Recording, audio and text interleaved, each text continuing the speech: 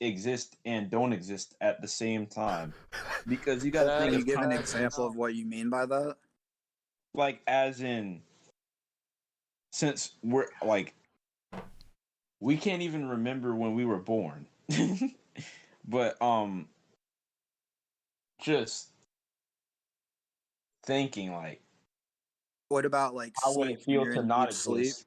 And then you exist, like you don't like, let's say you don't exist, but it's How would you like how know? you were You wouldn't saying, know. sleeping.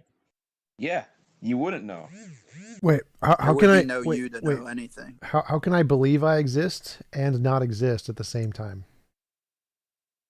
Because you got to think about it as you like, I feel like in my belief, consciousness is something that can't be created or destroyed.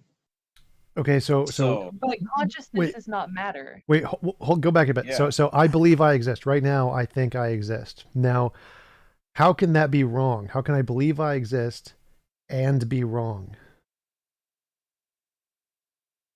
well, I mean that's impossible. So I it's don't A know. lot of what you're saying is impossible. Because, like, if existence was an illusion, there would have to be someone to be the subject of that illusion, so you would already exist. right. So what he said Yeah, was is that it's possible for us to exist and not exist at the same time. But But that's contradictory. It contradicts the law of non-contradiction. right, and so if I yeah. believe I exist, there have to be some way for that statement to be false. If what he's saying is true. Mm-hmm. I don't know. I think I twisted myself up just then. Yeah, Even probably. that even doubting the cogito would still require experience. That's also Hey, it's one of I'm it's a one T-Jump, of join those this things have that you server. is ever gotten feasible. into, like, Bernardo Kastrup's philosophy at all, like, trying Yeah, to dissect it and I had him understand, on like, my where he channel. goes wrong? I had him on my Yeah, but channel. have you ever, like, looked into any of his literature and, like, read any of it? I'm not saying he's right, because I don't think he's right, but I'm just curious. It's the same as his arguments. Like his literature is just more words to say the same points as the stuff he puts in my argument. Thank you, Jacob, for the super chat. So I mean, like, if you want to present one of his arguments, I can tell you why it's wrong, but they're all just the same fallacies that any idealist makes. Yeah, so I mean, from what I understand, like he believes in an objective consciousness, like universal consciousness, and that's all that exists. But somehow he, for example, says like rocks, tables, and chairs do not have subjective experience. And in my view, that's like a contradiction, because how That's could not a contradiction. So table? in his view, consciousness is like a field, and then subjective experience is a sufficient amount of the field.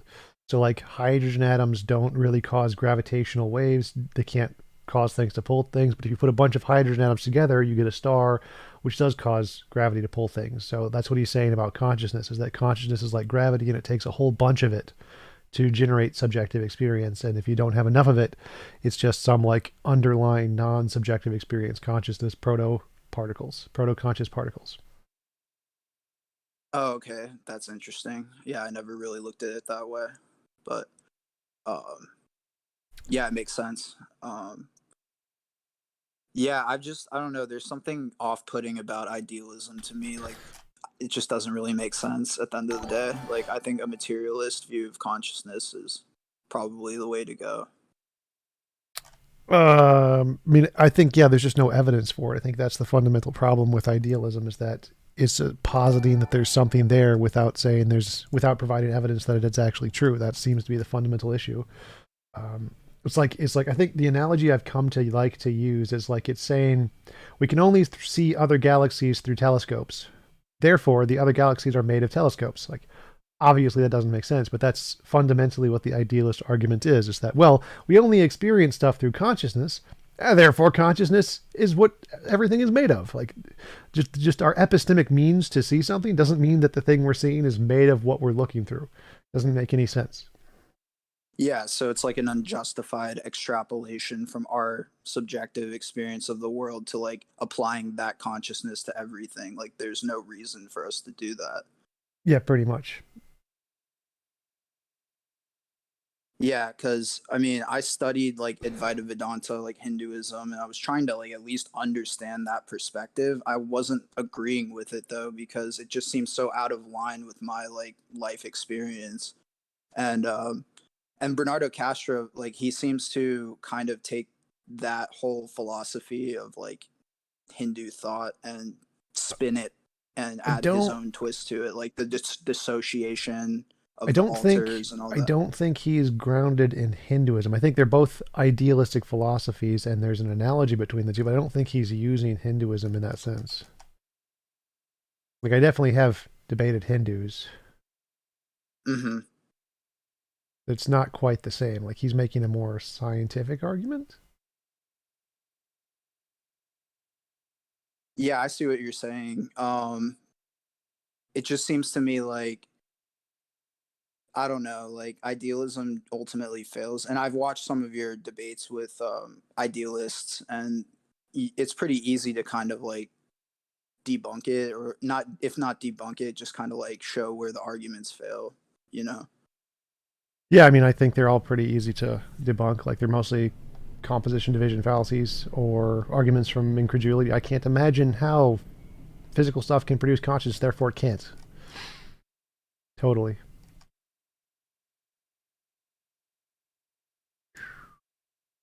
I mean, I definitely got, at one point, I was like, I was convinced that Bernardo was onto something, but he didn't have it exactly right. And then I came across like different analyses of idealism and people's take on it, and it just, yeah, it just kind of fell apart in my own mind. Like I was like, yeah, this doesn't really add up.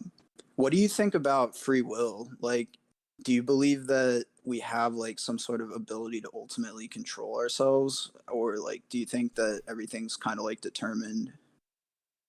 Oh yeah, it's for sure determined. Like there's no free will.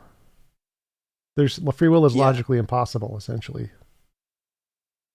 right. Even with like an omniscient God, that still wouldn't give us free will because the God would know everything that we would do in the future. It depends how you interpret that, but I don't think there's any logically possible way to have free will. I think everything is either determined or random, and determination means it's not, you can't, like free will is essentially the ability to go back in time and use this choice power to do something differently. And that is essentially impossible. If we go back in time and it's determined, you're going to do the same thing every time. If we go back in time and it's random, you'll do a different thing, but you didn't choose anything. So there's no really way to have free will unless there's some part of you that's outside of time. And then you can like make decisions independently of time. But even if that was the case, there'd have to be something outside of that. So it doesn't really make a great deal of sense. Yeah, and I mean, I know compatibilist philosophers try to redefine free will to make it in line with our experience of agency, but at the end of the day, like I don't think that's how most lay people conceive of free will, like in a compatibilist sense. And also, I mean, if I were to define free will as like the ability to choose between more than one option in a way that's up to me, then yeah, it doesn't make sense, because if everything's determined, all those causes are going to lead you to make whatever decision you make. And if it's random, then it wouldn't be up to you. If something random caused you to make a decision, it wouldn't be up to you in any meaningful way. Yep. So yeah, I definitely see what, like, where free will falls apart.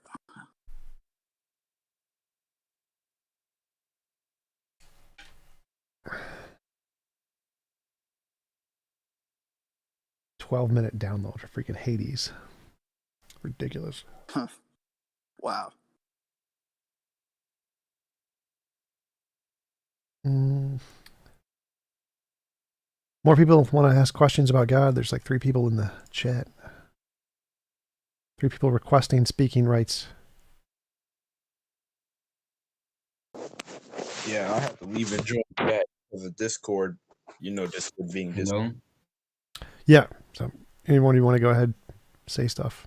Okay, so about the God existing thing. When I was like 8 years old, I went to, I really don't know how to say this in English. It's like catechism or something, where you go to like classes about God and stuff. And I used to believe a lot in God. But then I grew up and I started changing my mind. I'm not saying he doesn't exist or he does exist. I'm between he does and he doesn't, but like with the, like with the pass of the time, I've been changing my mind about God existing or not. Okay. My position is he doesn't exist because there's no evidence. Mm. Well, mean, Same what thing. I like the don't see evidence? any evidence to prove he exists to me neither. Oh yeah, I wanted to actually comment on that. The difference between atheism and agnosticism, the position that God does not exist versus God, there's a lack of belief because of I lack of have a evidence. question. Wait, one sec. Like, One I sec. have a question. Wait, one sec. So it's reasonable to say God does not exist. Like you can take the strong atheist position and say it's a reasonable position because there's good reason to think that it's just an idea in humans' minds. So like Graham Oppie takes the strong atheist position. It's because of fallibilism, you don't need absolute certainty to be able to claim something. You can claim God does not exist, and there is sufficient reason to conclude that based on the evidence that it's just an imaginary thing like Santa Claus is. So you taking the strong atheist position is actually rational, and people can do it. And so there's either definition of atheism is perfectly rational to take. Go ahead. Okay, so my question is, okay, so if he doesn't exist, why Goku turns into Super Saiyan God and not Super Saiyan Science? Super Saiyans like Goku. Yeah, why he turns into Super Saiyan God and not Super Saiyan Science? What? I'm pretty sure I heard Super Saiyan in there, like Goku, Vegeta, Majin Buu. I heard Super Saiyan God. Yeah, I mean, why is he Super Saiyan God, but not Science?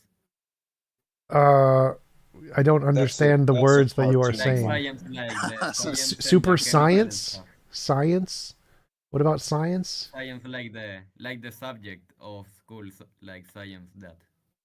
What about science? Science is good. Science works better than anything else. Yeah, science is, you know. Okay. So TJump, if physicalism is like the way reality actually is, then that automatically rules out God, right? Or does that No. not necessarily do that? No, I mean God could just be a physical doesn't thing. Like that's what the automatically stop rule it. out, So like there's many views where God is just like a super powerful being. Like Mormonism just says God is another evolved being that's just more powerful than any of the other beings. So it only rules out God if you think God is a non-physical being. Then if physicalism is true, then that kind of a God Yeah. would be false. I see what you're saying. Yeah, that makes sense. Yeah, like I see. mostly, but gods, like in terms of gods, like let's talk about Norse gods and then plus that up with actual gods or God per se. Like they're supernatural beings. They're not exactly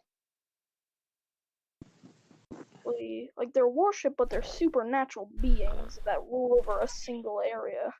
They're not exactly like the ruler of everything. I guess Norse god was a bad example, but I help fucking do that. To be honest, I feel like science and I feel like science should have been pushed religion out of the window. It's doing that. Because let's see. Like the thing is, most people would rather go and pray every night for something that's not gonna happen. But science actually like Wait, one thing. huh? Like, if God doesn't exist according to science, like, is there something in science that says he doesn't exist? That's Sort the of. thing. So science does show that most human ideas are imaginary, and if there's no evidence for it, then it's most likely imaginary. And so science does conclude God doesn't exist, which is why the most philosophers are atheists and most scientists are atheists. The higher up you go, so science doesn't prove with absolute certainty God doesn't exist, but it does conclude with strong evidence God does not exist. To be honest, Okay, can I the say thing. something real quick? Huh? No, science should have not just pushed religion out of a window. It should have been a third-story window onto a concrete floor. Yeah, like, it should have just been face planted into a sidewalk where there's like 36 pedestrians, and then it's just pure cement, and his face gets stuck. No. And then like fucking and everything that proves it just he dies. Okay. Anybody else questions God stuff? I wanna say something hypothetically. So this is hypothetically. Let's say that God did exist. And let's think about how many people actually like pray. There's way too many people to do that. But If another God, thing I well, want to point out sorry. is when you do like if we're going off what I'm about to say here, God, nothing's coincidental. It's going to happen. Is there a point to your comment? Some point? I mean, well, what I'm saying is that nothing's coincidental, and say hypothetically God was real, he wouldn't be controlling that because, like, it'd just be necessarily. That doesn't make some any people would say sense luck, at all. But nothing's coincidental. It happens either way. Like, you control what happens. You're just talking Kinda about like following. determinism. Like, yeah, you're not making a coherent point. I feel like there's millions of different realities that are the same way as ours, but slightly different. So like something different happened in one reality because you made a different decision. That's called the many worlds hypothesis. Yeah. Yeah, I feel like they're different infinite dimensions. different possibilities. That's called the many If worlds God were hypothesis. if God were to exist, wouldn't it be obvious to most people that he does? Not That's the necessarily. thing. It doesn't have to be obvious because existence, everything is atoms. Everything is matter. Matter is something that's moving so small and so tightly packed that you can't even realize it most times. But let's say Yes, you let's can. say They're called your phone- tornadoes, planets, stars. Like that makes no sense either. Yeah. But who No, like made but I'm saying it's matter is always moving. Matter's always moving. Matter's basically always vibrating. Yeah, If you- and like- is there like a your skin. conclusion? Like none of you are making like coherent arguments here. But like what I'm trying to get at right now is I feel like matter and down to the smallest grain of matter is energy. I feel like what we live in is everything is energy. We need a So conclusion. everything is already predetermined to happen. That's But what my by dad the says all the time. mindsets of multiple people. So basically, So energy. no, yeah, everything is matter, everything is energy. No, it's not predetermined because randomness is a thing and it has nothing to do with minds or thinking about it. Here's the thing. We only get this energy from God. God placed it there. With what? No, but the thing is that's the thing. You like everyone else's belief on God is someone that did everything for you. I don't believe God is a someone. I believe God is an anomaly. That's the reason that we're here, an infinite anomaly, because That doesn't make any sense. consciousness, in my opinion, is infinite. Consciousness is matter. Okay, we need to let some of the other people talk for a bit. So How about this? So if the universe were to always exist in some form, it doesn't mean it always has the form that it does now that we perceive. But if the universe were to have always existed in the past and will always exist in the future, then there's no need for God to create it. And that's what I think. I think that there always has been some substance in reality. It's kind of necessary. There is something necessary in reality, logically speaking, and then it doesn't require some outside agent to create it. somebody in the comments said we don't know everything is moving. Well, actually, I think we do. So we know that like absolute zero is pretty much impossible because of vacuum energy. So I think we know for sure that all particles are moving. So God made one thing and it turned into this. God didn't exist. There was no God. So TJump, would you agree with that idea that I just said about like kind of there always being an eternal necessary aspect of reality that isn't God, but it's like it's just kind of something structural that has to be there? Yeah, I call it naturalistic pantheism. Quantum field would work. There's a natural part of the universe that's always existed that was not created. That's some hella words I didn't understand. Which ones? All of them. So naturalistic pantheism. Pantheism is the belief that the universe is divine or eternal or whatever. Naturalistic pantheism, as defined on the Stanford Encyclopedia of Philosophy, is a view that there are no more ontological commitments than that which are endorsed by science. So it's just naturalism pretty much. So naturalistic pantheism is a naturalism view of the universe. And quantum fields are things that are essentially eternal and weren't created. That's essentially more or less the consensus in physics right now. And so that would be the foundation of reality. That was an uncreated thing that created everything else. So Tom, like in quantum physics, the fields are like post having space to work with. Like Nope. No, they're not. That's wrong.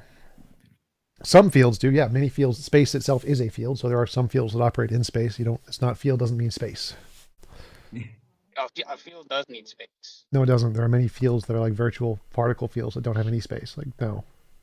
Like the whole point of like the string theory is that there are many spaceless fields and things like space-time emerges from other fields. Like no, you don't need It emerge in space. I'm not saying that, but like fields do not need to exist in space. That's false. I mean, that's how they're defined. No, it's not. That's literally not. Like there are many kinds of fields that don't exist in space. It's not a thing. There aren't. I mean, if you could give me one, I would be interested, but lots of them. So it's just I think God exists. Beyond space-time. It depends oh, on look. what you mean by I God. really don't know. I'm between yes and no at the moment. It does depend on what you mean by God. Well, big man upstairs here. Like, one day. Like a big human being that created everything? No. He's on that big word that I can't pronounce. And he's a mad one. And he was like, one day he was sat upstairs on his throne and just went bada bing bada boom, let there be light, and like big boy Earth turned up. And that's like dumbed down because I'm not exactly the smartest. I'm a bit thick if you can't tell.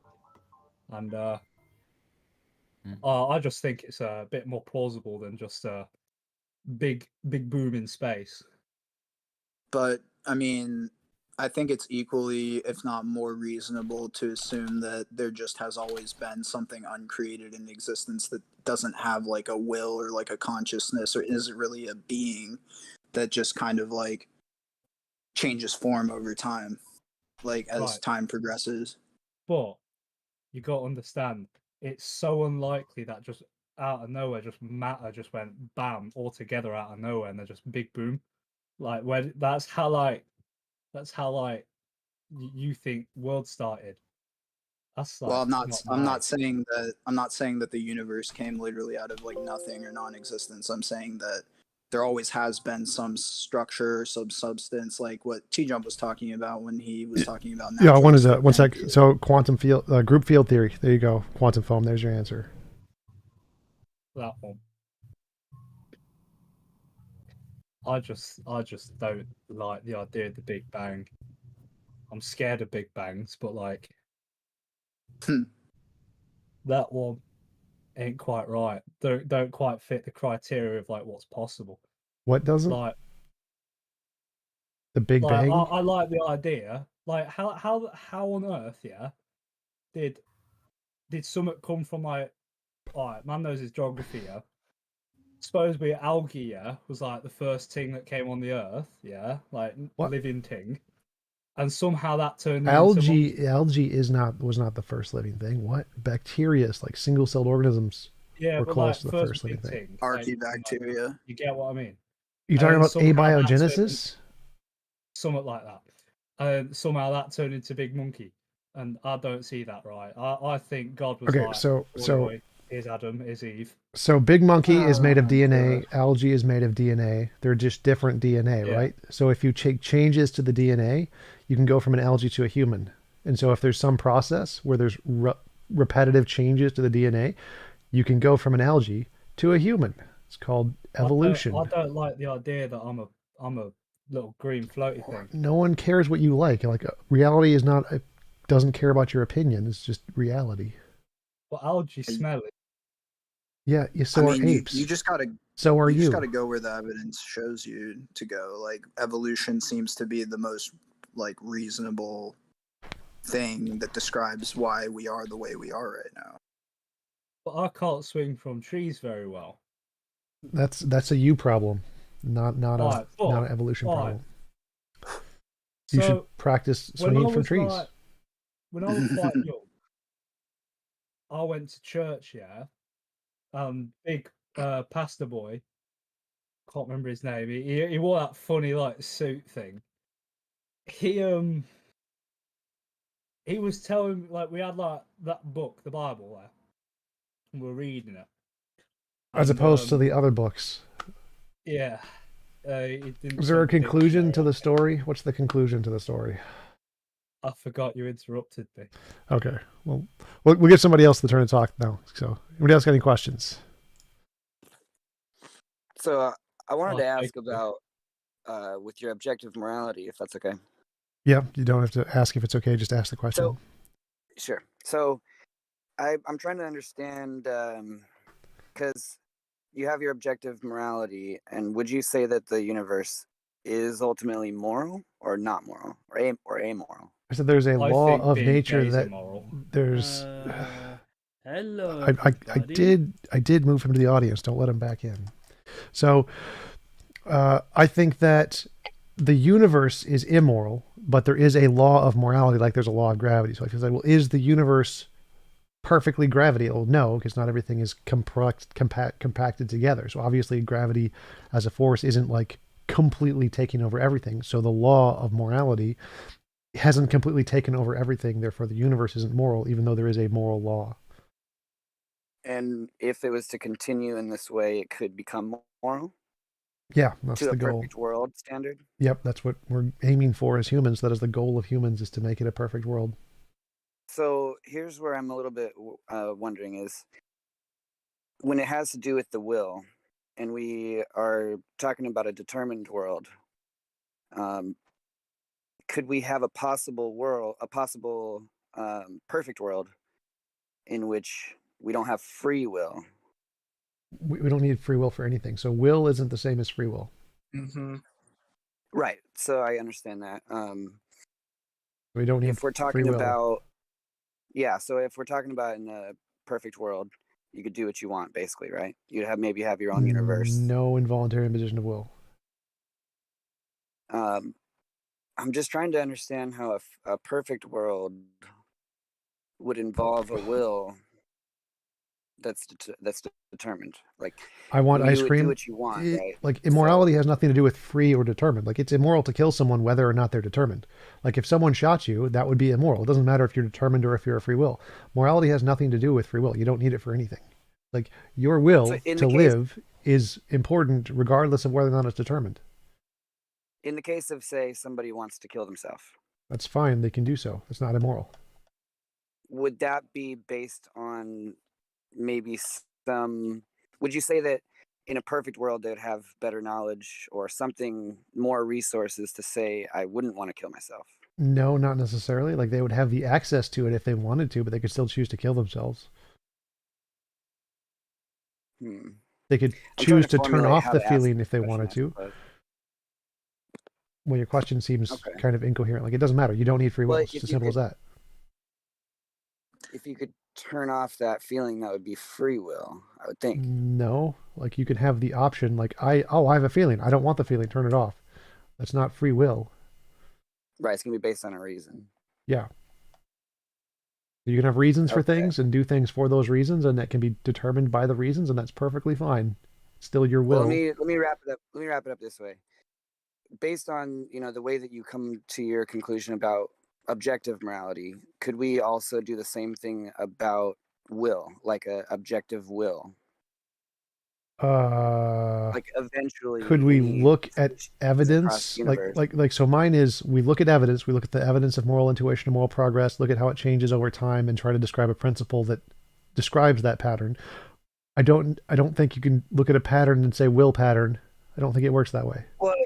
Well, yeah, I think if we had more resources and things, we would will to live. I think you could probably map that out. We would will. I mean, many people would will to live. Sure. Like most people would. I think it would be very few who would actually commit suicide, or maybe only after very long periods of time. Like maybe after living for 1 trillion years, someone's like, yeah, I want to experience what death is like, and they choose to kill themselves. Like that's perfectly fine. Right. You get bored. TJump, do you think if society were to accept that free will doesn't exist, like across the board, maybe not everyone, like, but most people accepted it, Do you think the only thing that really changes is like getting rid of retributive justice? It Or does do you or think... doesn't exist. Except it does or doesn't exist. I said doesn't. Okay. Does not. Yeah. Yeah, So if we were to accept that it does not exist, what would change? Would retributive justice be the only thing that goes out the window, or would there be other aspects that change as well? there would be tons of differences. So we wouldn't blame anybody. We wouldn't see people as blameworthy. We wouldn't see cops as heroes. We'd see them as a like necessary evil. We wouldn't see murderers or criminals as evil people who are deserving of punishment. We'd see them as victims as biology, which would be a huge improvement. We wouldn't see the criminal justice system as a way to punish bad people. We would see it as a way to confine people who are in need of help. We wouldn't see prisons as a way to punish. We'd see them as a kind of a therapeutic thing to cure people. We'd be looking for ways to cure criminality as a disease rather than treating it as some kind of an evil. There's lots of things that would change that would be for the better. Yeah, I definitely agree. I guess I haven't thought about those consequences myself in that much depth, but yeah, I mean, everything you said makes total sense.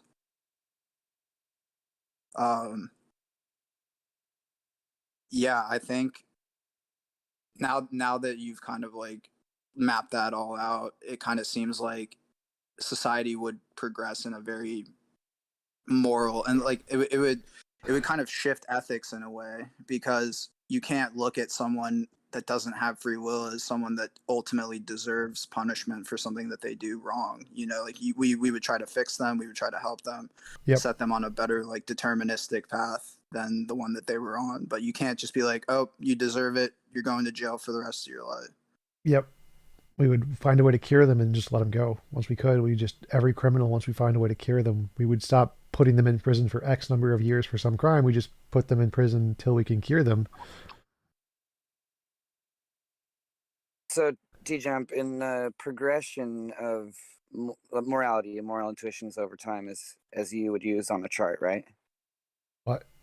Does that show that people want to be more moral? Does that have anything to do with it? People want to be more moral? Yeah, over time. Sort of. I mean, people just Given are the more moral. resources. I think it's more that it happens whether they want it to or not. I don't know if they want to be more moral. It's more just their brains are necessarily open to being more moral. Let's fuck God. Let's fuck God. What? Good luck with that. What are you Look, talking about, bro? Fucking immaterial mind. Like, what did I just hear? I guess I'm just trying to bring will into the picture in some objective way. Will exists objectively. Well, no, I know exists objectively, but what we would what we would want given, a perfect world. Well, that's kind of the whole point of the way we assess different models of morality is we compare them based off what we would want or what we try to assess based on our moral intuitions and say, which of these models that we can conceive of seems better as far as we can tell. And I think that mine is probably the best one that conceptually that people can come up with. I don't think we can come up with a better one. Yeah, no, and I agree with you on that. I feel like what we would want also is driving along with that, if that makes sense. Like if morality drove us to a perfect world, then the things that we would want would also be definable. It would be, determined. The things that we would want having to do with being moral. You mean like, well, there would be like a generalization of what humans want, like no involuntary imposition of will or something, but every individual would want different things, and many would go against that. Like Hitler wanted to impose on wills. So, I mean, what each individual wants doesn't really work in that way. But maybe if you talk about like the collective of what humanity as a whole wants, kind of a thing, maybe. Well, would it be able to progress towards a perfect world, and yet at the same time, everyone just so happens to want evil? Could we get to a perfect world of morality if everybody wanted evil, but they understood it? Like we all have a perfect intuition of morality now. I mean, yeah, we could know the facts. We could know. Wait. Hold up. Stop. Darth, stop. So yes, it is possible that we all want evil, but we know it's moral, and so we choose to go towards a perfectly moral world, even though we want evil. I'll have to keep thinking on that. Okay. So do you think so- that free will is a useful concept to talk about, as if it exists? If what exists? Sorry, say that again. Do you think that free will is a useful concept to talk about as if it exists? Well, I think it's a useful topic to talk about in the fact that other people think it exists. So therefore, it's important that we talk about it because other people think it exists. David Helbert, you're praying for a TJump mug? Like, you're going to have to take the R out of there and be paying. If you're paying for a TJump mug, you'll get a TJump mug, but praying isn't going to work. So, TJump, do you think, based off of like how limited human knowledge is and our capacity to understand things, do you think that it's unjustified for us to make like ultimate metaphysical claims about like the nature of reality? Or like, or in other words, do you think we can't really like fully comprehend like the ultimate like metaphysical nature of reality, like as humans? Do you think we'll ever get there or no? I think we will probably get there eventually, as long as humans last long enough. But I think that making claims like there is no God is reasonable because it's more reasonable to include it's like a figment of human imagination. But I don't think it'd be reasonable to claim the physical is all there is. I don't think that's reasonable. I think there could be other things that are not physical, and that's a reasonable thing to adopt. I don't think it would be reasonable to just say there's nothing but the physical. I'm sure there's more stuff out there that we don't know about yet. So, like, what are you, a neutral monist then? I don't use any of those terms. I think they're all stupid. I think using all those philosophical terminologies is kind of just a waste of time. It just means that mind and matter, basically, that they're just all contained as one. I think all those fundamental physical terminologies substance. are just a waste of time. It's like it's Okay. not worth it. Okay, Tom. So I feel like the desire to be evil has some kind of reason. There'd be some reason.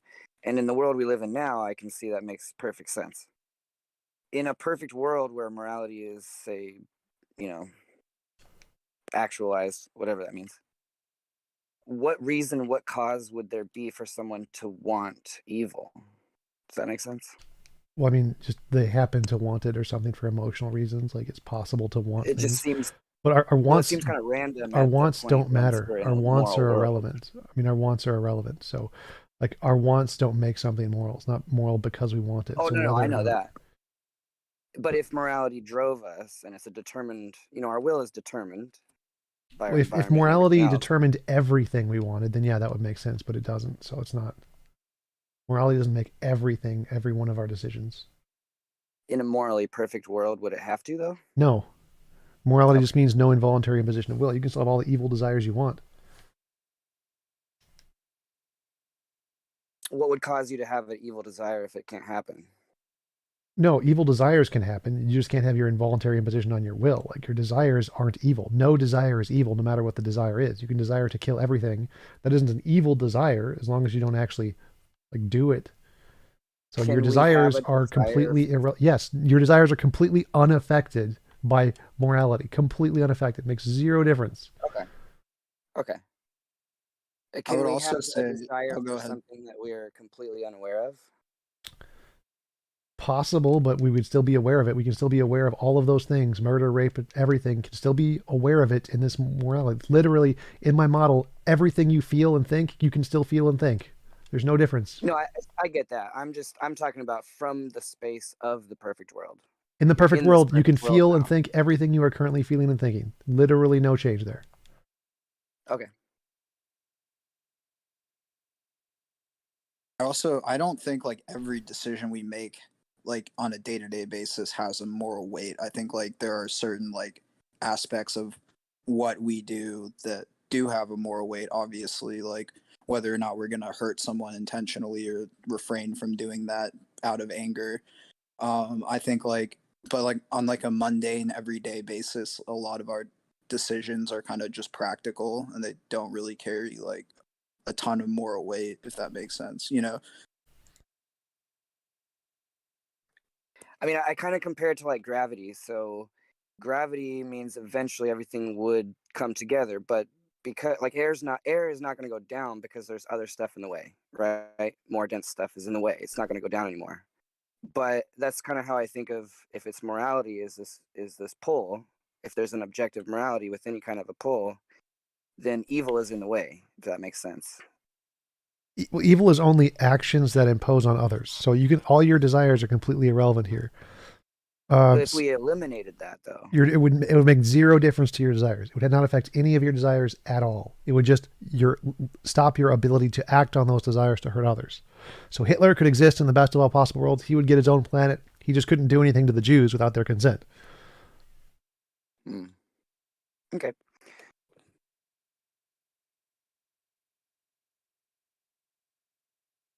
So, jumping a little bit back, if it's okay with you, you talked about the material may not be the only thing that can exist. Sure. Do you think there is reason to believe that something mystical exists?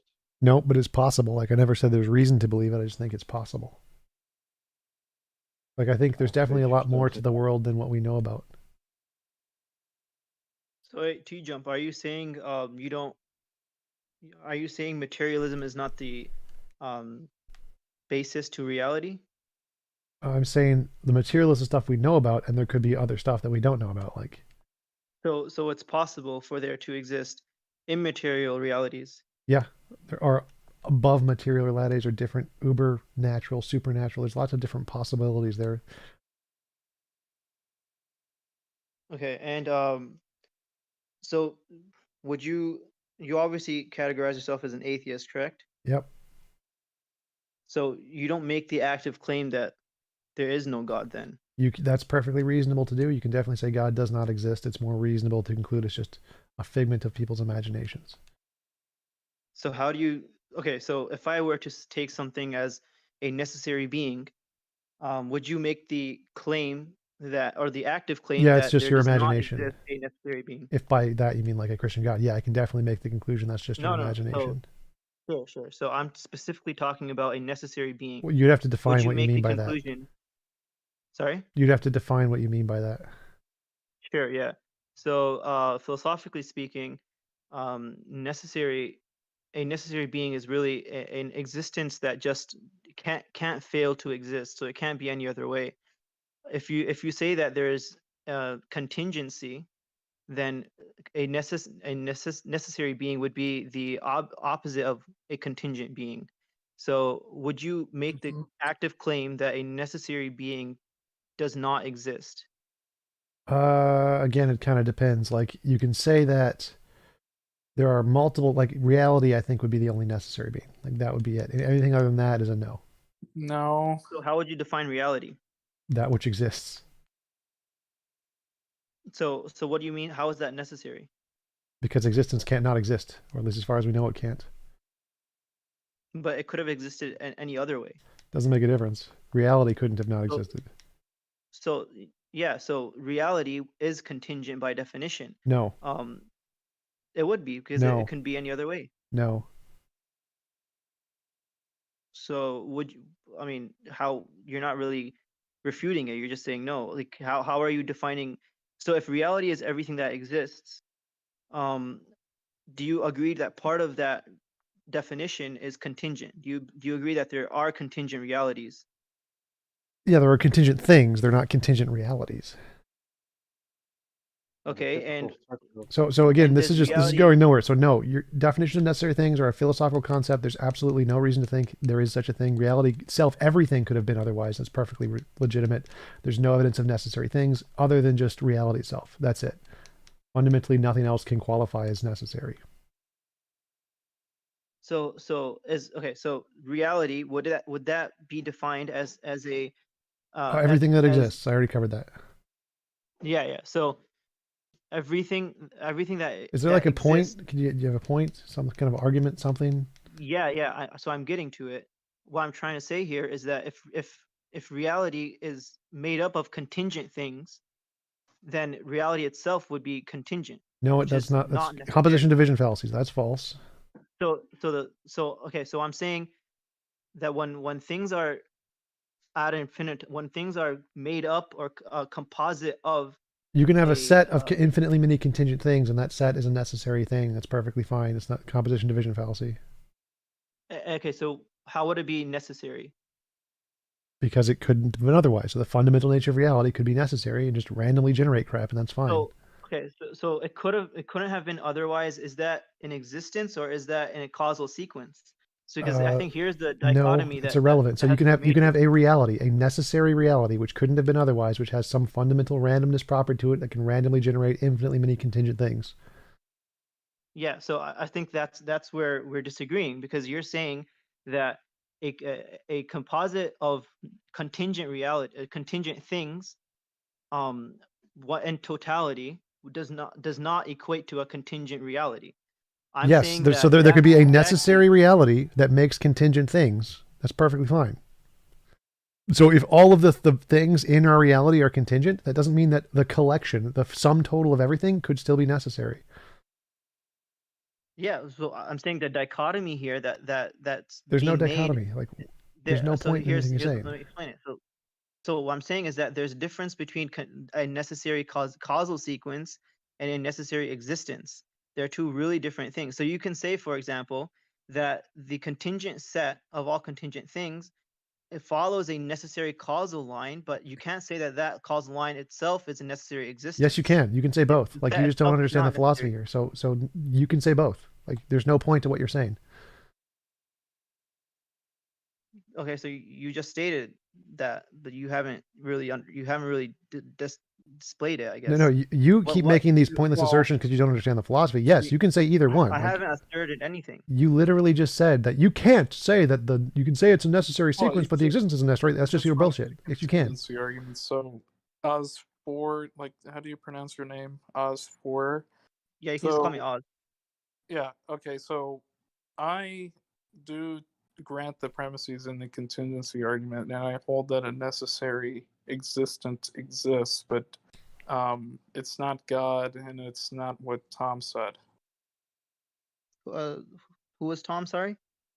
TJump. Oh, sorry. Okay. So I guess So the necessary being would be that which cannot not exist. yeah. So would you agree to that? Sure.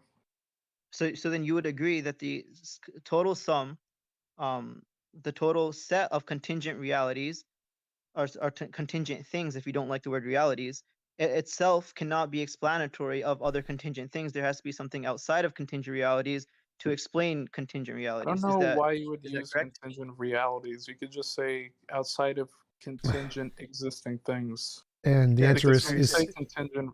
The answer is still no. You can still have brute facts. That is a thing.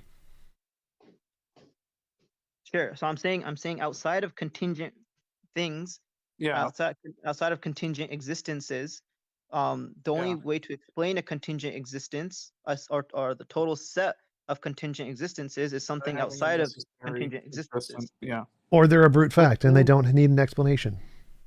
Sure. So which means that if, for example, all contingent things are materialistic, the only thing that explains those materialistic contingent things itself is immaterial. Would you agree to that? No. So why would you not agree to that? That's the premise I disagree with it, because there could be things that are physical but aren't contingent. There's no logical contradiction. That's the part in the argument, the premise, which I disagree with. Same with Canadian Catholics' argument. How do you define physical in this case? Something which is of a tangible source, is composite. Doesn't necessarily mean that if it's composite that its existence has to be contingent on the parts it has, because that would also be a composition division fallacy of some sort. There could be physical things which aren't contingent on other things for their existence, like non-temporal physical objects. That's conceivable. But temporal material things, yes, they are contingent.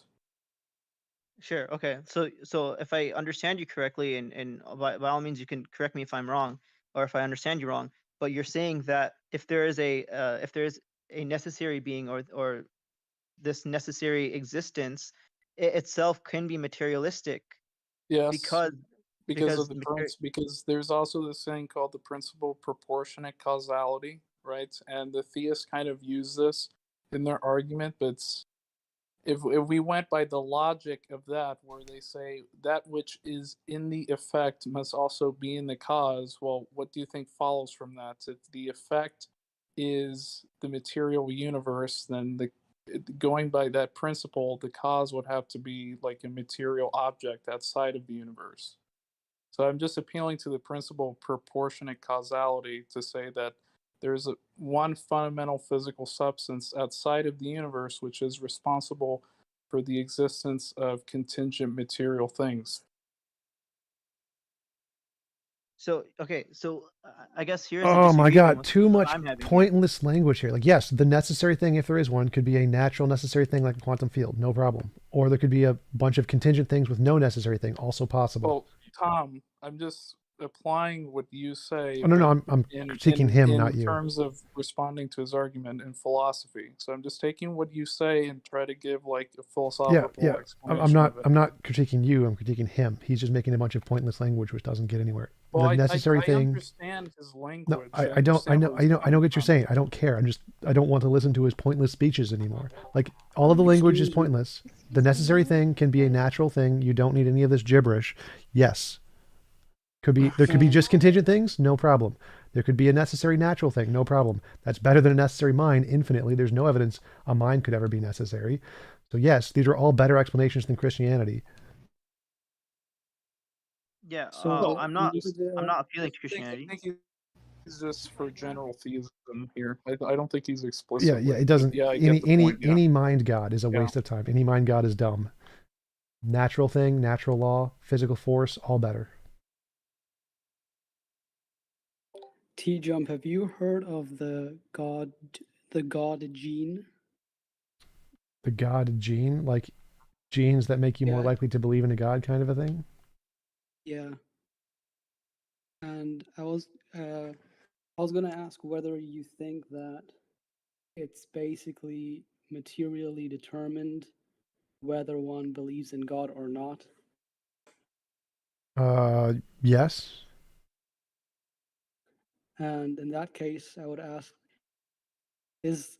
what is the purpose of trying to have a dialogue with people who are genetically determined to believe A stupid in God? question. So if people are determined by physical forces, that means that if you give them the correct information, you can change their mind. If they weren't determined by physical forces, then debating would be pointless. Debating only has value because they're determined by facts. So the whole point of debating is only valuable because people are determined by facts to some degree. If they weren't determined, that's what would make debating pointless.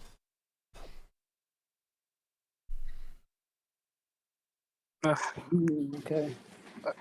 But surely there I would be like the question, by the way. I'm nicer than Tom today. Yeah. Sure, Darth, do you mind if I touch up on what you said earlier, or is that are we kind of moving away from that? Yeah. No, you can. Okay, then. So if I can respond, you said that there's really this necessary being. If you're granting it, you're saying there's no reason it can't be materialistic.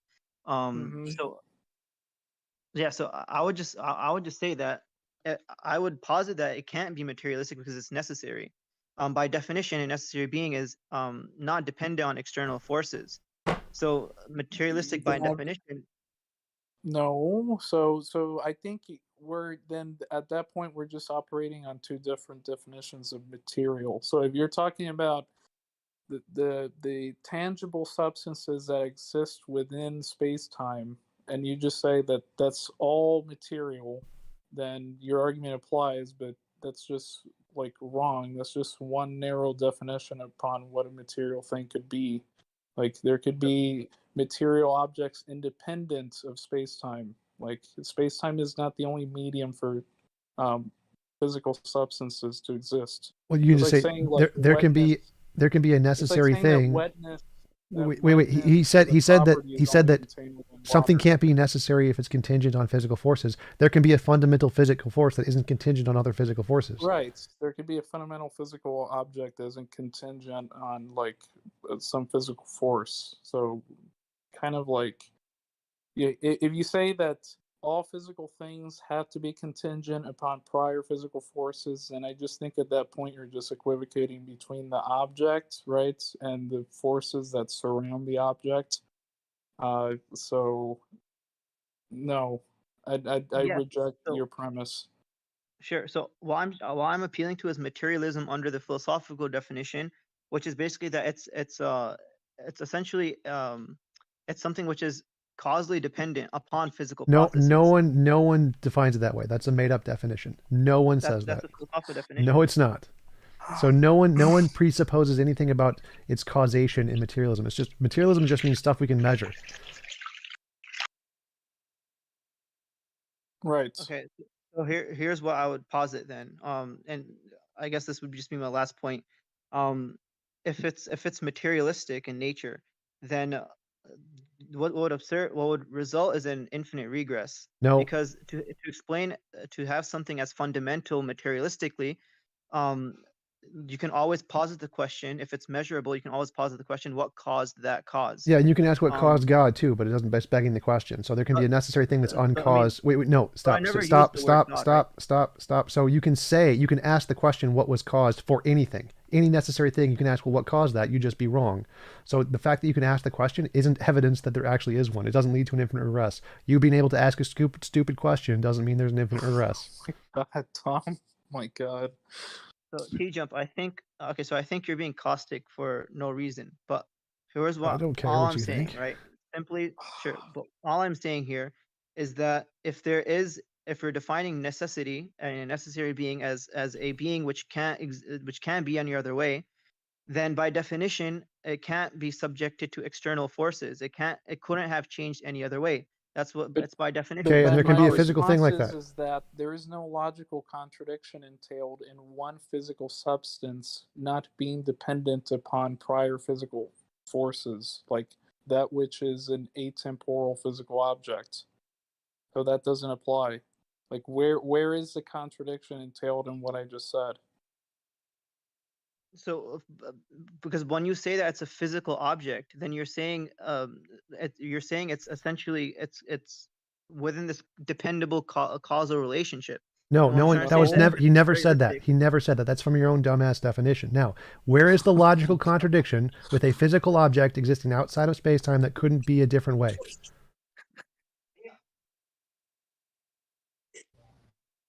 Go ahead. Where is the logical contradiction? May I just add something? Yeah. So This Tom guy, I think you should be more understanding and more patient when talking to people because they're trying to explain something they're probably not, familiar on. And the least you can do is, I don't give a shit. I'm not going to be more understanding. No. Next question. people to understand No, what you're no, saying. no, At least no, try to make no, it better so that no, they can understand. no. I'm not interested in your advice. I don't give a shit. I don't give a shit. I'm not interested in your advice. So this Okay. is why Do you want me to kick you? Like, shut up. So where is the logical contradiction in a physical object existing outside of space and time that couldn't be different? yeah. So what I'm appealing to here is that it's really just the definition of materialism for me. Definitions don't make ontologies. Your definition is just something you've made up. So where is the logical contradiction with an ontological thing existing, which is physical, which could not have been different and is not guided by natural forces? Definition, you can't say definition. You can't say definition because definitions are things humans make up. So definition isn't a thing here. You can't use that as an objection. But are you not appealing to a definition when you say materialism? No, I'm appealing to an ontological thing. Is there an ontological thing which has the same nature as the physical stuff we interact with, which is outside of space and time and which can't change? Like, there's no contradiction here. There's no definition. About God? No, we're talking about a physical object that could be necessary like God is. Right. Okay. I see. So, yeah. So I'm really just having trouble understanding how you're understanding physical outside of time and space. Well, It's like, everything in do physics you says that's the understand thing. So apparent contradiction that there's I'm no coming forth contradiction with? there. There's no that's literally the consensus in physics. Is space-time is emergent from more fundamental physical stuff. So you're not. Yes, but what I'm trying to understand is how are you defining physical outside of Your space and time? definitions don't matter. Physical is just the stuff we interact with, and the ontology of for us that to is even- the for us physical to even stuff. have- No. Listen, Sure, but for us to listen. have a Stop for us to have and a listen. fruitful Stop and listen, or I'm going to server mute you. Stop and listen. So, physical is just the stuff we can interact with. We don't know its ontology. Physical, as in the stuff we can interact with, whatever it's made of, is physical. We interact with it through math and predictions and stuff, and whatever it's made of is physical stuff. So whatever it's made of could be fundamental and necessary.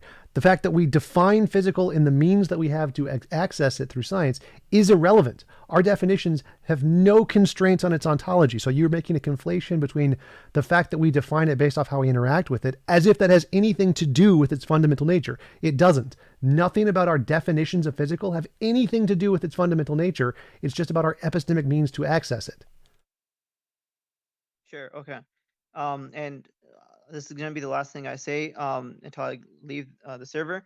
All I was gonna say is, for us to have a fruitful discussion on this topic, we're gonna have to define terminology. If you want to say that that's semantical, and I mean, I can't really deal with that. But the point being, if it's physical, I can't see it being outside of space and time, because by definition, That's a you physical. problem. No one defines haven't- physical that way. No one. Okay, The consensus in Tom, physics is that's wrong. No. Tom.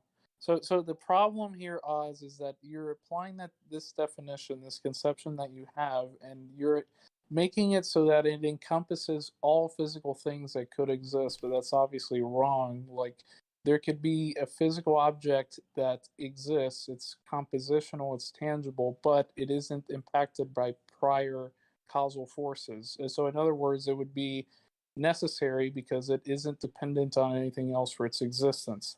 So there's no logical contradiction there. There's no P and not P there. It's completely possible and conceivable that this thing could exist. Outside of space and time? Yes. So like I said, it's compositional. So the criteria for something being physical is that it's compositional and that's tangible, and that somehow it can relate to like natural causal relations, right? That's it. It doesn't also have to say that it has to do all those three things and be impacted by a prior physical force. That's just wrong. That's just, you've snuck in there in order to establish your argument, but no one has to accept your premise. That's the whole point. Well, again, and the consensus in physics is that yes, there are physical things outside of space-time. That's the consensus in physics. So if that's your definition, you're just denying the consensus of physics. Can I put my opinion in? Sure, that's kind of what this is for. Yeah. So like, ultimately, I do believe in a higher power. So like, if God were to exist, like, why would there be so much suffering in the world without like saying like there needs to be a balance? Like, I know a kid whose parents like died in a car crash, yet I still like unquestionably believe in God. And it's like, why does he let this suffering exist without, well, doing anything?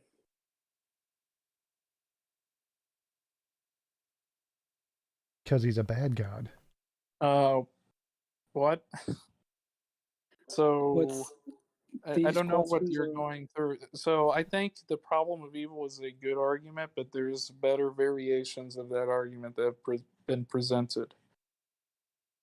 Like how can a necessarily good being instantiate a world that allows for the possibility of evil? Because if it instantiates a world that allows for the possibility of evil, then that would be like a contingent property of goodness. Like it's not infinitely good because evil still exists. That's an even better formulation. Because if you say God is necessarily good, if you say God is necessarily good, then by definition he can't do anything that deviates away from his necessary goodness. And allowing for the possibility for evil would be one of those things. What is good Right, and evil? okay, but that still doesn't understand Like that still doesn't like answer why the fuck did my parents? What the fuck? Oh my god. Why the fuck your parents gave birth to you?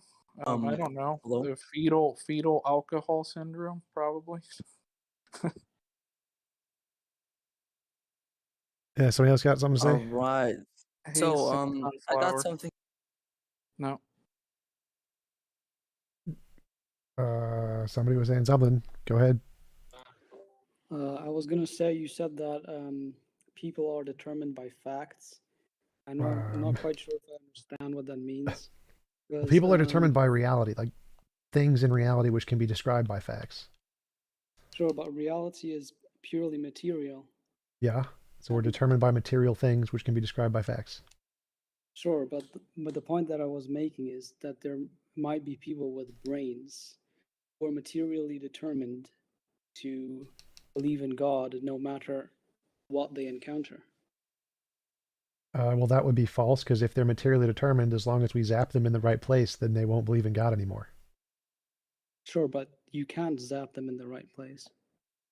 We definitely That's just- can with an electrode.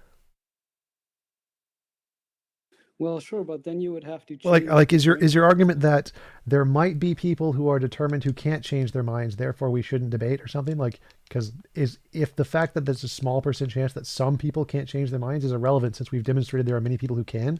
So if the vast majority can change their minds, then there's good reason to debate. No, not really. I'm just sort of questioning whether it is. Well, I'm just referring back to the book, The God Gene, and I was wondering if some people are determined sort of to believe in God, or some people are determined not to believe in God. Then, and some people are perhaps determined to be agnostic. Then, really, how does one really solve the problem? I mean, Because they're not. Like, the vast majority of people aren't, so it's irrelevant. Like, could a minority of people be determined and unable to change their minds? Yes. Do we care? No, because most people can change their minds. That's why there are so many atheists. Yeah, Platonic love, I think your conception of determined is that, it sounds like you're understanding discernment as of birth, the belief system that someone has is determined at that point in time. And I don't think that TJump is thinking about the same concept of discernment. I don't think it's probably he's more like subscribing to a process that is determined, like from a previous existence of matter or material in the world, and a process that's running on that. Well, by determined, he The means outcome can't of be it. changed. That's what he means. And, well, they can be. Like, the fact that some people might be determined is irrelevant, since we've demonstrated the vast majority of people aren't. We know the vast majority of people aren't determined because we've changed people's minds. That's why there's so many atheists. So hypothesizing that some people might be is irrelevant.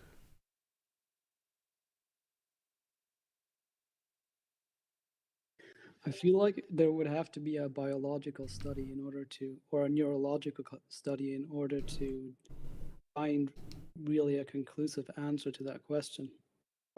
People change their minds. That's the conclusive answer. We know for a fact that people change their minds. That's why there's so many atheists. We have a conclusion answer already.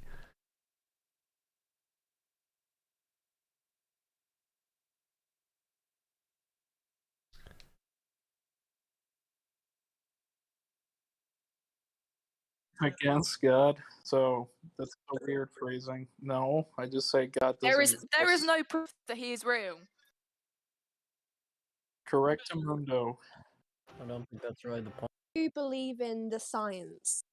Oh no, here we go. Yes. No, I believe that there are good philosophical reasons to reject God's existence. That's what I Are there? believe. Like How have all you the came to that arguments, all the conclusion? arguments that theists have presented, not only today but in the past, for God, have all failed because they contain faulty premises, non sequiturs, relying on defining things into existence. They've all failed, as I view it. Right. It's pretty easy to define things into existence. It's also Bible easier bashing. to define them out of existence. So, anyone want to present a good argument for the existence of God that doesn't fall prey to the things that I was explaining earlier? I believe that so well, I don't know how I put my point across without sounding like a weirdo. You know? You can sound like a weirdo. It's fine. We get lots of those in here. See, I'm just quite Listen, dude. confused on the terminology you're using to describe God right now, and it's just a bit confusing for my brain. Sorry. So are you saying like how are we defining God in this debate in general? Yeah, you're using quite big words that So my the general brain. theme is that TJump and I and others on here, we reject the existence of a mind outside of space-time, or in other words, like what we Okay. understand to be the observable universe. We hold that that doesn't exist. Right. Okay.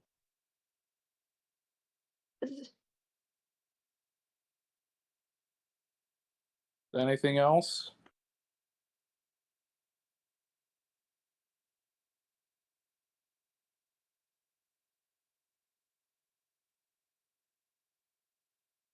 I think Thoughty Poop keeps on wanting to say something. You should add him back. Footy poop. Yeah, no, he really wants to spread his. He voice started on this. crying. He started Yeah. crying because of you guys. Yeah, and like Because you actually told him about how something about his parents. Yeah, his parents' Which is- dog's friend died in a car accident. So no, but no.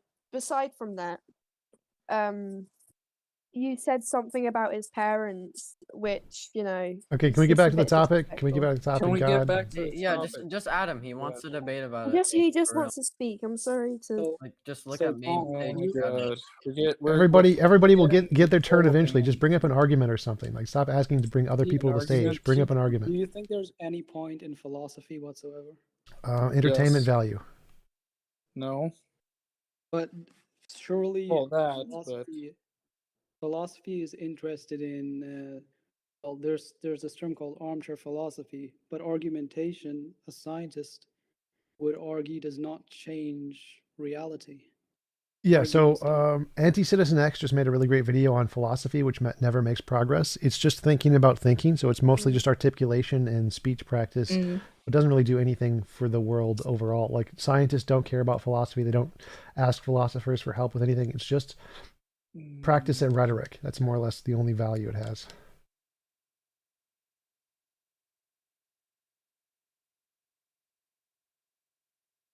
And you can make YouTube channels.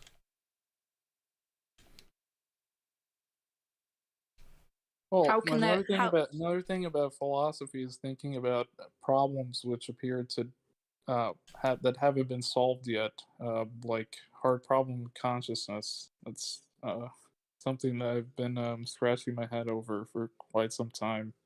No, but It's what. I'm sorry. Well, do you think that adds any value to philosophy? Like, I don't think the fact that they think about it adds any value to the problem. Well, okay, but Thing is, if you believe in God, how is there a man in the sky? I'm not taking this from a point of utility. I'm just taking it as a point to how do we arrive at the truth. Well, do you think philosophy could ever do that? Because I don't think it can. I think it's totally useless when it comes to that. I think the only option is science is the only thing that can get us there. And so I don't think that philosophy really has any value other than just rhetoric and entertainment. I think science is useful, but I don't think it's the only medium for which we can establish evidence for. It's or like it's to not solve. the only domain from which all truth can derive from, basically.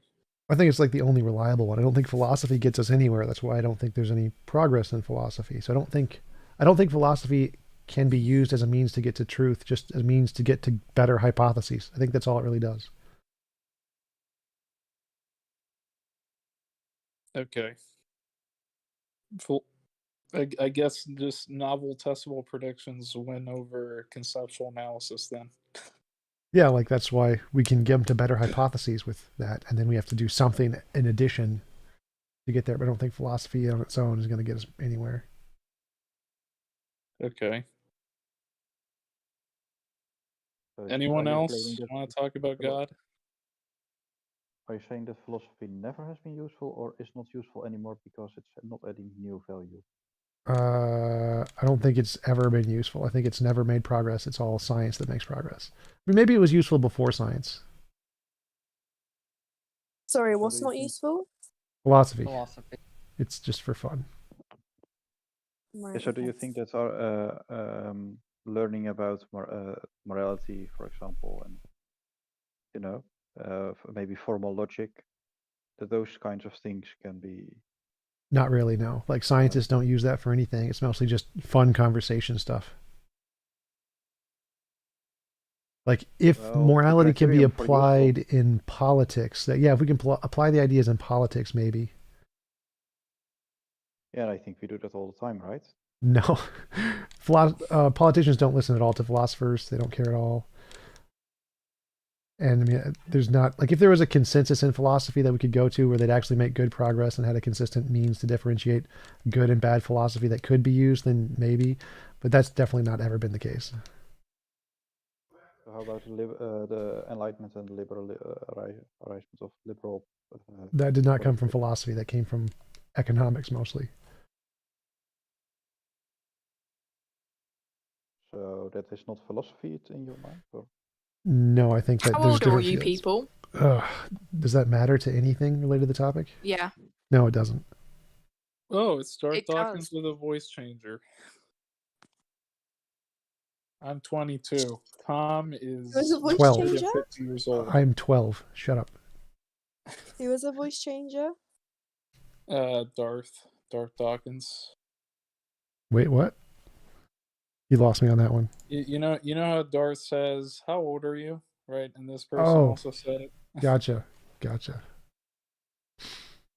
I just feel like from her asking how old you was, I think her point that she was trying to make is that a lot of the time younger people have a different view from older people.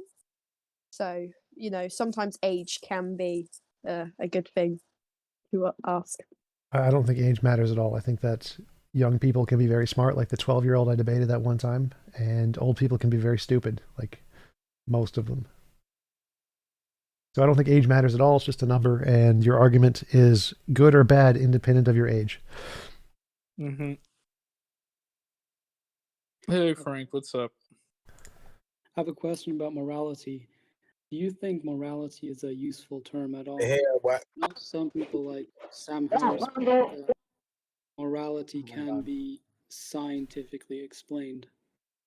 I think the concept of morality is useful in that it can cause people to act, but I don't until we can actually demonstrate it. It's not going to be good until we can like get it to actually work as a social hierarchy. What else? Anybody else got a question? Because I feel like morality is a purely philosophical term that has nothing to do in science. Yet, that's the yet thing is the thing we're going for. Is hopefully it will be scientific.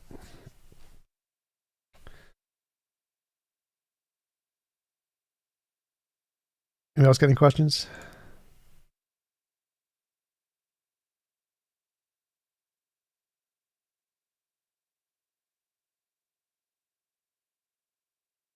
And there's a bunch of people. Go ahead. Can somebody explain the heart consciousness problem? Oh. That is going to get into a long discussion. Well, the hard problem of consciousness is the fact that there's no way that we can think of that physical stuff can generate conscious experience. That's the hard problem of consciousness. We can't think of it.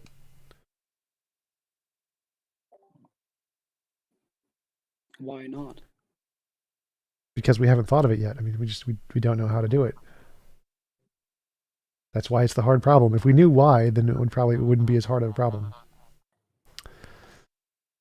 Platonic, we can hear your background noise. Like we can hear people speaking. I heard that Jack Angrybrake is a Mysterianist about it.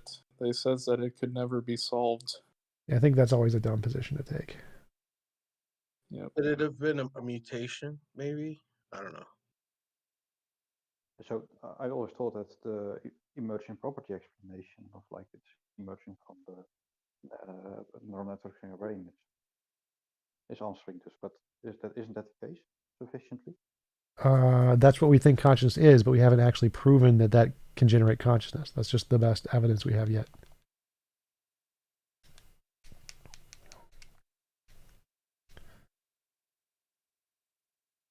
Okay, so the way to prove that would be to discover similar species, but lacking consciousness. Suppose that we could prove that, and then we could discover, for example, part of the brain missing or something like that. No, we need to literally generate consciousness somehow, and after we generated consciousness, we need some way to actually experience the consciousness. So the problem is how, even if we like generated an AI which was conscious, how would we know it was conscious? We would just have to use induction, just like I can't know your consciousness 100% certainty. So the hard problem is essentially how do we demonstrate another consciousness with our consciousness?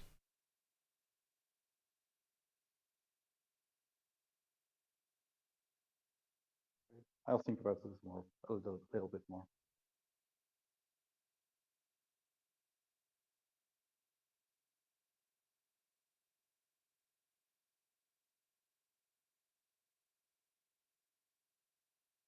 So to answer the question, as far as I'm concerned, I have nothing to come to the understanding that God does exist. How can God existence be demonstrated? Well, you could, novel predictions would do it. That would predict the existence of a God? Yeah, like you say, if God exists, he will give me a gold brick. God, please give me a gold brick. He gives you a gold brick. That would be good evidence of a God. Oh, okay. Has that ever happened? Not that I know of. Hey, But Tom, personal experience. Hey Tom, so like what if Jesus had given the apostles the ability to walk on water, like for future generations? Do you think that would have been a novel testable prediction right there? Sure, like if God's real, he'll let us walk on water. Our genealogy walk on water. Our genealogy can walk on water now. Yeah, that's a good prediction. Does barefoot water skiing count as walking on water? Ask the Jesus fish. Maybe the Jesus fish is good evidence of water. Jesus lizard thingy.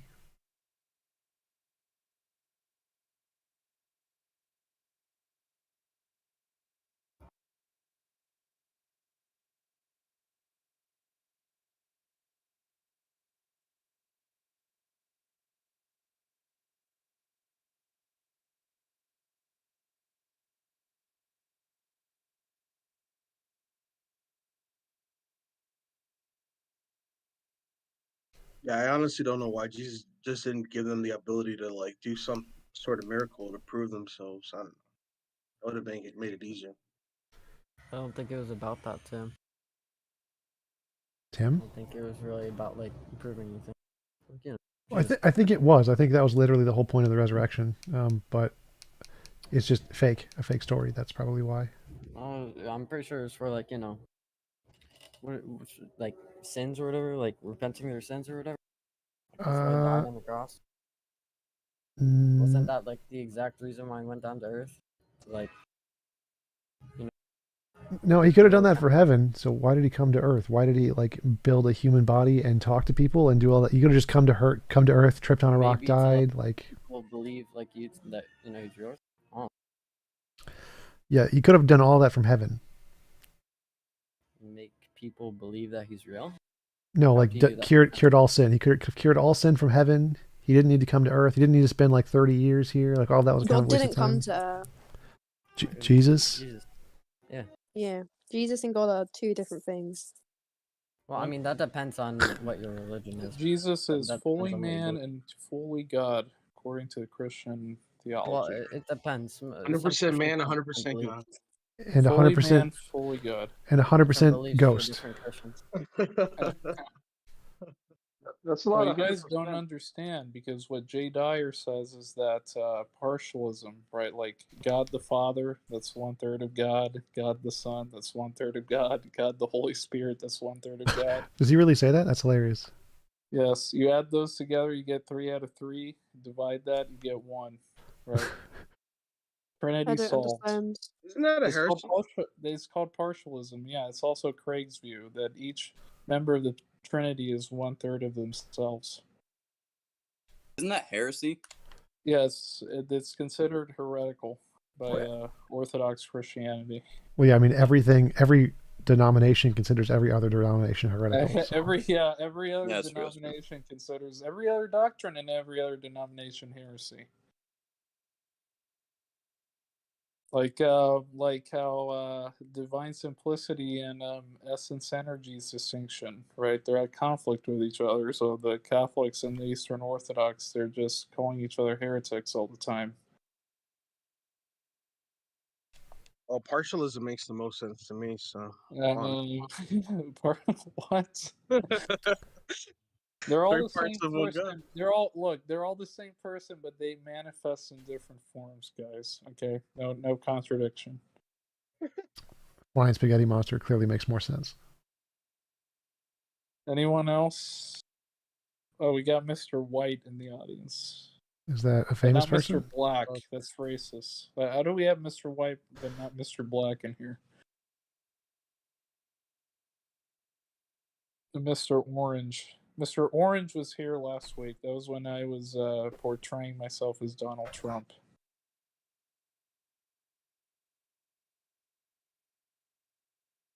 Oh, you can do a good Donald Trump impression? Yeah. I would won't do love it to right hear it. now because that's embarrassing. That's fine. But I would definitely want to hear it. Yeah, maybe later. Hey, TJump, have you considered doing a political debate again? Yeah, somebody would just have to set it up. Okay. Capitalism versus socialism. I'm taking the capitalist side. Yep. I'm taking the Stalinist side. I was trying to get Pogan to do a debate with him. No, Pogan is so dumb. No. Not Pogan? No, he did horrible against Destiny. Jack was way better. You should debate Jack. Yeah, Jack. Again, Angstreich? Right. No, this time about Marxism. He knows a lot about Marxism. In that debate that you had with Jack, it just seemed like he was arguing that if idealism is possible, then idealism is true. Like some sort of like ontological argument that he gave for idealism. Yep. I think he was just phrasing it badly, because the argument is supposed to be that if it's possible for two physical objects to share all physical properties, but have some non-physical difference, then physicalism is false. That's essentially the argument, is what it's supposed to be. I mean, obviously that'd be trivially true. Yeah, but he's not even. He's, as I understand, he's like a property dualist. I know you don't like those words, but that's what he is. He's a dualist, not a idealist. Hey Tom, you remember your debate with James Anderson or whatever? You know who I'm talking about? Yep. Yeah. Well, Khalil said that you said in that debate that truth doesn't exist. So I was just wondering what you thought about that. Truth doesn't exist. Truth is a property of sentences. Oh, okay. Property That's of what I thought. That's what I propositions. thought you meant. Yeah, That's what I basically. thought. But I don't know. You said truth doesn't exist. So. Truth doesn't exist. Truth is not a thing. Truth is a property of sentences. It's like if the sentence describes reality. But I just when he said it, I was like, what do you mean by like doesn't exist? Like it doesn't correspond to anything. Like like in that sense. Definition of truth to you, TJump. That which truth is a property of sentences, and if they correspond to reality, it's like if a sentence describes reality, it's true. No, it's obviously that truth is that which comports with the mind of the Christian God. So if God is unchanging, that's only because God decided to be that way, right? Oh my God. That I don't know, but the Darth Dawkins is like my favorite real life cartoon character ever. Real life cartoon character. Yeah. Oh, it's just like a comic book villain. Yeah, if anybody wants to become a stage mod, host stages, Join the Patreon $5 level, and you can join stages and create stages and host them whenever you want on this Discord, in case anybody's interested. All right. If someone donated 40, would you give them admin? No, because admin is risky. Okay. I've been getting people like constantly DMing me, asking me like, "Oh, can I become a stage mod and all that?" You know. Just say Patreon $5. Yes. Yeah. No problem. No problem. I don't have dollars. So Luckily, $5 should be nothing. Patreon works in all different currencies. That's not my currency. Yeah, Patreon works in all currencies, so you can just use whatever Yeah. currency you want, and it'll convert it automatically. Like, I'm assuming you're. I'll So think you can about it. use euros if you're from. I'm presuming you're from the UK. So Yeah, pounds. pounds. Is Yeah. should it be concerning that the possibility anybody becoming a stage can kind of wreak havoc on the server? No, because stage mods, all they can do is like host stages and move people up and down. So they're not. If they're admins, then they could wreak havoc on the server. Stage mods, all they can do is annoy people. Oh, okay. They can hold a topic that's quite annoying and not necessarily draw attention and cause. Yeah. Okay, I get it. That would actually be a good thing. So if you host stages that are really annoying and annoy people, that'll bring lots of people to the stage. So go ahead and do that. Host annoying stages, as long as they don't break the terms of service. Yeah, I wasn't It beats intending for you. to do my. Yeah. I'll check. So why are you singing? Stop. Stop singing, please. Higher than the current topic. I'm sorry. Well, I'll check on them. I'll be like. I just wanted to brighten check the on 'em. mood because it feels like kind of an angry atmosphere right now. No. Talking Not about really. Patreon. It's just Tom. Tom doesn't. It just doesn't have feels time like to waste. whenever I speak, it feels like I'm being silenced because everyone says such big words. Really. No, not really. Like we're not talking about like that one word which you can't pronounce. It's like What? Anti-disestablishmentarianism, deoxyribonucleic acid. Why do you use philosophy of language? Brobdingnagian. You said the property of sentence. Brobdingnagian. See, we're not talking about Brobdingnagian. That would be a word that you like go, huh?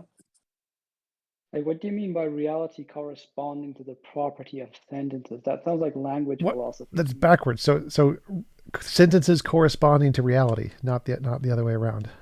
Yeah, But reality what do you mean can by correspond back to the statement. The sky is blue. The statement is, it is true if it describes something in reality, like the sky being blue or 2 + 2 = 4. Wait, It's but true you if it said truth doesn't describes- exist. Truth doesn't What? exist. Truth is a property of sentences. So if the sentence does describe reality, then the sentence is true. Pardon? Well, that sounds like language philosophy to me, No. No. or logic. The Earth is round. Is that a true statement? Do you consider that a true statement? I hope so. No, it's not round. Oh God. Spherical. I mean, it's not entirely round. It's not spherical Oh either. my because God. Being they have a lot of pedantic, pointless, Ask pointless, yourself, pedantic, ask dumb, yourself, dumb, look. pointless, pedantic. Look, Well, it's true. look, the statement is true if it corresponds to something that can be observable in reality or some feature in reality. That's the whole point that TJump is saying. So if there were no sentences, there would be no truth. Luckily, there are Yeah. facts that describe reality, No, but to that's say the not fact, you're going to have to make a sentence, and then the sentence is going to have to describe reality. Then there's going to be a truth. Hey, Darth. Speaking about pedantic, don't you just love ask yourself? Oh no, I hate that guy. I want to hit him with a crowbar. Gaspar has totally turned into an AY. Yeah. Well, honestly, he's been wanting to talk to you again about yesterday. So if you're willing. Yeah, I mean, I'm always willing. I don't care. Okay. Because he messaged me and he's like, "Oh, like this Tom guy, like what is he talking about?"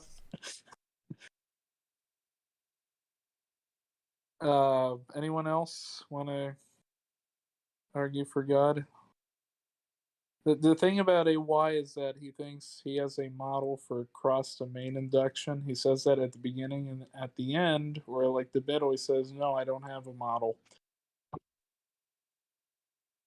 I have no idea what you're referring to there. The debate that you had with him and Avi on cross domain induction. Oh yeah, that was Yeah, that's just they did horrible there. yeah they did. That was pretty dumb.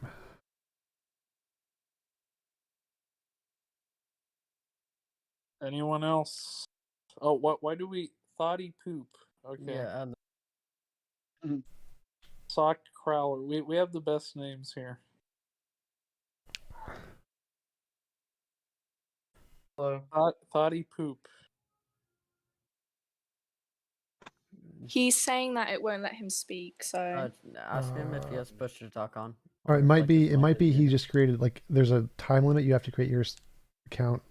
Like, is it what 10 minutes or days or something before you can speak? He was talking earlier, so that's not the issue. Oh, okay. I haven't muted anybody, so it's not me.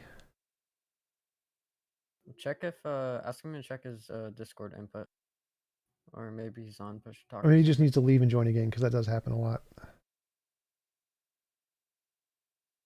Probably not the issue.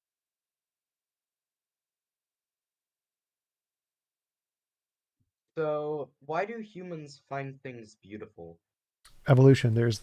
I actually posted a video in my response to Braxton Hunter talking about the professor who wrote a book on the evolution of beauty.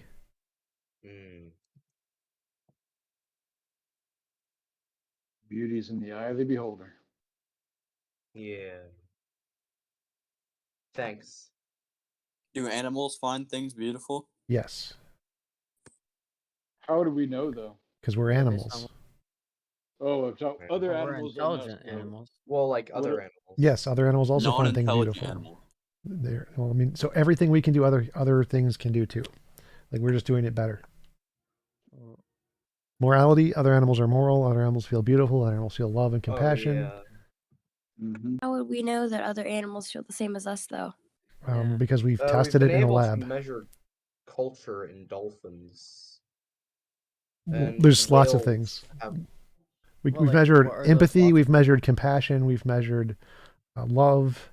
How have we measured those things? You can Google it. Like one of the things was the Observations. Well, no, we can like measure their brain activity, and when they feel sad, when they lose someone, or when they feel loss, grief. Like you can show that they feel this, that they're feeling depressed by the neurological release in their brains when like their master dies for dogs, or when sibling dies, or when kid dies, or whatever. We can show that their brain is releasing the same depressive chemicals that we do. It's also been observed, like whales have carried around their dead offspring, and elephants mourn for a loss. It's just Yeah, but the it's observation might just be coincidental. Like they might just think they're alive or whatever. But since we can actually like show in their brain that they are actually feeling depression, that's better evidence. Yes, I agree. Do they have gods? No. Well, I don't remember. I think there was something about monkeys creating religions. I don't remember that though. Why do we, from an atheist standpoint, why are we the only ones that have gods then? It's just a complex. It's like a complex anthropomorphization. So other animals have like can see mirrors and think it's another thing. Just like when we see a sound in a when we see like us rustle in the bushes or whatever, we think, oh, it could be a lion. Animals do the same thing, so they anthropomorphize things too. We just make bigger anthropomorphizations. So that's all a god is just making an anthropomorphization of saying, oh, there's something there. I'm going to say it has a mind. So animals do that.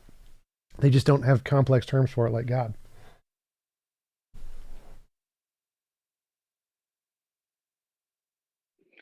I don't really understand how you can use morality, love, or empathy in a scientific manner. Those are, to me, those just philosophical concepts. They're literally neurological states. Like we can know exactly which neurological state it is and how to cause it and how to disable it in the brain. And so we can say, oh, do animals feel this too? Yes. Sure, they feel the same thing, but that's That's not all it love is. or It's empathy. literally a feeling. So love, empathy, compassion, those are feelings in the brain.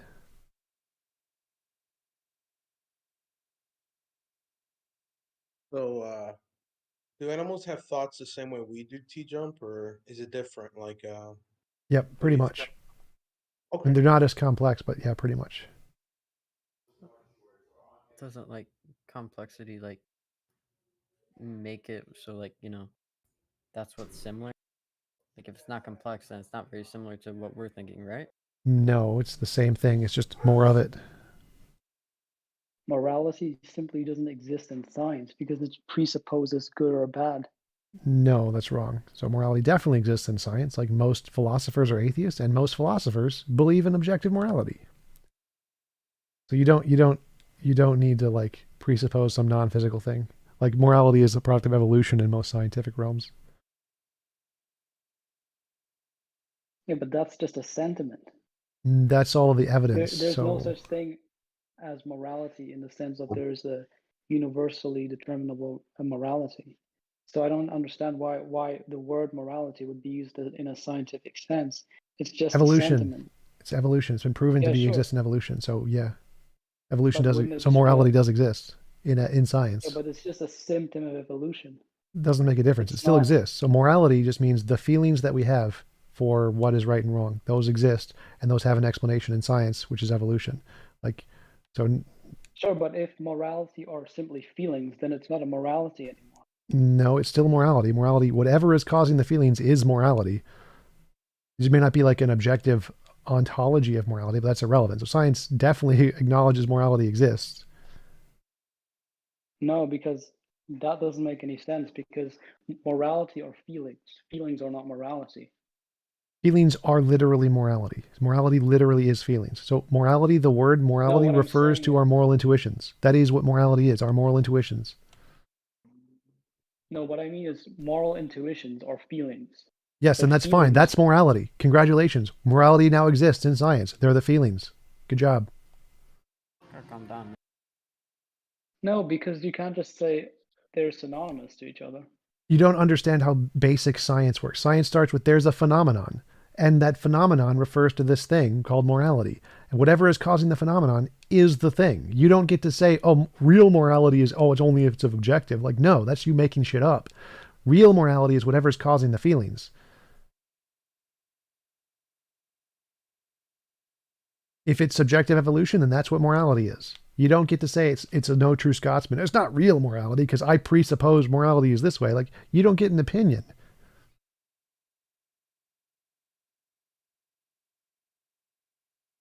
But science does not really deal in opinions. Morality is a philosophical No, it's a phenomenon. word, It's an not a scientific. objectively measurable phenomenon that exists, which is our feelings.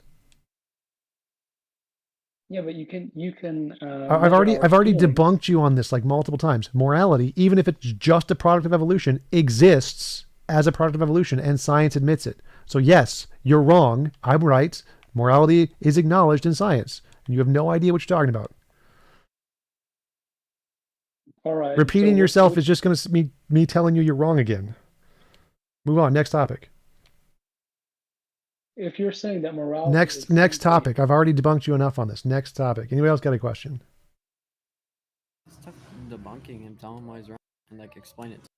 I just did. I've already explained it like 10 times. Next topic. Well, I don't think you've explained. I don't it care. Like, I know you're not going to get it, but you're going to be wrong and you're going to continue to be wrong. So next How do you know topic. if he's not gonna get it if like you haven't actually tried? I've literally explained it. Anyone who brings this up again is going to get fucking kicked out. Next fucking topic. You gotta chill out. Getting way too heated. You guys hear me now? Yep, I can hear you. Yes. Okay, TJump. I actually have a question about like necessitarianism. Okay. Do you think that it's possible, or do you think like quantum indeterminacy or like something like that rules it out? Depends what kind you're talking about. Like if you're talking about necessitarianism in the view that literally everything is determined, then yes, quantum randomness would debunk that. If you just mean that there's no free will kind of necessitarianism, then even randomness wouldn't allow for free will. So yes, it does debunk the idea that literally everything is perfectly determined. Right, yeah. From what I understand, isn't necessitarianism like even stronger than determinism because it claims that like metaphysically like all facts are necessary. So like Yep. yeah, like so literally nothing could have ever been different. The whole causal chain of the universe had to be the way it was. So Yep. like yeah, that would definitely rule it out. Yeah. Also, have you ever delved into like the philosophy of time, like eternalism versus presentism, and like what's your take on that? That no one has any idea what they're talking about, and we should leave it to the physicists. Okay.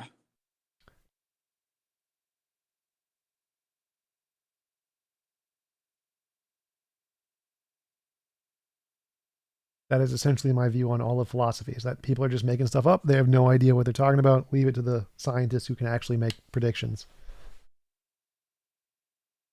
What do you think philosophy is useful for in general? Entertainment and rhetoric Entertainment. skills. Yep. Coming up with It can interesting probably hypotheses. it can probably like help you like learn how to think about problems too, right? No, not necessarily. Like some of it possibly, some of it definitely makes it worse. So philosophy's, until there's like actually a way where philosophy demonstrates this is the correct way to do philosophy, then no.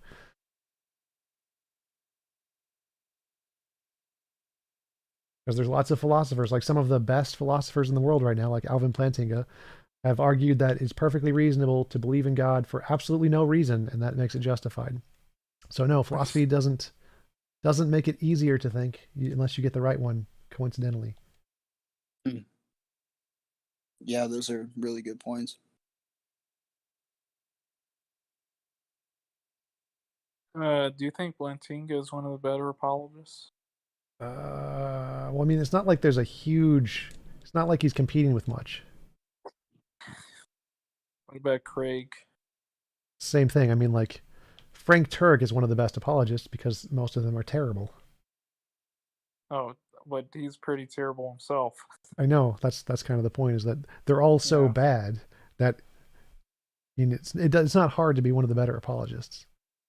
I think Dr. I was thinking of changing my name and profile pic to BS Lewis because I thought it was funny. What would your picture be?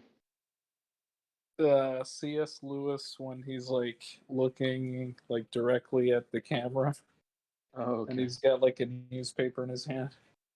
That would be funny. I used to think that guy was a genius when I was a Catholic. I was like, yeah, this guy's arguments are indefeasible. Oh, that Jesus one, liar, legend, or Lord, right? The argument from desire. Have What's you that? heard of that one? If people desire God and there's some like supernatural explanation for that desire, then God best explains that supernatural explanation, therefore God exists. Yep. Have you heard the Hey, argument for who's many the- arguments?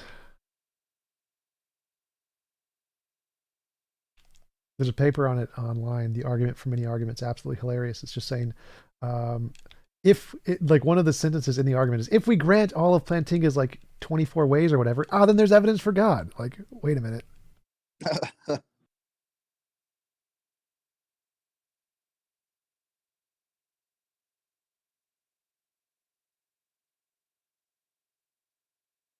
You guys know the name of that banana guy? What's his Ray name? Comfort. Ray Comfort. I think he's great. I think he's great. Bananas, they have been designed so perfectly for the human thing. Look at the curve. It even has a tab. You can like, pull the tab, and it's designed perfectly for the human mouth. Like you just go in and out with a little hand motion. Hilarious.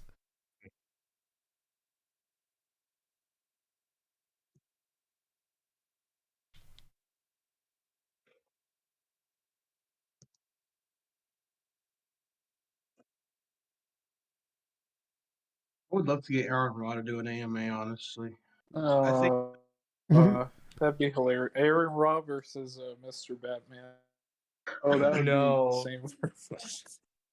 I remember hearing Aaron Ross say on a debate that Nephilim Free is like one of the people that he'll never debate. Well, Nephilim Free is an idiot, so he's justified in saying that. Guy literally says evolution violates the second law of thermodynamics. That's crazy. What Would he- about an AMA with inspiring philosophy? Do you know who that is? I've debated him, yeah. Yeah, Inspiring he's better. He's better. Wait, you've debated inspiring philosophy? No, he's not good. He's better. He's not good. Like the digital physics. I think he debated Tom, like Yep. on the digital physics argument. Yeah, long time ago.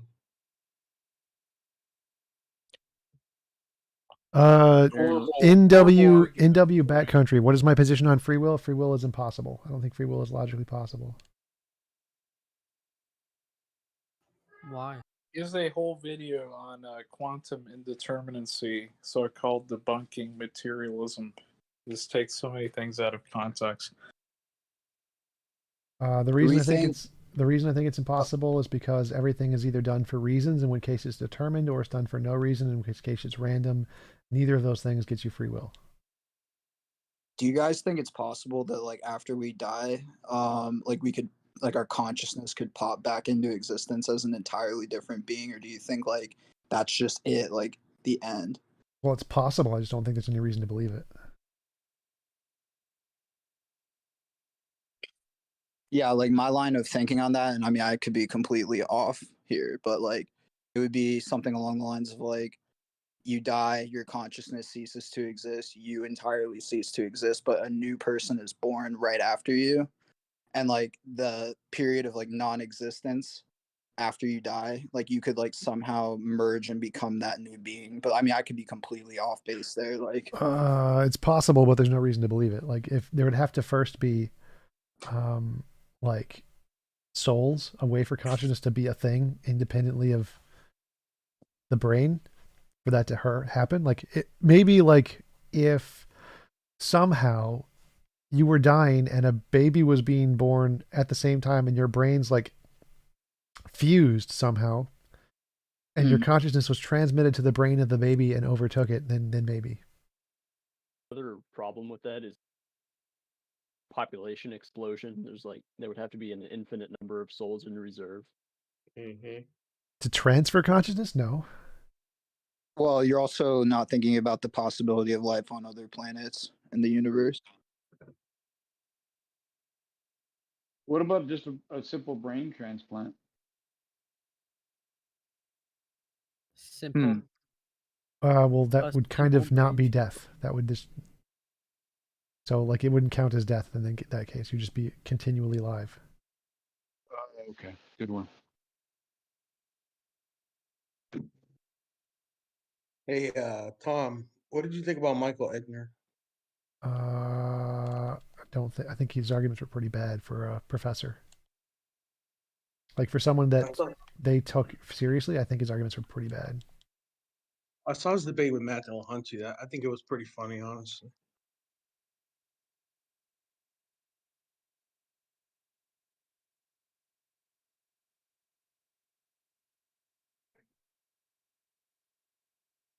I kind of find it paradoxical that like with death, if it's true that like your identity completely ceases to exist, like we can't imagine what that's like because we won't be there to experience anything.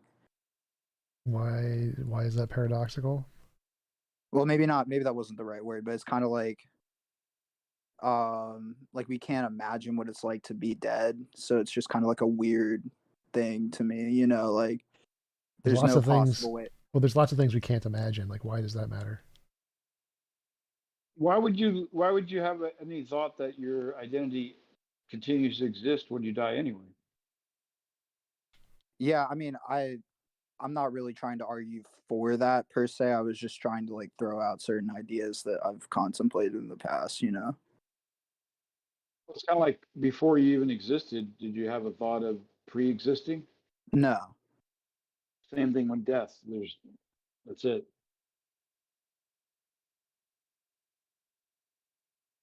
Has anyone made the argument that consciousness is just a feeling like hunger? Yes. No, it's not epiphenomenalist. It's I forget what the ones are that say that consciousness is just an illusion.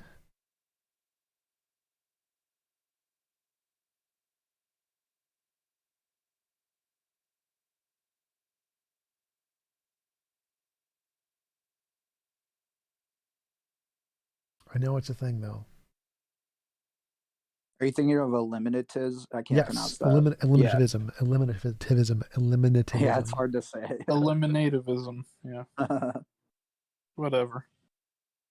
Yeah, that position is not very popular in the philosophy of mind.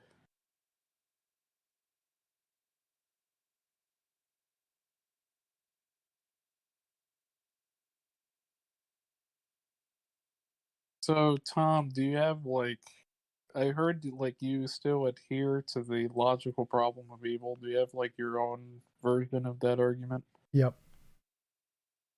It's the same one that I present about the if my objective morality is correct is essentially the first premise. If my objective morality is correct, then the God creating this world without consent is logically impossible. So the God of the Bible is logically impossible based off what he did in the Bible. Okay. Well, that would apply also to Muslim God, Yeah. God of Judaism. Yep. Yeah, okay. Will it apply to any God who created this world and Created forced the us to be world. here without consent? So, This is my last question about death, I promise. But TJump, do you think that death is inherently bad, or do you think it's just a neutral thing that's part of life? dying without consent is bad, yes. But just like a natural death that occurs due to old age, for example, it's just kind of that would be part of life. That would be immoral if you didn't want it or didn't consent to it. Okay. So what would you say to someone who disagrees with you morally about that question? They're wrong? Oh, here we go. They're wrong. I think a good Objectively formulation wrong of or the problem. Yes, objectively wrong. I believe in objective morality, so they would be objectively wrong. A good formulation is how can a necessarily good being instantiate a universe that allows for the possibility of evil? If allowing for the possibility of evil deviates away from necessary goodness, I think that's also a good one. Yeah, Well, but that's a I don't think that one philosophical works because question. then they just say that everything God did was good. No, because Well, then you run into the Euthyphro dilemma. Or they could say evil would- was like, well, they could say evil was like something God did in order to get to the best possible good. But that objection actually doesn't work because they define evil as the privation of the good. So you can't just say that it's just good because he did it. Well, is it good because he instantiated a privation of his essence? That doesn't make sense. Yeah, it's like, is it good because it still fails? Is it good because God wills it, or is it? Wait, so say it again. Say your argument again. Well, I can post it. I have it in a syllogism. Well, I'm playing a video game, so say it because I can't look. Okay, so let's see. Yeah, premise one. If there is a morally perfect being, then it is the case that the world it has instantiated is reflective of necessary goodness. Premise 2, it is not the case that the world it has instantiated is reflective of necessary goodness. Conclusion, therefore, there is not a morally perfect being. Why is the world not necessary goodness? Because the world that he instantiated allowed for the possibility of evil through free will. Why is that not perfect goodness? Because free will entails that evil has the possibility to exist, and if evil exists, that's deviating away from a world. Oh, okay. So where you're there's arguing infinite goodness. So you're arguing that a perfect God couldn't allow us to have free will because A perfect world that has free will and evil would be worse than one that didn't have free will and evil. Sure. I'm just saying that going by the standard of what theists consider as the foundation for all morality, that being the essence of God, like the essence of God being infinite goodness, there can't be any state of affairs which is morally preferable from that necessary goodness, like allowing for the possibility of evil. Do you get it now? Yeah, I mean, I still say they'd say the world is better with free will and evil, therefore that makes it more Then perfect. they would be contradicting themselves. So I don't think so. Is free will better than the infinite goodness of God's nature? I don't think that follows. So I think the argument is that a perfect world is one with free will and evil. Like it's only possible to achieve the perfect world through this means. Exactly That's bullshit. I mean, I know how it is. does that compare with like the doctrine of heaven, where people still have free will, but there's no evil that's being realized? Humans couldn't get free will that way. They couldn't be given free will unless they came to Earth and chose it, kind of thing. That still fails. Well, it would disprove your argument. So your argument is the perfect world. Well, the perfect world is one with suffering in that case. No. What? So the argument is that if he is necessarily good, he cannot deviate, right, from his necessary well, they're saying goodness, your definition of goodness is finished. wrong. So instantiating the possibility for evil would be an example of that deviation. Right, and they're just saying your definition of goodness is wrong. Like the definition of goodness, perfect goodness, would instantiate the definition, or would instantiate the possibility of evil. What about this? Like, if God is inherently necessarily good by his nature, but he created us with the free will to do evil, if God can't do evil, would we be technically more free than God? Well, you definitely have more capabilities. Like, if he's omnipotent, this is why like the omni properties get into contradictions with each other, because if some being like me can do a thing that God can't do, then how is God omnipotent? He can do it, he just chooses not to. No, but I mean, a lot of theists will say he literally can't do that because of his nature. It's restricting him from being able to do Yeah, something. I've heard that argument. Well, they're gonna use the it would be a logical contradiction. No, it's not. Yeah, that's also dumb. There's no logical contradiction. What's the contradiction in you? What's the contradiction in you always having the ability to choose between good and evil, but for some reason you always end up choosing the good? There's not a contradiction there, but the point is that if a theist is allowed to say something like God can lie, then it's the epistemic question of how do you know that God's not lying to you? Right. So that's where you'll get into that sort of an issue, because they'll want to argue that he can't lie. So.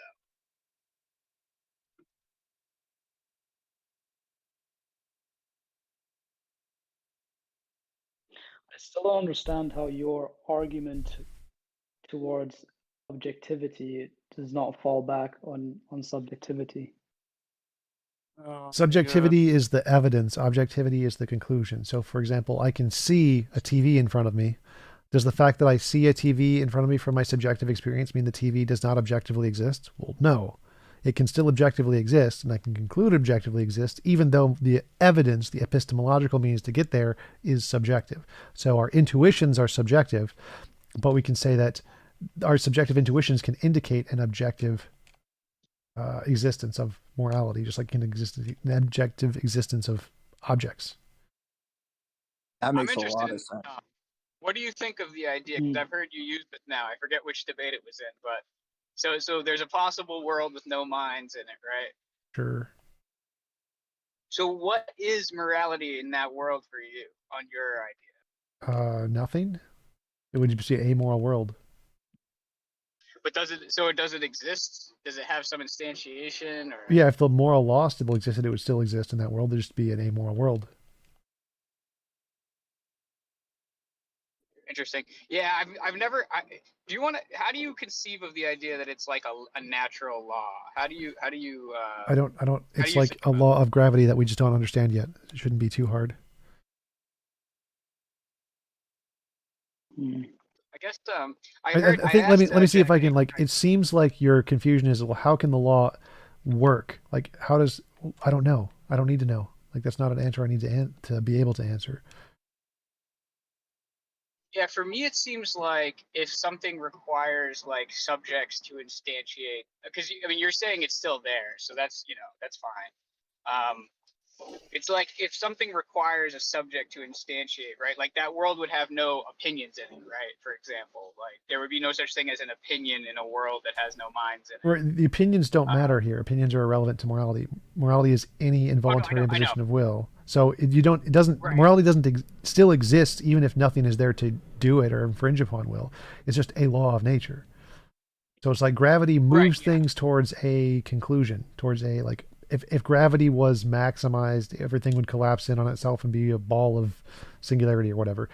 So if this law of physics which exists was maximized, then the world would be like this, essentially. So you think it's actually like, so I guess what confuses me is like you think it's actually like a law of physics. Yes. So that is completely weird. unsubstantiated. Well, of course it's weird, but it doesn't matter if it's weird. Weirdness. No, it's fine, right? I guess what I'm saying is like it doesn't have any influence on like physical interactions. It's just sort of like a Yeah, it still it's sort of like it does. So it affects our brains. It does have interactions with physical stuff in our brains. That's why we feel it. So you think it does something to like physical material, like yes. So if we intentionally act immorally against the law, kind of like No, it just affects your brain, so you feel moral intuitions. Oh, so okay, why I see what you mean. does it only affect brains?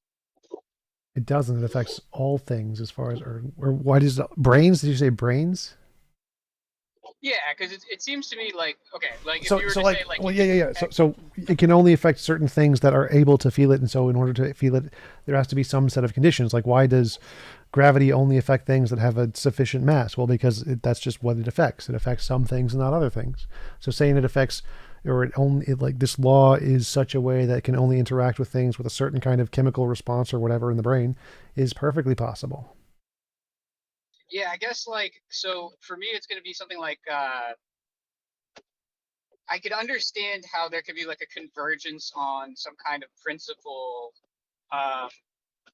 in the social species, right? Because that's kind of what you argue is that like we're a social species, like, and you say like if there were aliens that were similar enough, like that they would also come to the same conclusion about morality. But I guess the idea would be something like there isn't anything that is being affected at like some sort of like subatomic level or like a level of like fundamental physics that's really like causing this, driving this. Right? Yeah, it would be like a force that was a subatomic quantum field, just like space-time, but it only affected things that have a certain physical constitution. So like if there's certain kinds of forces only affect certain kinds of things, like the weak electromagnetic force doesn't affect things that aren't affected by that. So like saying there's a force that only affects certain combinations of things is not hard. I guess what makes it hard for me, right, is that like we have the the standard model incomplete, obviously, but the idea that at a higher level, like once you get to like some very complex physical systems, now this law starts to take over or have an effect. Seems, Why is that? Like gravity is 40 orders of magnitude weaker than the other forces. It is not hard to say that there's another force that's 40 orders of magnitude weaker than that. Like this shouldn't be hard. Well, it would be measurable though. That's kind of the. No, if it was 40 orders, no. If it was 40 orders of magnitude weaker than gravity, it would not be measurable. Well, I mean, you're saying you seem to be saying we do measure it, like our brains are somehow measuring it. Yeah, it interacts with our brains in an unknown way. This is not hard. There can be things we don't know that we can't measure yet that do affect us. That is definitely a possibility. No, but that's just a hypothetical. Yes, it is. That's all I say it is. It's only supposed to be a hypothetical. If I had actual evidence for it, I'd win a Nobel Prize. the idea that it's a hypothetical is fine. I don't care about that, but it's just the idea that like you know, if you were to put your brain into some hyper precise instrument, you'd end up being able to detect this sort of thing. Is that kind of what you're saying, or? Yeah, we will literally be able to measure the law itself once we have enough technology. It is a physical law exactly like any other physical law. It's the same thing I've answered every time you've asked the question. And yes, we will literally be able to measure the law itself. We will literally be able to see the law if we have Yeah, enough you're just making physics. that argument on faith, though, because you have no scientific evidence. No, it's a based on faith. hypothesis. So it's a hypothesis based on evidence. It's not Yeah, based well, on faith you can because make it's a wait. hypothesis about anything. Yes, you can. That's not faith. Faith is saying it actually exists. Saying it's a hypothesis No, isn't a faith. Like faith- if faith is saying stop that talking, will stop be proven. talking, stop talking, or I'm going to mute you. Saying God exists is faith based. Saying God is a hypothesis isn't faith. Like if you just say I have a hypothesis that God exists and I think he could explain some stuff, but there's no real evidence for it. That's not faith. Faith is when you say it exists more than just a hypothesis. Yeah, but you're putting up a hypothesis and you're saying that it will definitely be proven. That's That's the statement based on hypothesis. faith. No, I'm saying if it's true, it will be proven. I'm not saying it will definitely be proven. Yeah, well, if anything is true, it will be proven, No. or it could be proven. Not necessarily, no. Like, so the Yeah, difference here is that I'm saying I have a hypothesis. If that hypothesis is true, then it will be demonstrable in the future. Whereas the theists are saying my hypothesis is true, whether or not we can demonstrate it. I'm not saying that. It's not what I'm saying. So it's not faith. Faith is something completely different. Can I ask you something? So it's like, what would you say would constitute this? It's just that like the brain of a person who is experiencing this would agree that imposition of will is immoral or something like that, or No, that living things with sufficient technology and intellectual capability will gain this feeling or be persuaded towards this feeling in general. do you think that can apply to other things too, like beyond morality? Like, do you think there could be other Sure. I don't know of any, but sure. Okay. Like I mean, you could even say something like logic or like epistemic Sure. norms or something like. Okay. Because that seems to be like pretty similar, like that there's a convergence on like the way that people communicate with each other, something like this, like the laws of the laws of the way that we have to think, the laws of thought, I guess, or what the laws of logic are usually. I don't know of any pattern in those things. I don't know of any moral intuition or moral progress correlates to there. We'll say like everybody converges on the law of identity or something, or law of non-contradiction or something like that. Yeah, I think that does actually exist in reality. It's just the way reality is. So I think that I use the exact same argument for both there. I just don't think, I think the moral law is a law independent. It's like a part of reality, whereas I think the law of identity is describing how reality operates. So I use the same argument in both cases.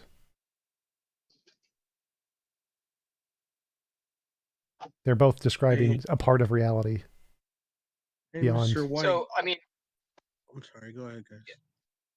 I was just going to ask one more thing too. Like, I mean, the thing with morality that seems to be, and what people are usually saying when they say that these sort of things are normative is the idea that you can be like in or out of accord with them. Like, you could decide to act immorally, right? So, a law would guide you into thinking, or a law would say a law is something like a physical law is something that can't really be violated. Or a natural law can't really be violated, right? No. So like laws are just like consistencies of ways things operate. Like you can have, like we can jump, we can overcome gravity because gravity isn't a sufficient force. So if the moral law is like gravity, it doesn't force us to obey it because it's not strong enough. That's perfectly consistent. So it doesn't mean we're violating the law. I'll give you a little pushback on that just because it's like gravity is always acting on you. Yes, so the moral law is always the moral law is always acting on you. You can just overcome it because it doesn't force you. Like if gravity was 50 orders of magnitude stronger, you couldn't evade it.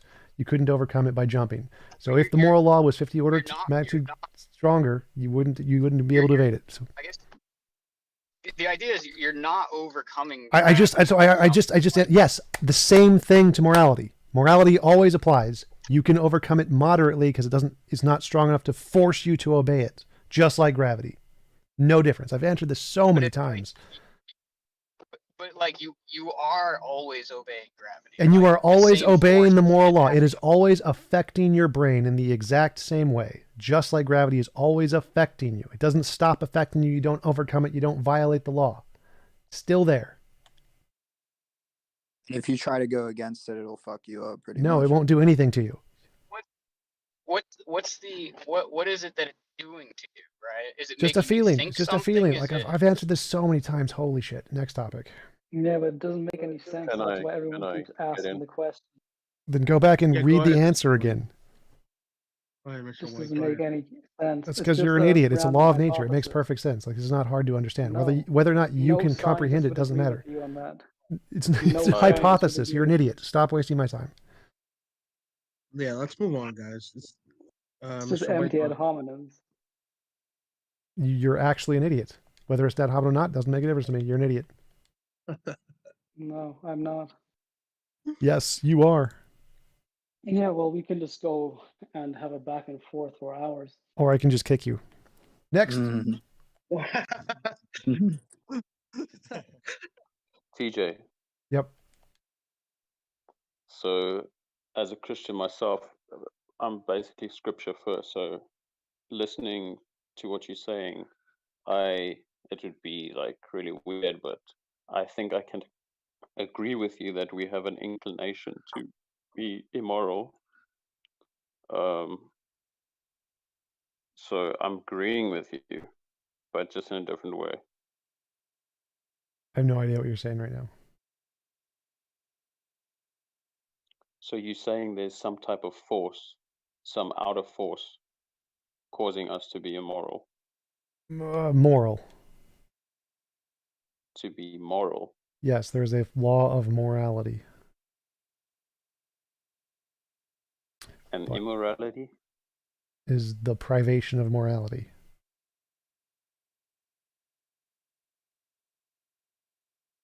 So I mean, yeah, I mean, I don't want to harp on it. You know what I mean? Like I guess the idea is something like I could see something like we would recognize or have a convergence towards recognizing that this imposition is immoral. Like, and I actually like the principle and things like this.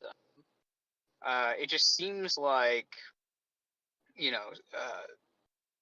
individual could decide to reject it, or like an individual or various individuals could have all kinds of different feelings about it.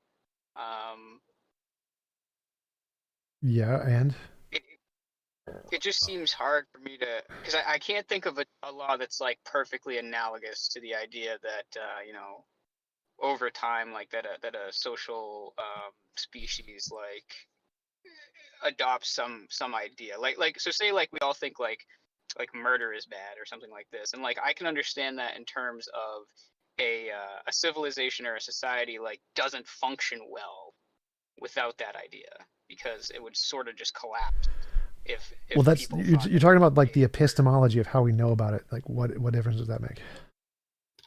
Well, no. I mean, more what I'm saying is like I can see how evolution would affect a group into thinking that yes, this thing is bad, because of the way that it affects the group, right? We're pack animals, and when a Yeah. pack animal, But yeah, but again, starts to none of harm this. its own pack, they get ousted. Having that's irrelevant to like whether or not the morality exists. Like how we know about it and whether or not evolution could teach us this is relevant. So like, so. I guess Why do from my perspective, sorry, like, go ahead. you wouldn't need to invoke a law of nature to explain that so much. Yes. It's just a consequence of it can be a consequence of the fact that civilizations don't sustain themselves if they don't recognize this. Yeah, it's definitely possible. So I never said that subjective morality is impossible. Yeah, it just seems like it's if I can explain everything without invoking a new law of physics. Yeah, you can. You That's can take that position if you want. I think it's wrong, but you It can. just seems more simple, right? It's like Yeah, that's fine. Like I grant that. This is just a hypothesis. If I actually had evidence, I'd have a Nobel Prize. So I never said it was the most supported hypothesis. Obviously, evolution is the most supported hypothesis because it's more evidence. Why are some people more in tune with the moral law than others? Like, what's your opinion on that, TJump? Same reason why some people can see better than others. It's just innate to like each individual. Yeah, it's just like, is your brain attuned to feel this or not? Just like you can see some or others more than others. We're all unique. We all have differences, and some of them are flaws, and some of them are benefits. Question. Depends on where you are and your situation. Go ahead, philosopher. So if most of the evidence points to a subjective morality, let's say the evolutionary based morality, why is the consensus towards moral realism in philosophy? Because it feels real. Yeah, my opinion on that is because it makes it easier to enforce your. The reason I have always found that like most people support an objective morality or moral realism is because it makes it easier when somebody asks you like, well, how do you enforce it? Well, no one really cares about that. Like Stalin and Hitler had no problem enforcing stuff with or without objective morality. The reason philosophers accept an objective morality is because it feels like there's something there in the universe that it feels like it's true that there's some morality which is objectively better than others. And I think there is. I think we will discover that someday for sure. That there's so much to the universe that is a real thing, that there is truly a better kind of a universe and a worse kind. TJump, I don't know why some people like the previous guy argue like nobody's going to accept this or something like that. When it actually reminds me of a time where Einstein said that space-time can bend, right? Yep. And then a bunch of philosophers going, no, it can't bend. Nobody's going to accept that, right? Yeah. So who said nobody's going to accept it? Was that an argument? Oh, the guy you kicked. Oh. Well, I think there is something to be said that a lot of physicists will say that we're pretty close to understanding how physics affects the stuff that we are in direct contact with, because like we've probed energy levels and things like this to such an extreme and accurate level that it's like, oh, we would have already encountered this. We would have already some of our experience would have already probed this thing. No. Because again, if I'm saying it's like 40 orders of magnitude weaker than gravity or whatever, it only affects certain systems, then no. So there's anybody who says we've understand everything is wrong. Like, no. TJump, are you in the process of writing anything right now, like that you plan on publishing at some point? Yep, 2 books. One has a publisher, one doesn't. Nice. Looking forward to it. Thanks. I like the way you think about problems, dude. Thanks. Tom, I have a question. So Okay. about the existence of God. So you're arguing about the perfect God of Abrahamic Semitic religions. Or what about does it make it easier to argue the existence of an evil God? Like Sort Satan of. or I mean, I think an apathetic God would be easier to argue for than an evil God, because evil God still has the same problems as a good God does. Oh, who said God is good though? Christians. That's not true. Literally says God is good. Okay, to add on the question, so I heard about a theory of an evil AI that it's Yeah, the serpent thingy informational. that like it will. Yeah, the basilisk. Yep. That if you know about it, it's going to try and destroy you or whatever. Yeah. Yeah. Is Rocco's it basilisk. because yeah, true. You even can't say the word. You're screwed. You're screwed if you know about it and you don't try to create Yeah. it. is it a precursor to an evil god in the future or something? Well, by God we usually mean the thing that created the universe. So I don't think there could be a future God. I don't know if that counts. Yeah, that makes sense. Is deism any more reasonable than theism, or are they both equally like as incoherent? Well, no, just the statistical difference, because deism is God without the intentionality. It's just one less property of God. It makes it inherently more probabilistic. It's because it's simpler. So in that way, it's better by some tiny margin. So like if I said there is a cat on the backyard, on the back shelf or whatever, versus if I said there is a black cat, I mean the probability of me being right by saying there's a cat is higher than saying there's a black cat, because there's more cats than black cats. So Right. if you say it's just a simpler hypothesis in some very banal way, that makes it slightly less bad. You wouldn't look at it the same way with morality, like we were just saying. Like if you could explain it with less moving parts, basically. No, I already granted that. I already granted that evolution was the more supported hypothesis. I just don't think it's correct. Okay. So why do you take that view then? Because for the same reason philosophers do. It feels like there's actually a real thing there. There is a truth to the hypothesis this universe is better than this other universe, or this way the world could be is better than this other way the world could be. It feels like there is actually a truth there that some kinds of worlds are objectively better or objectively more right than others.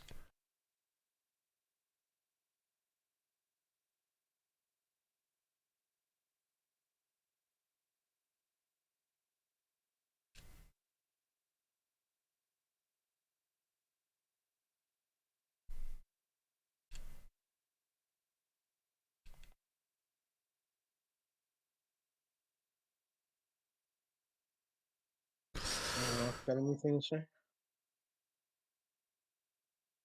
Now, what's the name of that AI thing you just mentioned? Which thing? Rocco's Basilisk? Yeah, Okay. Basilisk. Rocco's Basilisk. You can Google about it. Thank Google it at your own risk. It's an interesting theory. So, do you think God necessarily need to exist for religion to operate? No. To operate, I don't know. I mean, obviously, lots of religions exist and they all have contradictory gods, so clearly not. Yeah, true. So basically, God is just a forced meme. Yes. I think it was to other people. was it Daniel Dennett who said that?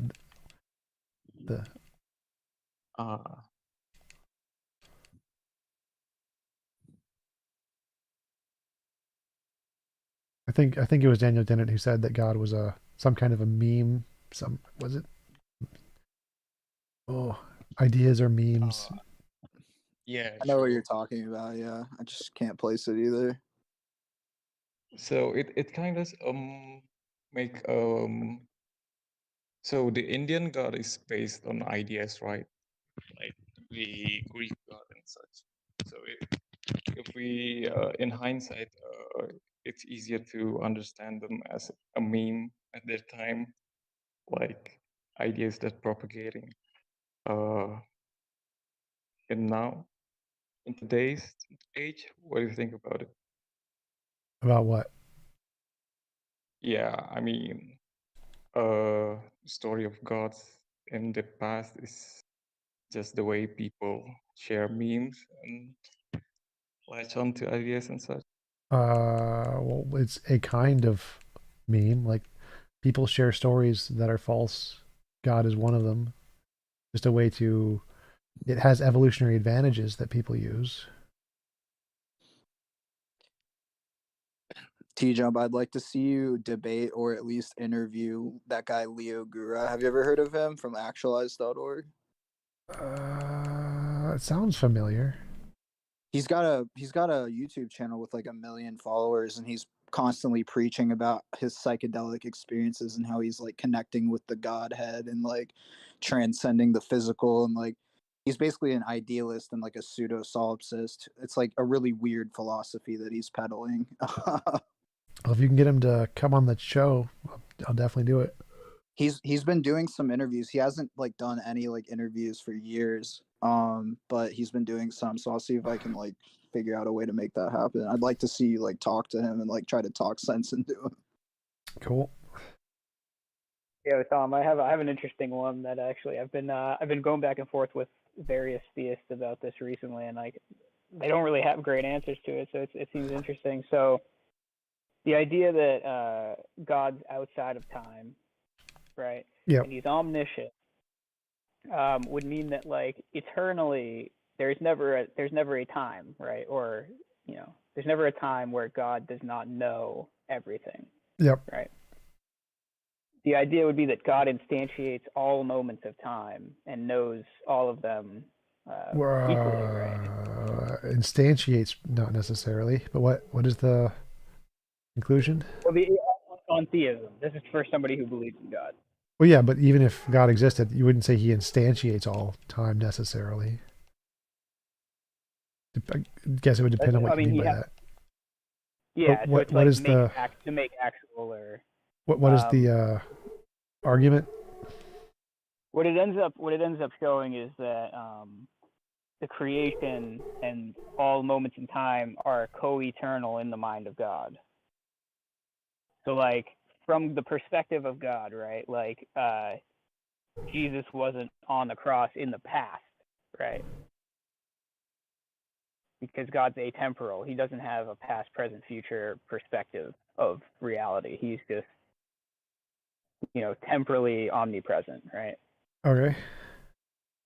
So the idea is that you can show that the creation has to be co-eternal with God because God's immutable. He doesn't change. There's no point at which the creation doesn't also exist with God. Yeah, I think I get what you're saying, but I would say, yeah, when you say God instantiates time, that does seem weird. Yeah, I mean, I would think that they would have to say, like, as a foundational pillar of reality, that he instantiates everything. Well, I don't think like it's the omnipresent thing. Like, I don't think God creating it means that he instantiates it or like is it. Oh yeah, it doesn't mean. I'm not saying he is it. I'm saying he's sort of like making it actual. Well, the fact that he grounding. Yeah, but he can make time actual without time and himself both being eternal.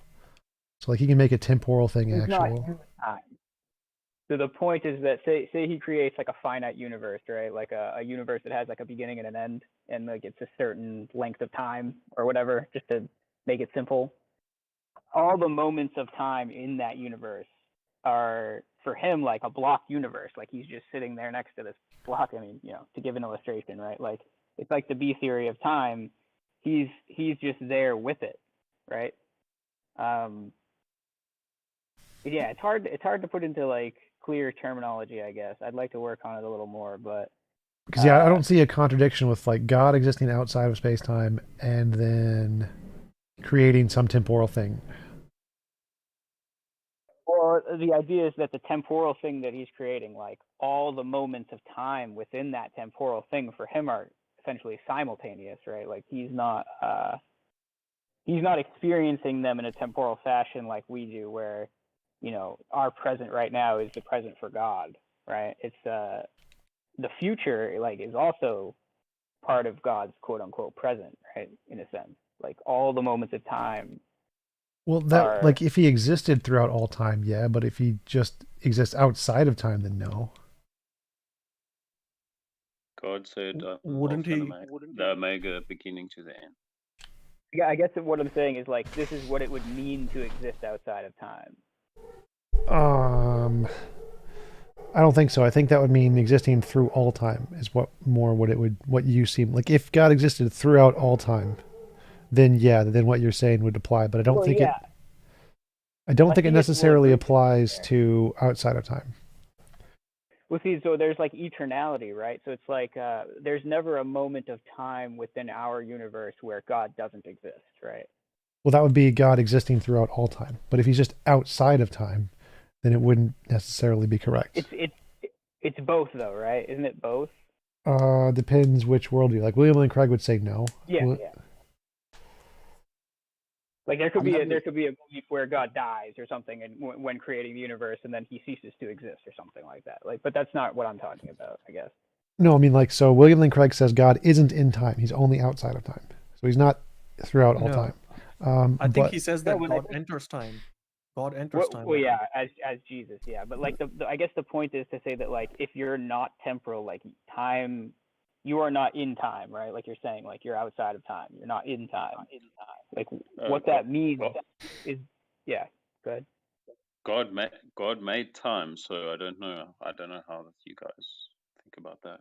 So okay, let me back up maybe. For God, right? From a God's perspective, like of this type of atemporal omniscient God that we're talking about, there is never a quote unquote time before he created everything and knew everything. Because he doesn't change. He has no change of state because he's immutable, right? And this is under certain conceptions of God. Like obviously there are theists who see these sort of dilemmas and then they kind of reject these ideas. But just assuming that they go with those because they're pretty classical pictures of just immutable, omniscient, atemporal, those sort of ideas, right? Well, God calls himself. God like, is I am, so he is. It's just he is. He's goes over the boundaries of everything. like, yeah, I'm not seeing a problem with God creating time and then time being like a thing which he goes on future, and each future second God is also in the future second. But you don't need the time to itself be past or to be existing in the same like realm as God. Yeah, it's not really about a realm, I guess, right? It's more about how God can't change. That's really what it's about, right? Immutability. So because he can't change and he doesn't have these like state changes or these temporal changes, right? Like there's never a state where it's just God and nothing else. Like that's kind of what we typically imagine because we're thinking of it as like being a sort of sequence of events. Like first there was just God and then he created some stuff, right? Right. That's like, I think that's what William Lane Craig says, is that God created time in the first moment of time was like kind of like everything. Yeah. Right. So what that means is that that first moment in time and then every other moment in time, right, has always been instantiated in like the mind of God or whatever they want to describe it as. And that's how it would work on like an emergent space-time type of thing too. You know what I mean? Like if you were going to describe it as a physical thing from which everything is emerging, right? It's that thing's not changing. That thing has always been instantiating the rest of reality as this emergent construct on top of it, right? I guess so. Where is there a problem there? No, there's not a problem per se. It's just for a theist, when you tell them that the creation is co-eternal with God, they don't really like it. Yeah, I think that's where they'd say, well, no, since God is outside of time and the time has always existed in time, there's a difference there. So I have a question about that, TJump. How does causation without time work? Because causation, as we understand, is like cause precedes the effect, right? So it seems like it's sequential in nature, and yet without time, how would that work? If there's something outside of time? Correct. So if there's something outside of time, it would just like have a different time essentially. There's a different field or different medium in which it changes. Time isn't synonymous with all change. Well, the thing is, like in physics, like causation isn't even like a fundamental concept. Yeah, it's just an abstract. Like, yeah, it comes much later. It's like at a macro level for us, like in a Newtonian picture of the world, like there seem to be causes and effects, but that's not how the fundamental laws of physics operate. I've never understood the concept of omniscience because to me, I mean, I could be wrong here completely, but to me, it seems like if there were an omniscient God, how could this God know for sure with absolute certainty that there is nothing that lies outside of its knowledge? Like, Yeah, I that's don't know. Just, Wittgenstein's problem of omniscience. oh, I never heard of that. It's exactly the thing you're saying, essentially. Wow. I was joking in VC earlier today that we're in God's imagination, but God is stuck in the Matrix and doesn't know it. Well, that's actually Yeah. the Hindu hypothesis. So we are all in God's imagination. Brahman, I think. Yeah, and they also say The that dream. Atman, which is the Matrix individual, all the way down. is identical with Brahman. The other thing too is that somebody like a Darth Dawkins, because I've asked him this sort of question before, is that like God doesn't have an epistemology on their view because he doesn't really come to know things; he just knows everything. Yeah, that's an interesting one. That's a good question to ask. I think I heard you asking that in the chat. I was like, that's a good question. Yeah, I mean, you can make a lot of interesting arguments out of it. Like I've heard other people challenge him on like just like because it gets into a definitional thing about how you're defining what knowledge is, and it's like whether or not God actually needs sort of like justifications for any of his beliefs. But you can get into other issues too, where it's like rationale. You can't really ground rationality in God if God doesn't need to reason about things, right? Like reasoning would be something that infallible creatures do, or ignorant creatures. So creatures that lack knowledge need to reason about things.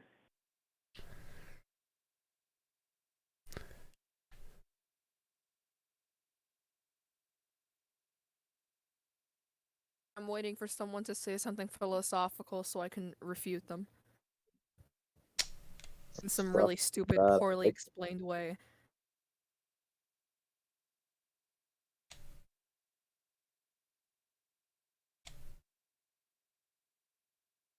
You guys, that's so good. I guess we were kind of talking about theories of time a little bit, like A theory, B theory. I mean, I've heard that B theory is more compatible with like general relativity. But I don't know if you guys have thoughts about that. I think they're probably both wrong, and we don't really know what you're talking about. The time-space continuum is the time-space continuum. The end. Well, I guess so. Like in the basic definitions, like I know that like on polls, like I've seen the polls where like neither one of them is like accepted as like a position. Because I think what it relates to, it is more of a philosophical, like it's a philosophical question more than a scientific one, because it's about like what exists as opposed to what we can experiment on. The arguments that I've heard, like with something like A theory, is that only the present moment exists, and then with B theory, it's like the present moments, past moments, and future moments all exist alongside each other, basically. And with something like general relativity, like depending on your speed, you have a different you actually have a different present moment than other observers do. There's something called relativity of simultaneity, where observers will disagree on two events happening at the same time. So for one observer, two events can happen simultaneously, but for another observer, they actually happen at two different times. And that's sort of what leans people towards B theory some of the time.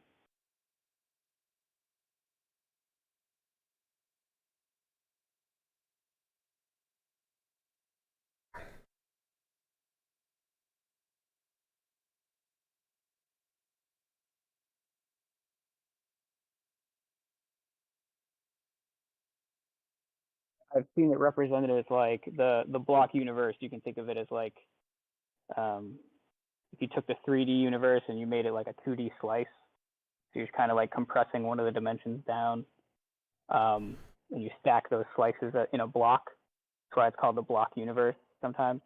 For some observers, the present moment slice is like at an angle through the block,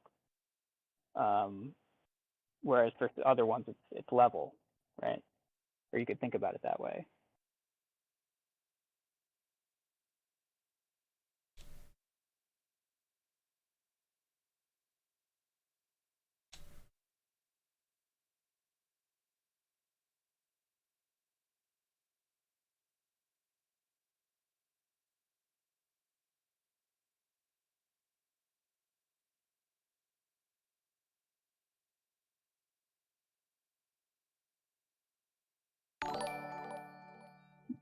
Yeah, I mean, for anybody who wants to look into that, I know. So Sean Carroll has a playlist on YouTube that's just called "The Biggest Ideas in the Universe," and it's like these informal lectures that he recorded over quarantine during coronavirus.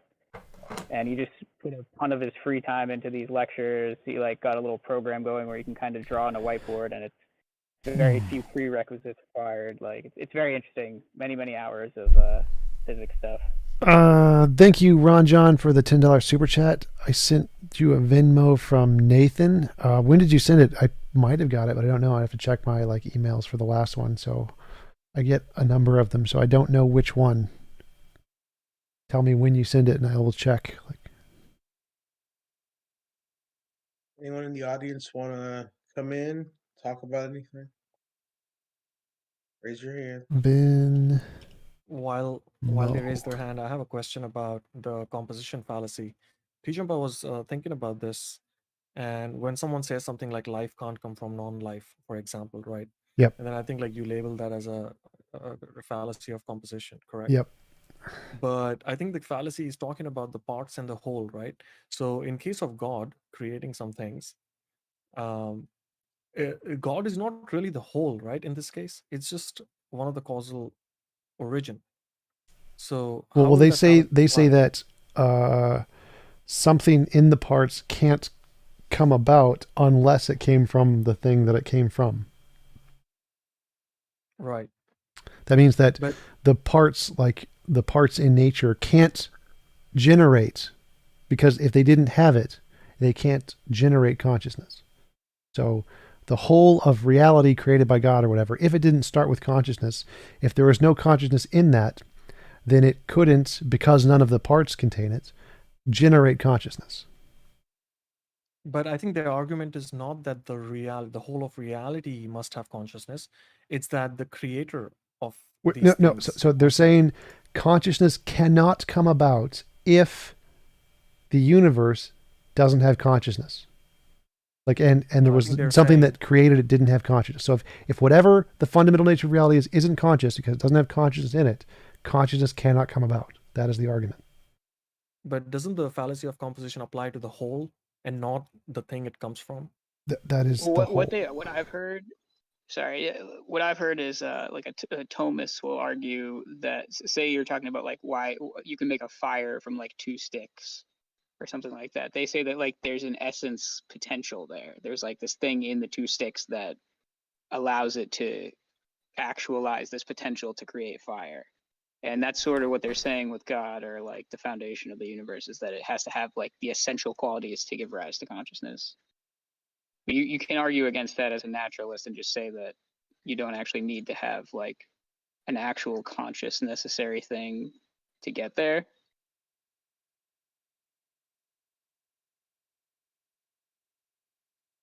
I guess, but that still doesn't apply to the whole. I think I'm stuck up on the whole. So their argument is that if reality was the whole of reality, if nothing in reality contained consciousness, consciousness couldn't come about from it. None of the parts in consciousness, even if no parts, no whole of it, none of the combinations in it could generate consciousness or had consciousness, then it couldn't generate consciousness. That's what it's saying. So like there is no property of a wall in any brick, therefore no combinations of bricks could produce a wall. They're saying no parts or the whole, either one, of the universe has consciousness, therefore consciousness couldn't come about in the universe on its own. I actually like the analogy of the hydrogen atoms and the sun. The sun has some properties that the hydrogen atom doesn't. I think that's the similar example, right? Yep. Yeah, fusion would be the biggest one. You gotta, because hydrogen atoms don't fuse unless they are forced together, right? And that's like what you get like due to gravity and like all the collection of hydrogen atoms. Right. The point being that whatever is the product of this fusion has different properties, and some properties can arise from things that themselves don't have those properties. Yeah. Yeah, but I think I see what you were saying is that, yeah, it's not a composition division fallacy in that the creator has the properties. It's a composition division fallacy because they're saying that the universe itself, if there was no God, because the universe itself doesn't have consciousness or no consciousness in it, it couldn't have created consciousness. That's why it's a composition division fallacy, because they're saying that the universe doesn't have consciousness, Therefore, it couldn't create consciousness. Oh, I see. I see your point now. I think it's an internal critique. Yeah, I see it. Yeah, I mean, you could just say that like non-conscious matter, or like the fundamental, say like the fundamental thing is like physical or natural. On their terminology, you would just say, yeah, it does have the essential qualities necessary to give rise to consciousness. It just isn't itself conscious, and that's just kind of using their terms, and you can still argue the same thing.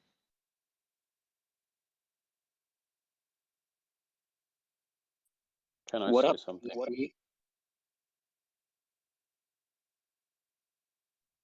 So, if God is all powerful and He's the Omega and He's the Alpha and the Omega, and you're saying we're talking about the Abrahamic God, doesn't He make the rules? So, if He makes the rules, can He not be outside of everything? Like He chooses not to be here. He disguises himself from knowledge because he says, "You will not find me in your knowledge." I have no idea what you just said. Thank you, John, for the Ron John for the super chat. I will check August 31st. Oh, could you say that again? Something about God not being here? I'm saying if God makes the rules and He's all powerful, can He not disguise Himself from all scientific knowledge? Sure. So if you talk about the Abrahamic God, He says, "You will not find me in knowledge." He says, "You will find me in wisdom." Okay. And there's And still no wisdom evidence. according Wisdom gets you but to atheism, so I don't know. but you're not going to find the evidence the way you're searching for. Well, there's You're going no way only to find search it. evidence. There's 0 ways to find evidence. So, is wisdom just meaning gullibility? Yeah. No. So God says, "Find wisdom, and you'll find Him." There like a point that you're making? So yes, because wisdom actually means, if you go read the Bible, this is very important for you to find God. So that's begging the question. One sec, Ron John. Yes, I did get it on August 31st from. Yep, I got it from Nathan T. I did get it. Thank you. And do I have any debates coming up? Yes, I have one coming up on Saturday on somebody else's channel, so I'll probably post it later. But I think it's is it a precept one? It might be a precept one.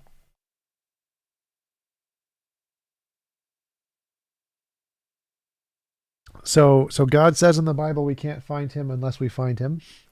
Okay, so there's no evidence. No, it says you need to look at the right place. Right, you said wisdom, and wisdom is finding Him. Therefore, so if wisdom is finding God, and you can't find God without wisdom, then you can't find God without finding God, and it's circular. You first have to define what wisdom is. Well, you said it's finding God. That's what you said. No, I said you're going to find God if you have wisdom. Okay, so what's wisdom? So wisdom is the secret to find God. God is, if you know Yeah, that bro. It's still circular reasoning. Okay, We go no, wait. circle. Okay, Mr. just White, hold on. Mr. White, can you define wisdom for us? Yes, Without wisdom. saying God, don't say God. Wisdom is knowing the difference between good and evil. Morality? Okay. That's not what wisdom is, by the way.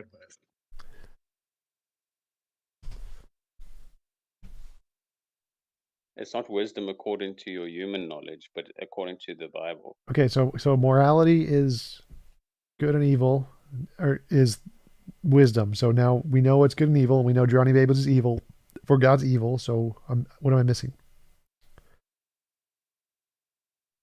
Do you say are you inherently evil? No, but the Christian God is.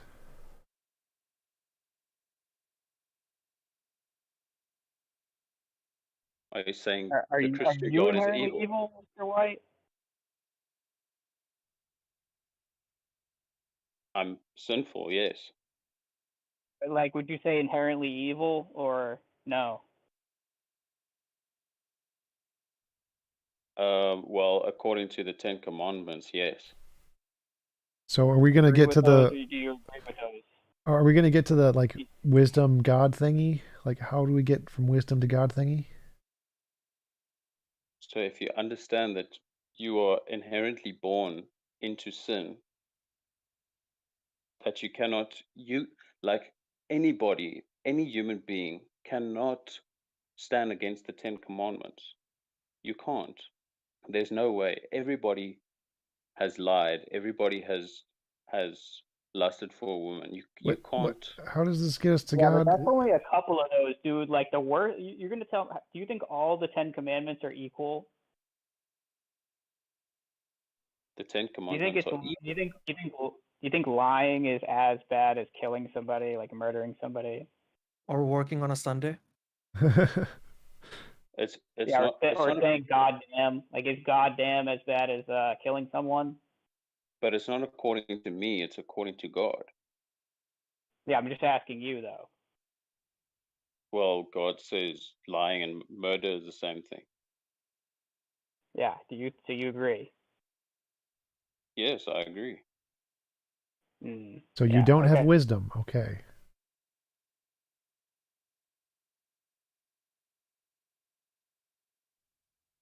Yeah. Let me ask you this: you think everybody's lied, right? You think everybody's lied. Do you Yes, think it would everyone's be lied. okay if everybody murdered? Do you think that would be just as fine as the way the world is? Just as bad? If you've murdered. Yeah, everybody murdered. Well, everyone's lied, so you're just as bad as a murderer according to God. Okay, so he's You're asking. saying like, if If- everybody murdered, that would be just as bad as the way the world is now. It would be this. They used to use swords. They used to murder each other in the like So the that's armies used not to what kill he's each asking. other. You're evading the question. The question is, Making my point for me. would the world be equally as bad if people murdered as often as they lie? Or would it be worse? It would be the same. It would be the same. Okay. So you don't have wisdom.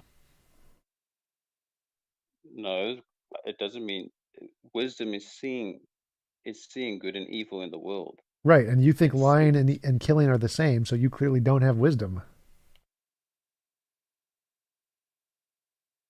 No, it's you. It's to find God. You have to find the difference between good and evil. You have to know Yes. that you're inherently evil. Yes, and so someone who has wisdom knows that lying isn't nearly as bad as killing. Killing is far worse. And so you clearly don't have wisdom. You don't know the difference between good and evil because you can't tell the difference between the moral repugnance of lying versus murder. But that's your human stance. I'm talking about God's stance about it, not my own. Well, then God doesn't have wisdom. God's an idiot because he can't tell the difference between lying and murdering. But he made the rules. Then You he's an can't idiot. break his rules. But The thing is you're also just Okay, then he's an- assuming that. How do you know that God thinks all the rules are equal? because it's the Ten Commandments. So what? There's a bunch of laws. It's just a list of laws. How do you know they're all equal laws? It's the law. They all equal. Yeah, but the Ten punishments. Commandments. Yeah, but punishments for different crimes are different, dude. Like they're still illegal, but there's different punishments because they're not all equal crimes.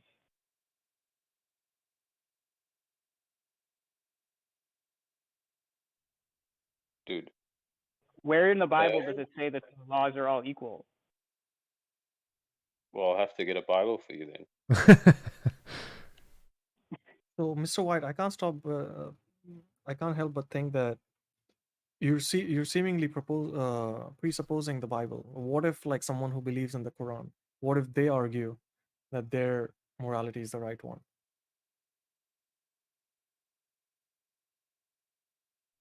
Yeah, but you have to see what God they're talking about. They're not talking about the same God. Yeah. Yes, as a neutral observer, how am I supposed to know? What if both of you are trying to hoodwink me? But you inherently also know that there's such thing as good and evil. Yes, inherently I know that Oh my murder is God. much worse than lying. How do we know that your God is the right God and not something you've made up, and their God is the wrong God? Why is your God not the wrong God and their God the right God?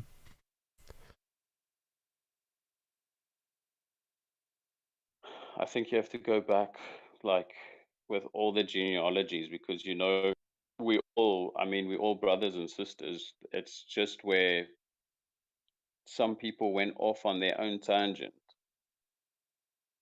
What if you went off on your own tangent?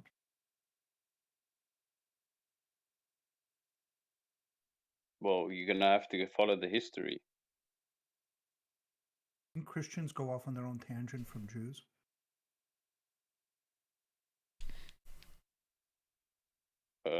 No, what happened with Christians is that it's just a fulfillment of the Old Testament.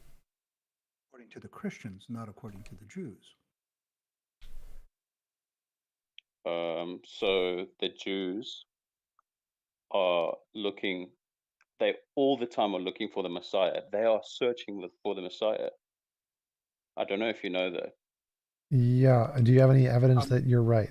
We're still waiting for evidence that you're correct and not making shit up. They're not searching for the Messiah, they're waiting for the Messiah.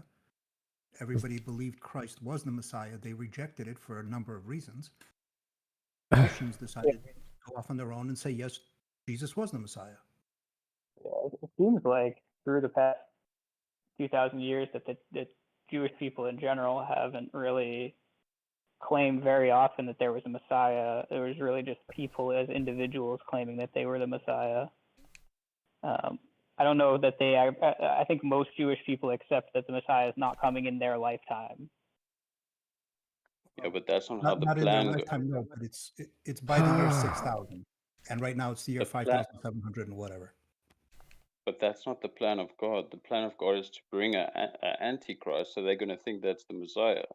So evidence, like you keep making pointless claims that have no evidence. What is your evidence that anything you're saying is true and not just stuff you've made up in your head? It's scripture. It's God's word. Okay, so it's made up stuff in other people's heads. So give us evidence that it's not made up stuff in people's heads. How do you know what God did? Nothing. He doesn't exist. So in Genesis, he explained the creation. Then he stopped. He did it in 3 sentences. So you guys got stuck at the first 3 sentences, but you forgot about the whole rest of the Bible, where it talks about your morality. So I think you're stuck at the talks about first good and sentence. evil. I think you're stuck at the first sentence of Moby Dick. Call me Ishmael. Like, okay, so it has a first sentence too. Harry Potter has a first sentence. Is this evidence that Harry Potter is true because it has a first sentence? I'm telling you, it's just that you're going to look in the wrong place. If you're not going to look into yourself, if you're looking at the universe and you're looking, Okay, I'm looking at outwards myself. to the stars. What do I see? I see myself. I see fingers. I see skin, hair. No God there. Or am I God? Am I God? Is that it? No, you're not God. Oh, okay. How do you know that? According to you, you're a bacteria. So I'm a bacteria. I don't think you understand how bacteria work. What? well, We are evolution. a bacteria. Literally bacteria. Well, you evolutionize. According to you, you evolutionized from. Okay. According to us, Yeah, isn't where evidence did bacteria come from? It came from some cool shit. cool shit? It came from Where did what come supernovas. from? Dude. The bacteria, it came from supernovas, and that came from all kinds of other crazy stuff before that. So why are you stopping at a bacteria? I'm just saying. You believe? Yeah, we are part of the stars. I mean, God said that He made us from the sand, and we exactly the chemical composition of. Okay. Of I don't care what you imagine God said. I want evidence that it's true.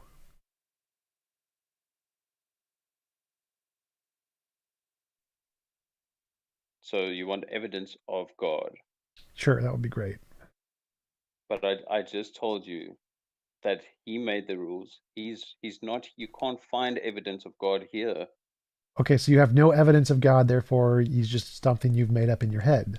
That's what you're saying. Is People that used to tell stories before we went to I knowledge. don't They care. used to Yes, tell people the have always stories. told stories. They're called stuff people have made up in their head. So we're looking for something more than a story. We want evidence. And if you don't have any, then God is just a story you've made up in your head. So how can you find all the archaeological evidence? What that's archaeological in evidence? the Egyptians going over the Red Sea, the Ark? Didn't happen.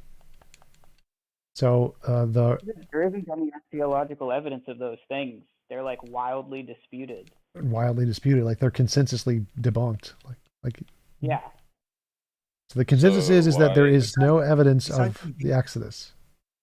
Yeah, besides them being debunked, there's also a lot of other explanations for why there would be chariot wheels at the bottom of the Red Sea. Well, there weren't Besides- chariot wheels at the bottom of the Red Sea. I know, but I'm just saying, even if there were, that doesn't necessarily lead to, therefore the Exodus. That's true. There could be a lot of other explanations. That's true. I mean, there could even be like naturalistic explanations for why like a sea could like go down and leave a channel. Like, I mean, that kind of happened in the Bering Strait, right? Like during the Ice Age, like things like that happened. But the story was there before the actual evidence, and it's right there where what happened. Wait, what? The story was there before the evidence. How did they come up with the story before it happened? They usually wrote it down after it happened. I'm saying the evidence that we found. So we can't. What I'm evidence? saying the event happened. So let's say the chariots are there underneath the sea. The event happened. Like now you're saying no, it didn't happen, but it's there. No, it's not. There, yeah. Like, where are you getting that from? Now, put that So aside you for a second. Egypt used to be a place of commerce where people back then would go for work, migrants and so on and so forth. That area that you're talking about has a natural sand bridge. That was a passageway that people used very frequently. It's where you would also throw your discarded chariots that would break down along the way. There's reason for why there would be XYZ found there, besides, there's a mythical story about Moses standing there honestly, I don't know how long he would need to stand there and keep the sea parted in order to allow 2 million people to cross on foot. Mind you, I'm sure they're not walking, 300 people wide. They're not walking single file either, but how long is it going to take for that sea to stay parted for 2 million people to cross? Okay, I would take let you say, okay, there would have been other Egyptians crossing the river. So you're saying, okay, that could Not be just Egyptians, but yes, people. remnants from that. People were going there for work. There's archaeological evidence of people migrating to Egypt for work. I got a quick question about the Exodus. Why did it take them 40 years? Isn't that like a huge? Isn't a straight line like only a couple of years of travel? It's not just and that. wasn't It's God 2 dropping them million food the entire time? 2 million people zigzagging what is essentially 23,000 square mile chunk of land. That line would be, the head of the line would be well past Tel Aviv today, where Tel Aviv is today, while the end of the line is still in Egypt, if there were actually 2 million people crossing the sea. Yeah, they could hold hands from their start to their finish, and it would take 2 weeks if you just. Did you know the Saudi Arabians and Muslims are hiding the place that Moses was at? Moses didn't exist. Problem one. Dude, the place where he walked up the mountain. So consensus in history: down to Moses didn't exist. Moses was a fictional character that never existed. What? No way. Yeah, like you just Google Moses historicity. No. Yeah. So you're saying the golden calf is a mythical thing? The golden, yeah. They definitely had Why like is the golden calf supernatural, dude? That's just the idol that they were worshiping. What do you mean? They found the place where it was standing with people carved into the rocks like golden calves, exactly where that happened, and they found the rock that Moses struck in Saudi Arabia. No, they didn't. Yes, they did. No, they didn't. You idiot. Let me find the video. The video. Oh God, Yeah. the video. Just So please feel free to put whatever evidence you have in the Discord, and we'll look at it. We will Dude, try not to laugh. fenced, the Muslims fenced that whole place up because they don't want you to know that. It's a conspiracy now. I thought the Muslims believed in Moses. What are you talking about?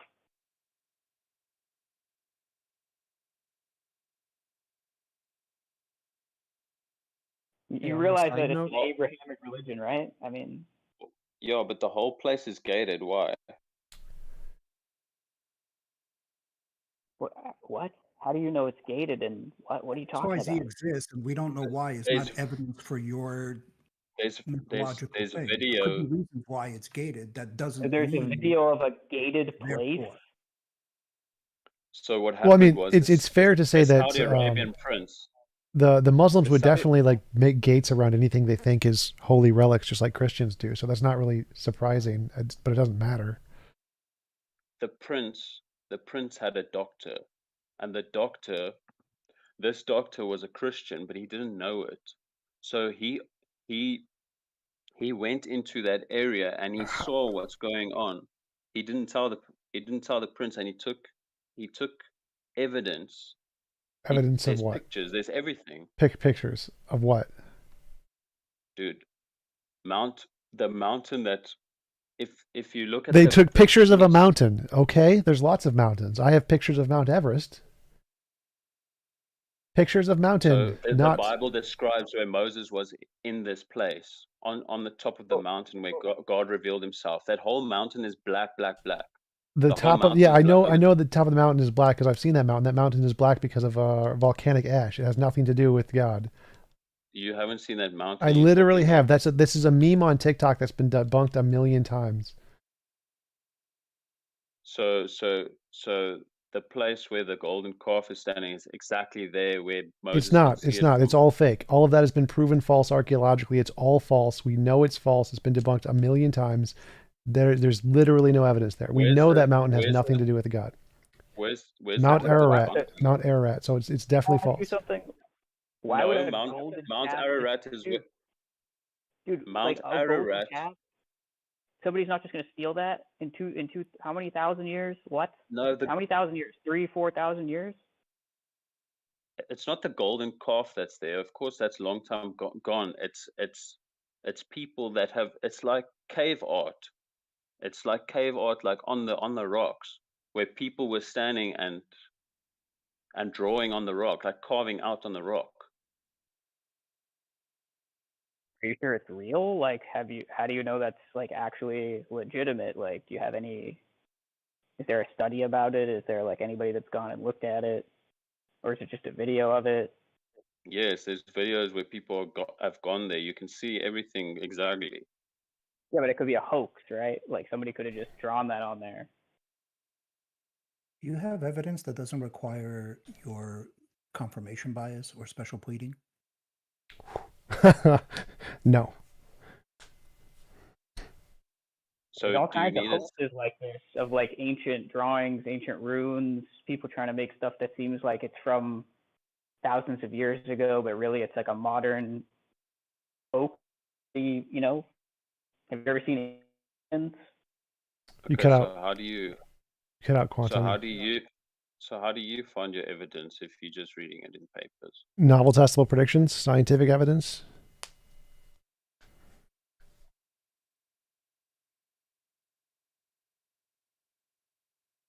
Well, I guess we have to go there then. We have. There's lots of archaeologists that have done that. Yeah, I mean, it's like I would accept it if some like reputable experts went there and looked at it and had something to say about it. But if it's just a video, like that's missing. So I think like if you are into these kind of things, I have a couple of recommendations for you. One is the Mahabharata and the Ramayana. So these are Hindu epics full of stories like these, like half monkey, half human man carrying a mountain in his hand, and so on. How do you make sense of that? It just sounds like another story.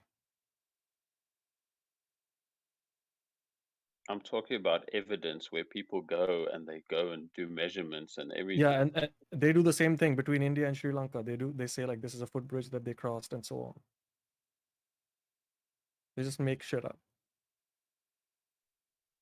Yeah, but When like, they go to this mountain and they find that it's blackened on the top because of ash, right? Well, that debunks the whole. it's not ash. It was some superheat event that it like burnt the rock into blackness. Yeah, it's called a And volcano. that's been proven by archaeologists. Yeah, I know exactly the mountain he's talking about. Mountain with black top. It's not Mount Ararat because they haven't. Mount Sinai. It's Sinai. So yeah, Mount Sinai, distinct blackened So peak. Mount Sinai. We can just go to the Wikipedia. It literally explains this, the geology of Mount Sinai and how it's alkali Ararat granites. is where the ark landed, dude. Yeah. Two different things. But there's also that rock that like split in half that I think the water came from. I think that's next to Mount Sinai. It's like the mountain right next to it.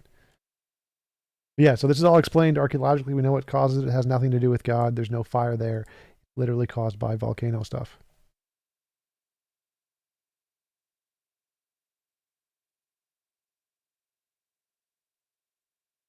What do you think of the idea that like an asteroid wiped out the dinosaurs and all the evidence that we have for that? Like, why is that not in the Bible? Better question. Do you think the world is 6,000 years old? Yeah.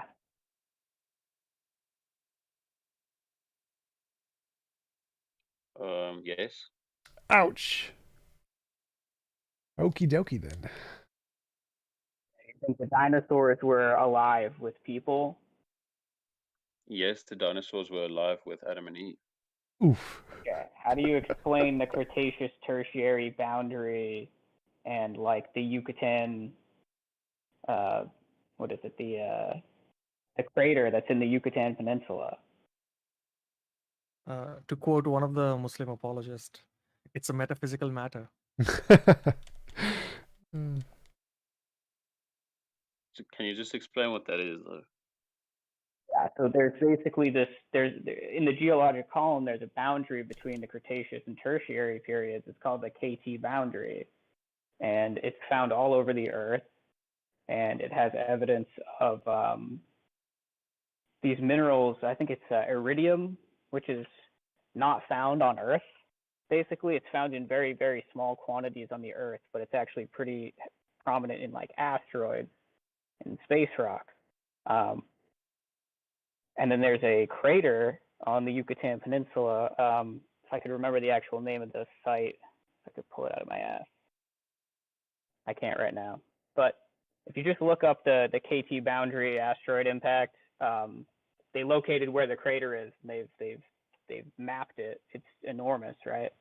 And that's credited with wiping out most of the dinosaur species, which you don't find in the geological layers that are above that boundary.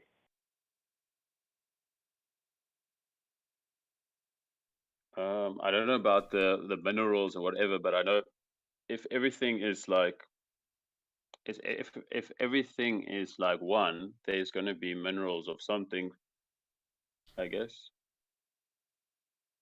Well, it's just that There's like gonna a lot of there's this evidence is really consistent with the idea that they were wiped out by an asteroid impact.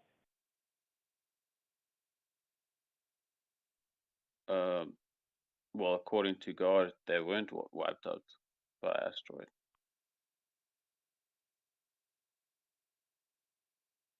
Right, but that's like inconsistent with the evidence, right? That's kind of the idea. Well, it depends. Like we don't know. You don't know. I don't know. Right, but there's evidence. So we're looking at the evidence for it, and we're saying like this is more consistent with this idea than that idea, right? Yeah, but you don't know what happened before the flood. You don't know what happened within creation itself. Before the flood. There was no flood. Didn't happen. There could have been huge floods. Like think about when the Ice Age ended. That would have been like way beyond when you think the world was around, right? It would have been like 11 to 12,000 years ago. Like there was an ice age and it ended and a lot of the ice melted really rapidly. It would have been like pretty crazy floods, and that's probably where most of the myths come from, right? There was a ice age after the flood. The whole earth cooled down and it was an ice age, and then there was a mini ice age.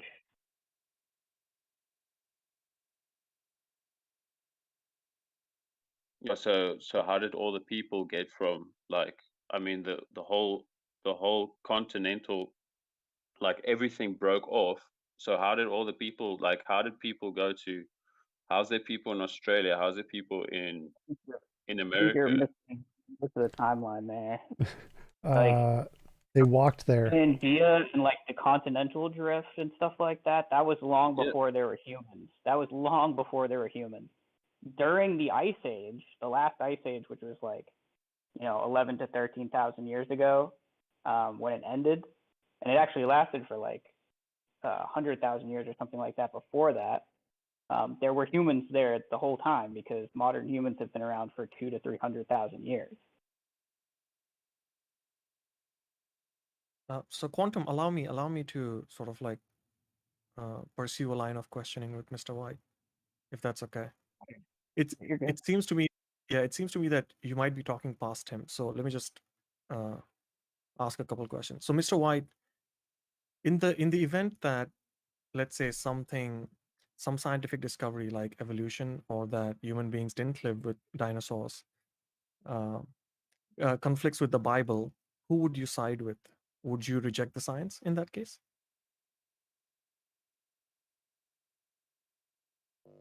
Sorry, just say again.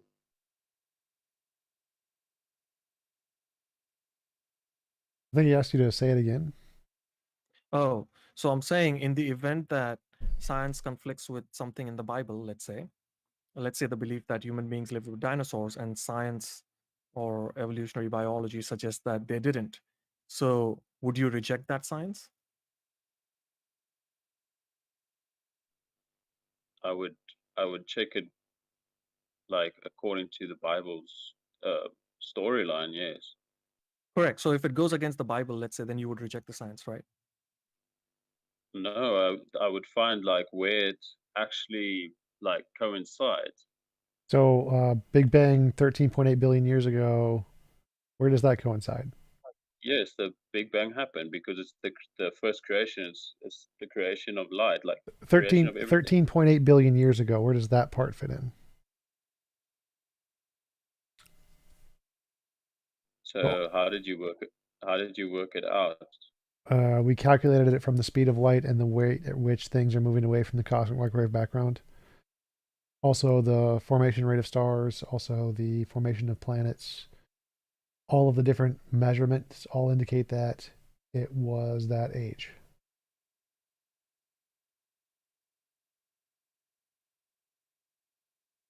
So you're doing a calculation going backwards. Science. So it doesn't matter. So allow me. It doesn't matter. Let's say every scientist on the face of this earth agreed that the universe was 13.8 billion years old, and your Bible said that it was 6,000 years old. Who would you side with? I'd side with God. See, there it is. So it's arguing science is pointless with Mr. White. Well, even so, if the Jews say, okay, it's billions of years old, if the Jews say so, if it's in their text and it's 100% that is that, then outside with that, outside with whatever God, because only God knows exactly, because we don't have the answers. It's almost like it's you've got to answer there, you've got to answer there, you've got to answer there, but it's like still speculation.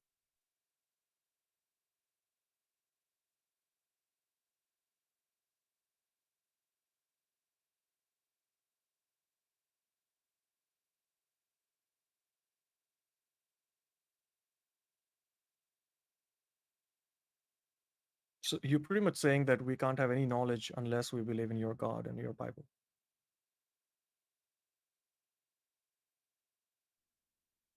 You can observe. I mean, you can observe, but you're not going to exactly know what happened. You're not going to exactly know. You're not going to know the past. Only God knows what happened.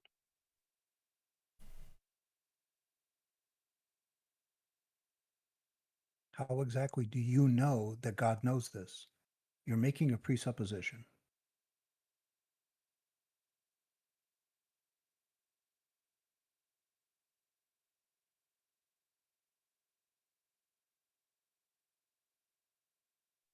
you have to start with a point.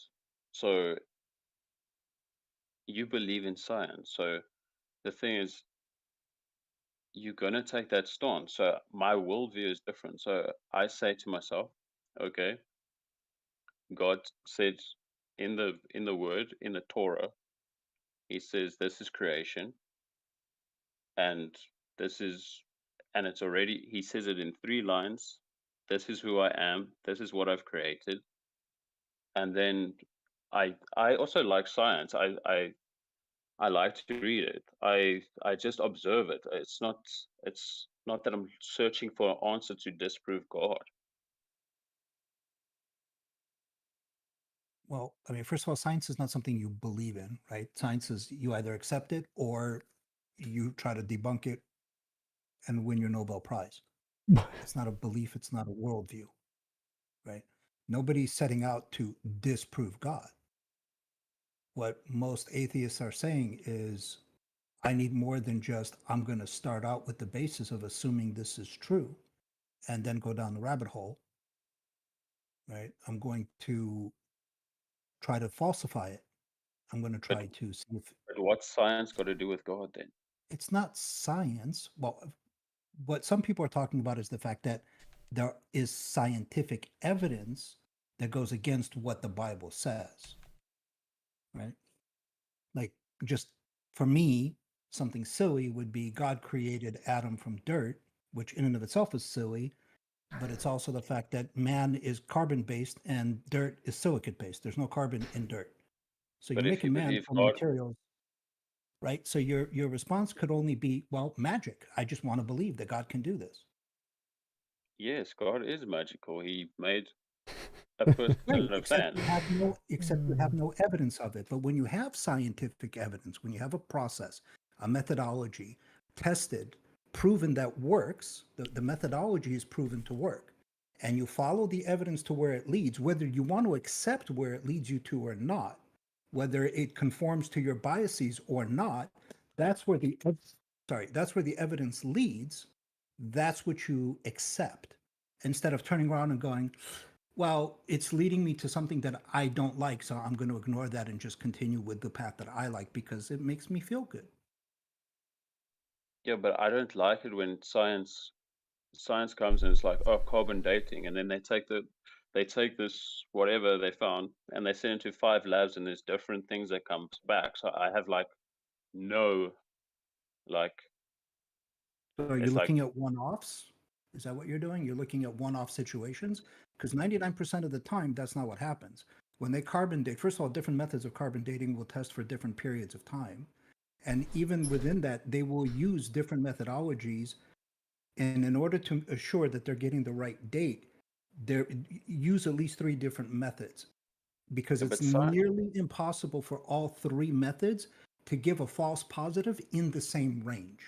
I think he's talking about when someone takes a sample of carbon dating and sends it to the ones that are meant for different time frames. So like there's carbon dating only works within a certain time frame.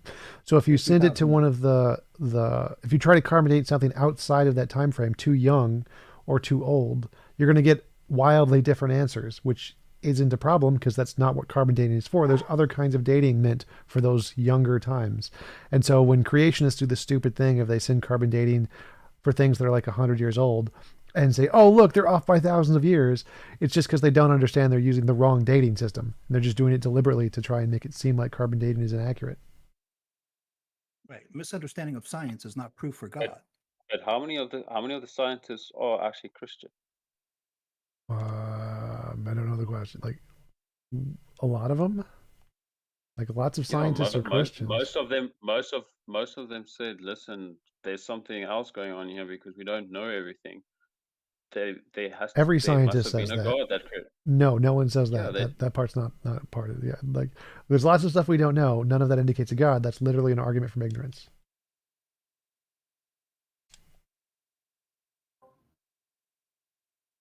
Mr. White, do you mind if I kind of broach on this Sure, subject a little bit as well and ask you a question after your response? Sure. No, it's fine. Do you feel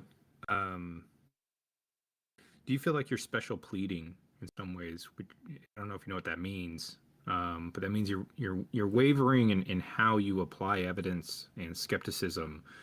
And when it comes to your theism, it follows different rules and it wavers in consistency as compared to how you live your life.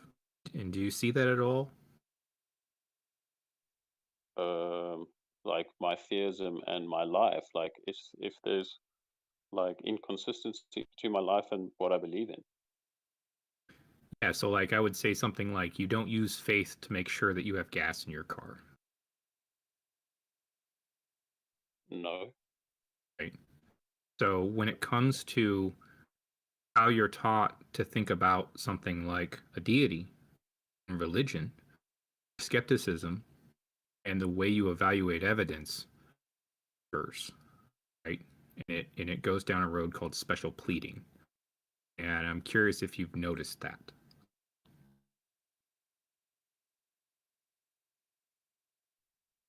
Nope. Okay. That would be, you know, as somebody who believed for decades and didn't get out of it since I was like 30, you know, and then took me another 10 years to deconvert. That's one of the biggest things that I noticed of myself is that the church and the way I was indoctrinated, which isn't a bad thing. I don't think indoctrination is truly a bad thing. It depends on how and what purpose. But the way I was taught was special plead, is to take any type of skepticism, to take any type of evidentialism and throw it out the window.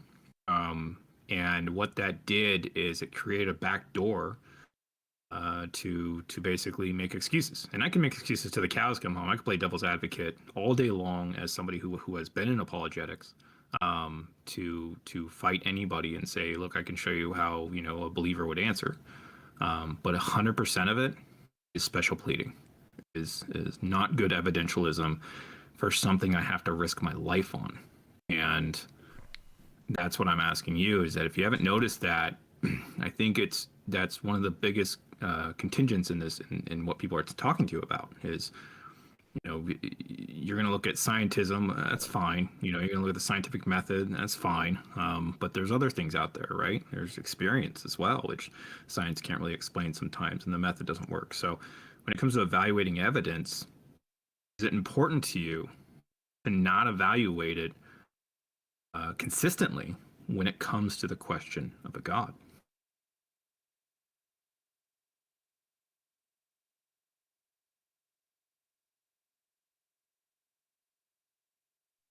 Well, I don't think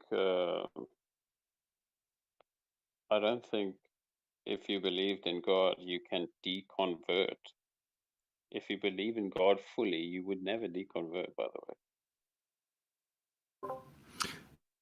Well, I came to Christ when I was young. I did later on as well again. I baptized, whole 9 yards. Some would say that once baptized, you never go back. Once say you follow the path of Christ, you can't go back. The problem was that when I got involved heavily with the church, I saw the method that was being used. And when I wanted to sharpen my skills as somebody who practiced apologetics, I realized quickly that I was on the losing side. Because the methods that I used to evaluate my survival, predict the future for my survival and my family, not being used in theism. In fact, once you studied philosophy, you know, that I had to go teach myself how to do in some ways, learn under some people, I realized that that was more important, and I would live a better life and an easier life with that method rather than the methods from the church. And the methods from the church were rather old, and the new methods that I had were actually rather new in some ways too. So modern philosophy, the way that we think about, you know, these methods are roughly only about 200 years old. And so we're just finding these old methods that are still leaking in our society about mysticism and how we evaluate things. At the end of the day, you have a volcano erupting, and we've sacrificed all the virgins, and we've prayed hard enough, and we've put all the goats out in the desert. Nobody ever thought about magma and tectonic plates. So that was more important to me, was the method upon which we're evaluating our survival. I've seen some pretty horrible things done to people because they used terrible methods, which were not science based, and they were mysticism. And that is all I found as an apologetist, somebody who just believed in mysticism. And just as a quick example, Mr. White, it happened earlier when you were bringing up the mountain that you think is Mount Sinai. You're convinced, based on a video that you saw on YouTube, that that's the case. And then there's geological evidence that dinosaurs didn't live at the same time as people. And you're like, yeah, but you really don't know. Right? You're going to hand wave and brush that off because it goes against that narrative, whereas other supposed evidence doesn't necessarily lead you to that conclusion, but because it fits the narrative, your biases will allow you to accept that. It's called tuning skepticism, just like you tune a guitar. If it aligns with your worldview, Well, it then you aligns with God. It tune it down. aligns with God. It aligns with God of the Bible's view.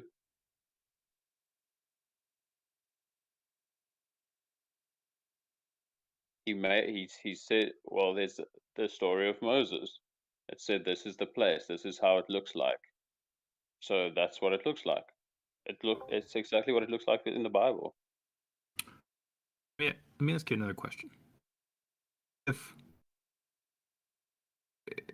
If you were taught these teachings, you found out the method upon they taught you was just a terrible method, and whether the people that taught you or not how to interpret your specific theism that you believe in, which I understand that you have your own way also of how you believe, and I think it's very unique as compared to others. But people have interpreted and taught you in some ways about how to think about this stuff. And overall, the religion itself, how it's taught, if you saw that it was manipulative in some ways, and it was not true, and it wasn't following good methods, at the end of the day, it was somewhat of a trick. And like I said, nobody's fault, whether those people believed it or not themselves. Would you want to know? I don't believe anybody's manipulating me because I read the Bible by myself without any external influence. So The Bible if is you an did influence. Bibleism, like reading the Bible. Right. But if the Bible itself is not true, and it was something which got you to believe, as much as somebody wants to believe in, Lord of the Rings, it's fine, okay, and that's fine. But if the book says, hey, this is absolutely 100% true, it's a 100% true story, you read it, and then would you want to know if it honestly wasn't true, or just partially kind of true, and all the other stuff was just mysticism? It just focused to maybe some real events, and maybe even Jesus was real. He just wasn't, a godly figure. He's just a man. Would you want to know that stuff? Well, important? Well, what's important is that we all gonna die, all of us in this room. So if that's not true, then if that's not the truth, then we're still going to the same place. I don't think So anybody can determine work. his question was, if you were wrong, would you want to know?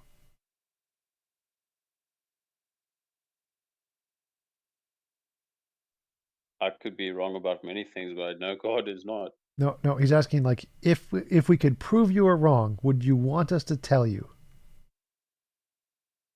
But you're gonna try prove me with creation. No. Hypothetically, like, we could prove God doesn't exist. Would you want to know, or would you want to continue believing the falsehood that just makes you feel good? Of course, you can prove God doesn't exist in this creation because He's not here. Oh my God, this guy is so. What I'm asking. God could exist or not. I have no proof of either. I'm asking you that if the religion that you believe in, right, the Judaistic practices and the way the Bible was formed, that was mostly made up, hypothetically, would you want to know that? I know, I hear what you're saying, but do I want to know if it's false? Yes. By human definition, like, I know from God's perspective, it's not. It's not the question. Pragmatic. I don't think I'm going to get much farther, TJump. Yeah, I don't think so either.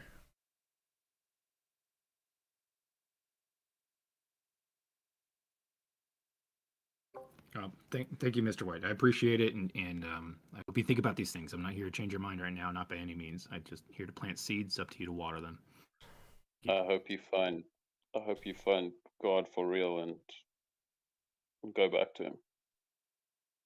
I'm agnostic, my friend, so I always am looking. Of course.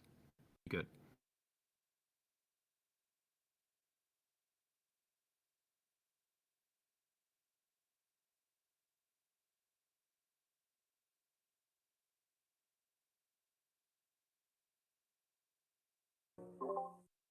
How are y'all doing? Good. How are you doing? I'm doing well.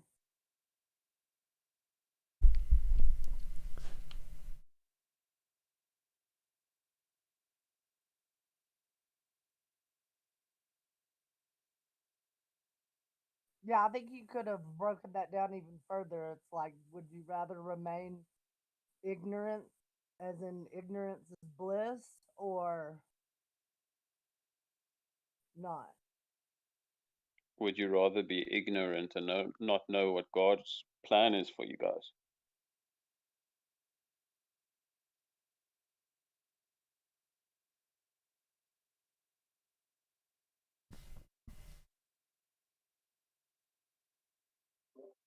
Sorry, Mr. White, is your assumption that those who don't believe never actually read the Bible or didn't study it?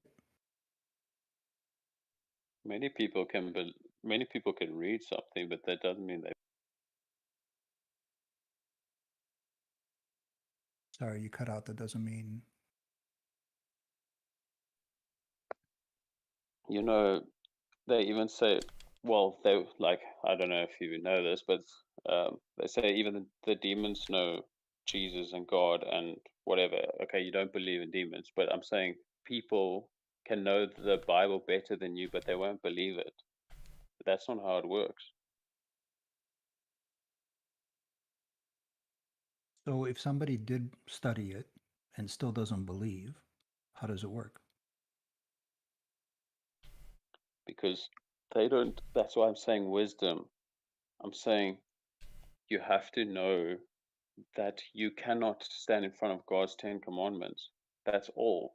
It's like literally so simple that your brain can't wrap around it. That's your perspective, right? So I studied the Bible, and to me, it's an obvious fake. Not fake, but I mean, it's obviously written by men, not written by a Obvious. deity or by a god. So I'm trying to understand your perspective of what you call wisdom, or when you keep mentioning the fact that people need to study or read the Bible. Like I have. Did you study the Hebrew text? I studied the Hebrew text in Hebrew in an Orthodox seminary for over 10 years.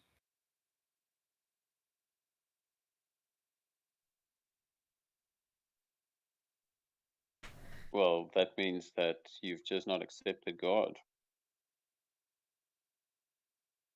So where does this wisdom come in?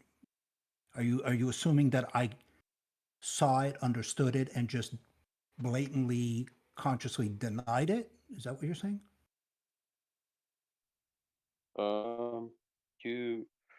You actually denying, like, okay, I'm not gonna, like, it's not trying to offend you or anything, but you denying that I don't know. Do you think you're a sinner? Like, if you've read that whole Bible, do you think you're a sinner? Like, in according to God's word?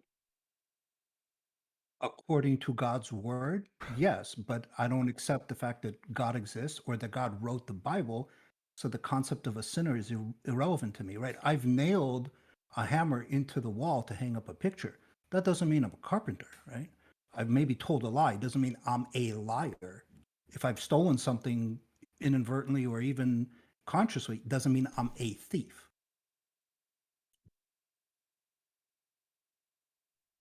So you're saying you are those things that he explains.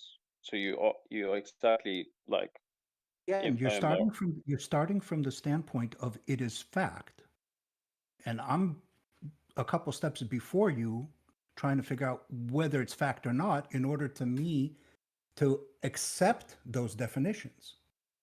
If I don't even accept the fact that this is written by a deity or by a god, because to me it's an obvious book written by Bronze Age people for their own benefit, to make their lives simpler, to make women more compliant, to make their neighbors less aggressive, etc.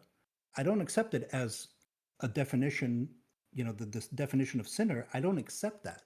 So even if I can admit to the fact that, hey, maybe 5 years ago I stole something, or 2 weeks ago I lied about something, I don't accept the definition of myself as a sinner because the book itself is irrelevant.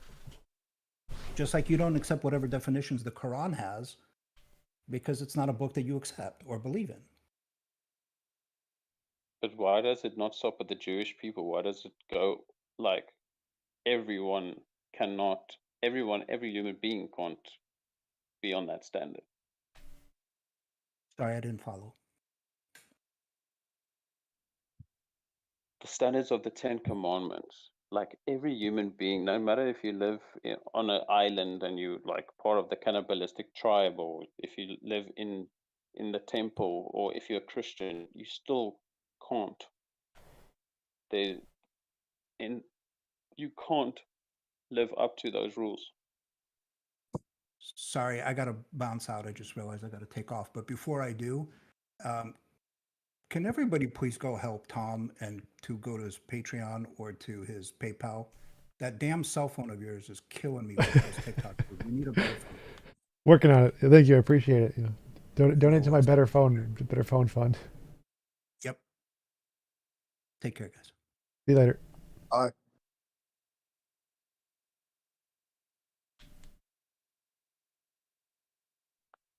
See, like that guy, he's got all the knowledge. He knows everything in the Bible, but he doesn't know the wisdom between good and evil.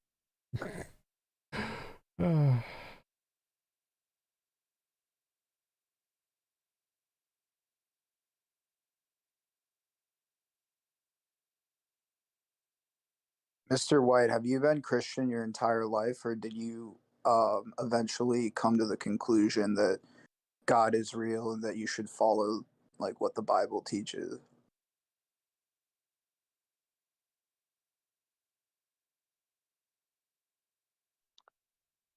I thought I was Christian. Like I made the like a whatever vow, whatever you call it, when I was a kid. But I came to see that Christianity, that people think it is, and what it is two different things. What do you mean by that? Could you explain like exactly what you mean by that? Okay, so for you now, do you think a Christian thinks he's like a good person, or he's like good in front of God? Thank you, Antipode, for the better phone. Christians think they're good people. Some do, some probably don't. So I don't think you can blanket statement like any group of people and say they all think they're good or they all think they're bad. Okay, so In addition, there's a large variation in denomination of Christianity. That's a good point. What one believes could actually condemn another to hell. So you really have to take that into account. yeah, but why is everyone focusing on hell? Like, you should be focusing on God. You're not going to hell or whatever infinity if you put your eyes on the God and not on everything else. I don't believe in your God.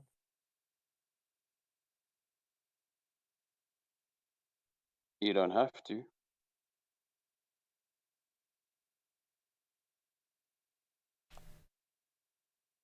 How would we know which denomination of Christianity is the most accurate, or at least the most in line with what your God wants for us to follow? I would go to the Torah, which is the originals, and then use the go read any of those books of the New Testament. It's not the denomination that counts; it's God that counts. You have to focus on God. Well, first of all, do you practice Catholicism or are you a Protestant? I don't practice. I don't need to practice because there's nothing you can do to get to be better in God's eyes.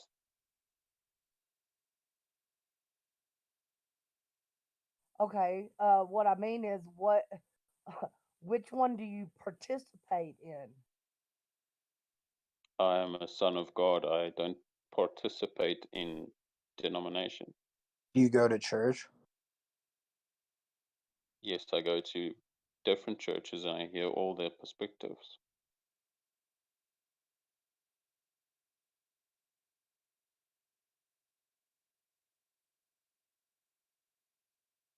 So you're more of just a general believer rather than kind of like stuck in one denomination, is what you're saying. Yes, I believe what God says first, and then so you go to church, you listen to what they're saying, but you have to go read it for yourself because otherwise there will be manipulation. How do you know that what you're reading is directly from God? Like, it seems like there's a lot of evidence to the contrary. It's very clear.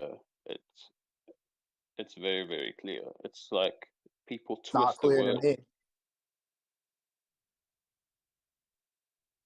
Read it again. Ask God to help you. Just read it and read it. Mr. Okay, White, so what's the requirement for salvation? What's the requirement? What must I do to be saved?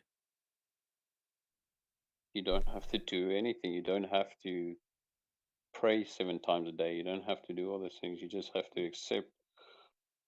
You have to accept that God is real, and that Jesus is real, and that you are so sinful that you actually need Jesus to be. So it's not, dude. You have to understand. God is gonna come back. So it's not. So we fear God. God is coming back. He's gonna destroy us all. Okay.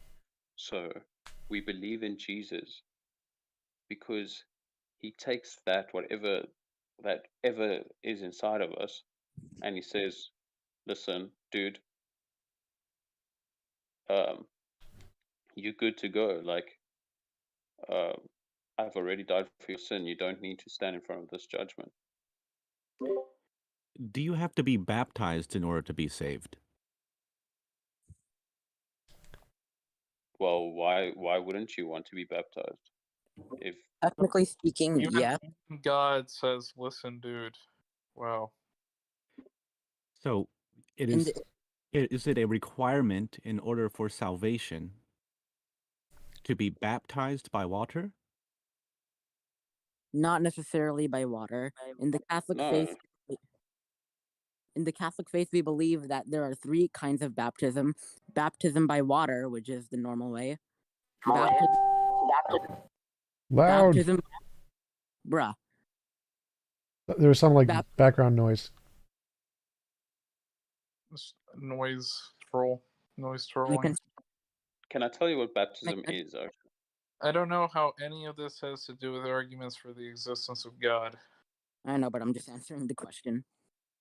it's an argument from a different perspective. It's not. It's not on Basically, your ground. It's on God's ground.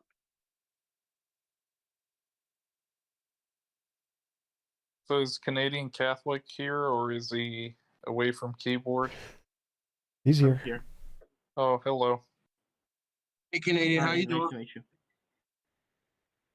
Hi, Frank. How are you? Nice to see you again. Hope you're doing all right, brother. Yeah, I was just writing a blog post for why you should prefer classical theism over neoclassical theism. Interesting. May I address the question about baptism and whether it's a requirement for salvation? Bro, that stuff is so relatable, man. God. Do trolls ever get tired? I think it's just there's an infinite supply of them on Discord. An infinite regress of contingent trolls. Yep. Yep. What's your Oh my god. Well, if all of the people that were baptized are going to go to heaven, that's kind of weird because they don't even believe in God. Oh, there's actually nothing in the Bible Hey, that you need to be Canadian. baptized to go to heaven. Zero. It's just a declaration of your faith. It's just saying to the other people in the church, listen, please help me stay on the road.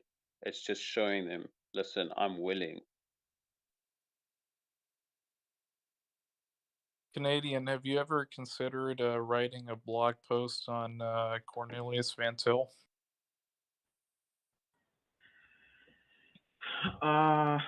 Cornelius Van Til. I'm not that familiar with the man. From what I understand, the way he did philosophy wasn't really good. But I'm gonna like hold my judgment until I get into him. And it's also not fair because like we judge people by their students, and maybe their students, quote unquote students are bad. I don't know. From what I've heard from people I trust, he doesn't do philosophy well at all. And it might be a waste of time. But other than that, again, I'm just gonna withhold judgment for now. Okay. Does anybody know of a way to I've like heard make several, a like, decibel limit for Discord? So if they like go above the decibel limit, they get muted instantly.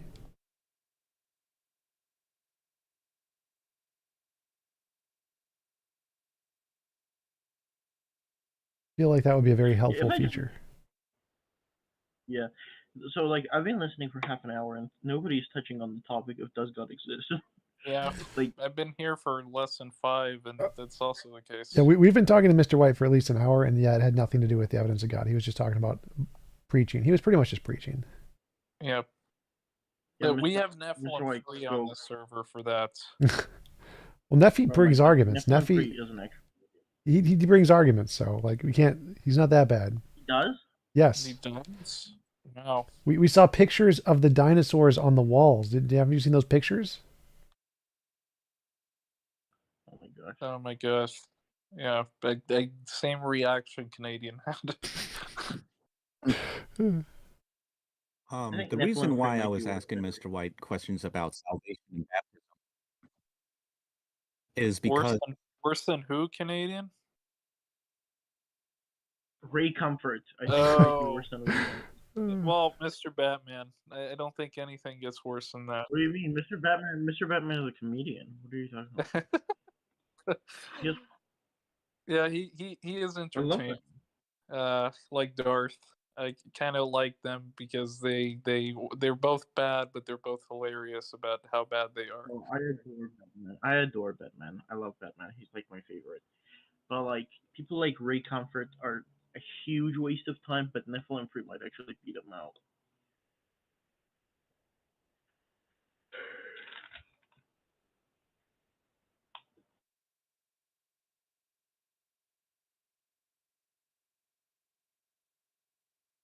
TJump, when you were arguing against that Muslim about the contingency argument over like 2 hours ago, you could have just brought up the modal collapse objection to the PSR. Who guys? Are you talking about like my previous debate with the Muslims? No, the one that was here that you said that he was creating obscure definitions in order to argue for his God. He was on the stage earlier. I do not. Yeah, I don't even remember. So. Oz 4. Oh, he was a yeah, Muslim. you guys were talking about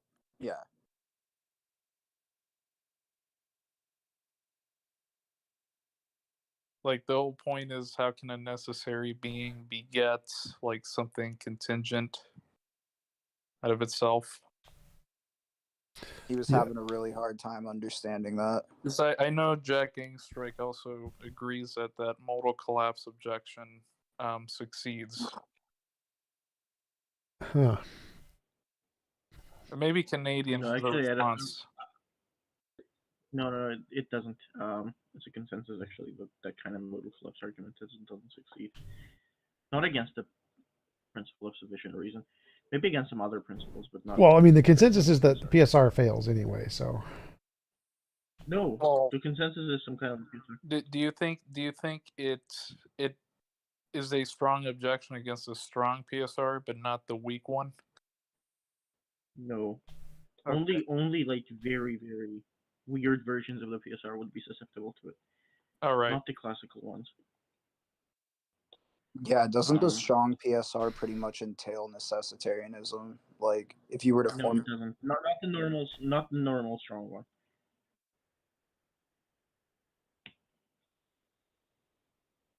Hey guys. No, it's just a thanks for huge. bringing- Oh, sorry. Am I audible? yes. yes, Thanks for bringing me back. I had to switch devices. I had a question about hell for the theists. Does anyone take the position that ignorance is an excuse when it comes to like getting into heaven? If I may answer. So, following Aquinas, we don't believe ignorance is an excuse, but we believe it reduces blame. Right. So like So- the tribe that's like cut off from the world that's never heard of Christ, they're not default damned. Well, not necessarily, but that's not a good thing to be, right? In our view. I mean, we can't say that anybody's damned, to be honest. I mean, that's not up to us. We can say what damns people, but we can't say that any person is damned. But yeah, I wouldn't go so far as to say that they're necessarily damned, but they're in danger. Is it more so that Especially- they haven't heard the word, or that how they live? Like, in theory, could someone live like a Christly life without actually hearing the word of Christ? Well, there's a concept of virtuous pagans that comes from like Justin Martyr, and this view that certain pagans were close to God, and God would look upon them. And I mean, I've shared some parts, like I've said on record that I do believe that Aristotle is in heaven, for example, right, or Plato, and yeah. But like beyond that, no, I don't think that like good works save. Nobody's gonna be saved because of good works. It's just that ignorance reduces blame, but it can't eliminate sin. Right. Aquinas actually covers. Yeah, Aquinas covers this in this one. Well, didn't he also say that part of being in heaven is the awesome part is watching the people in hell, though? That wasn't very cool, I don't think. That's what I don't know. physics teaches. I guess I haven't read that far. Well, where I'm going with my line of questioning is this may not necessarily work with all theists, and it may not be a great point with every theist, but I tell it to Muslims a lot. It seems to me that if you can go to heaven without actually hearing the word of the prophet, what would be better to ensure people's souls is to not spread the word around. Yeah, so that's based on I might tackle that. That's based on utilitarian philosophy that we reject. That view. We believe that ends don't justify the means. There is a way to act correctly, and there's a way to act incorrectly. And what's correct for the intellect is to know the truth. And saying that no, it's incorrect for the intellect to know the truth because if it's ignorant, then blameworthiness is removed. It's just utilitarian philosophy, which we reject as wrong. Truth matters for its own sake, without any benefits. And the end of the intellect is to know the truth, and God is the ultimate truth. And we have to make sure that we are doing all we can to help people understand that. That's the point. You're kind of using some kind of weird consequentialism that we don't agree with. We're virtue ethicists.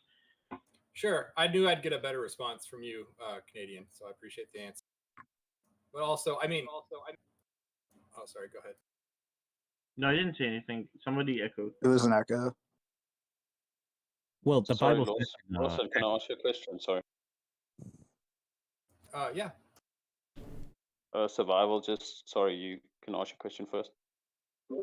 Oh, well, I was going to reply to Lawson. In Acts 17 in verse 30, it says, and at times of this ignorance God winked at, but now commandeth all men everywhere to repent, because he hath appointed a day in which he will judge the world in righteousness by that man whom he hath ordained. So I think the answer to that question would be that people are without excuse. It's the ignorance God once winked at, but now it's commanded that everybody would believe the gospel.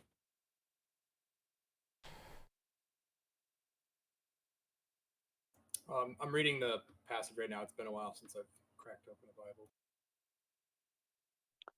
Bible. I just want to know if you guys think that hell is like a physical place, like that hell is going to be forever. No, I'm an atheist. Yeah, No. yeah. Actually, I mean, if I may answer it, yeah. So, hell is a place, not just a state. That's I have a more general question about the concept of salvation How in do you? Christianity. So Okay. apparently, in order to truly be saved, you need some sort of libertarian free will to freely choose salvation over damnation. But no one has ever been able to coherently give an account of how libertarian free will would actually work, like yeah. metaphysically. So that's wrong. So, yeah, that's wrong. First of all, you don't need free will to be saved because nothing you do saves you. Things you do are necessary conditions to be saved, but nothing you do saves you. It's just wrong. But secondly, we don't believe that you need libertarian free will, but that you do have a libertarian free will, because that's the only kind of free will there is. If our arguments are correct, then determinism undermines free will. All you need for free will is agency plus lack of causal determinism. As in, your events should, in some degree, be agent caused and not event caused. And there you go, you have libertarian free will. From my understanding, a lack of causal determinacy and what you call agent causal, like I don't even know agency. Basically, like if there is no causal determinacy, then it's just randomness, and randomness would not be up to you.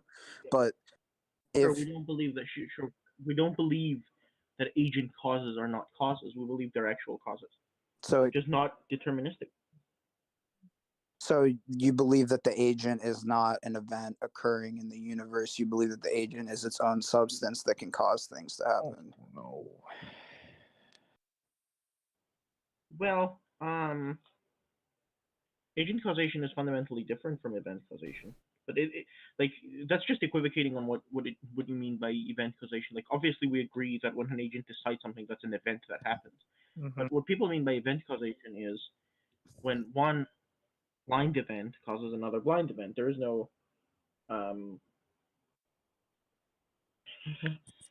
kind of agency involved in the process, and we say that that's not how our free will works, because our free will originates from the agent, not from events that have no that can begin like that can have completely like pretty much be very distant from the agent. But aren't all agents the result of events that happen that are outside of their control? Like, for example, conception and birth. Aren't those events that occur that are outside of the control of the agent? Sure, and that's why we don't call them free choices. I didn't freely choose to be conceived. Right. But so, like, if every thought you have is an event and your thoughts ultimately lead to you intentionally acting upon those thoughts, I don't Yeah, see. that's again just you're obfuscating the language, right? Thoughts do not causally determine for me to choose something, right? I don't have control over my thoughts, and that's irrelevant. What's relevant is that thoughts do not necessitate any one action. Thoughts only make sure that I'm not starting from ground zero. And I never argued that I start from ground zero. I make the choices that I have available. But from the choices I have available, and the ones that are free, are the ones that aren't causally determined or forced by external factors and so on and so forth. That's all that matters. Yeah. But according to God, like we all Yeah. sinners, no matter what your choices are. Huh? Wait, say that one more time. According to, if God comes in front of, it doesn't matter if you're perfect in your choices or not. If he comes in, if he comes right now, he doesn't determine. I can't make sense of it. Okay. So let's broaden the scope a little bit. I mean, this is a common objection to theism and its relationship to human free will. So, if God were to be omniscient and had foreknowledge, how can you have that kind of free will if you can't contradict God's omniscience by choosing against God's Sure. omniscience, then how could you have free will? Yeah, so this is a big one, and it depends on how you want to cash it out. So, God has knowledge of all things, but He doesn't cause them. So there is some kind of a bivalent relationship between them. So, for example, God knows things only because they happen, and they happen because God. So had they not happened, or had they not been possible to be happening, right? God wouldn't know them. That's stage one, or something like that. But more importantly, is this concept of contingent knowledge. So contingent knowledge is located externally, right, outside of God. And contingent. Now, again, I understand that this is going to be a hard concept to grasp. That's fine. But basically, what you're talking about when you're talking about free actions is contingent knowledge, right? Contingent is something that could be different, could occur differently. Yeah. That isn't tied with God. Yeah, like Joe Biden becoming president, right? So God does know that Joe Biden becomes president, but that's not God's necessary knowledge. That is God's contingent knowledge, which is located outside of God in the things as they happen. And now this is very hard to understand, so I have to bring an example that I got from my good friend. And let's assume that you believe that there are no non-avian dinosaurs right now, and you have a justification for this. And it also turns out that in the world there are no non-avian dinosaurs. Okay, now what you have is, well, at least conventionally, knowledge that there are no non-avian dinosaurs. But if somebody in a lab right now were to invent non-avian dinosaurs, right? You would lose that knowledge without anything in you changing. Are you following me? Not really. Are you saying that when things happen? So our point is that knowledge can, yeah. So our point is that knowledge could, in principle, be gained or lost without anything inside you changing, and that's how God. But would that change God's knowledge of the past? No.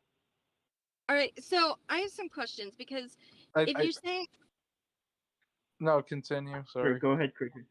so, how do you justify when God violated free will in, like, when he, for example, when he hardened Pharaoh's heart repeatedly to show his power and his glory and killed all of those people, when the Pharaoh, like, since he had to harden his heart, that means that didn't come from him. Yeah, that's of a theological nature, and that leads to another complex issue. But basically, we do believe in a sort of predetermination, but not the kind that Calvinists believe in. So what we believe is that God gave Pharaoh over to a reprobate mind. We don't believe that God came out and made sure that good person like Pharaoh would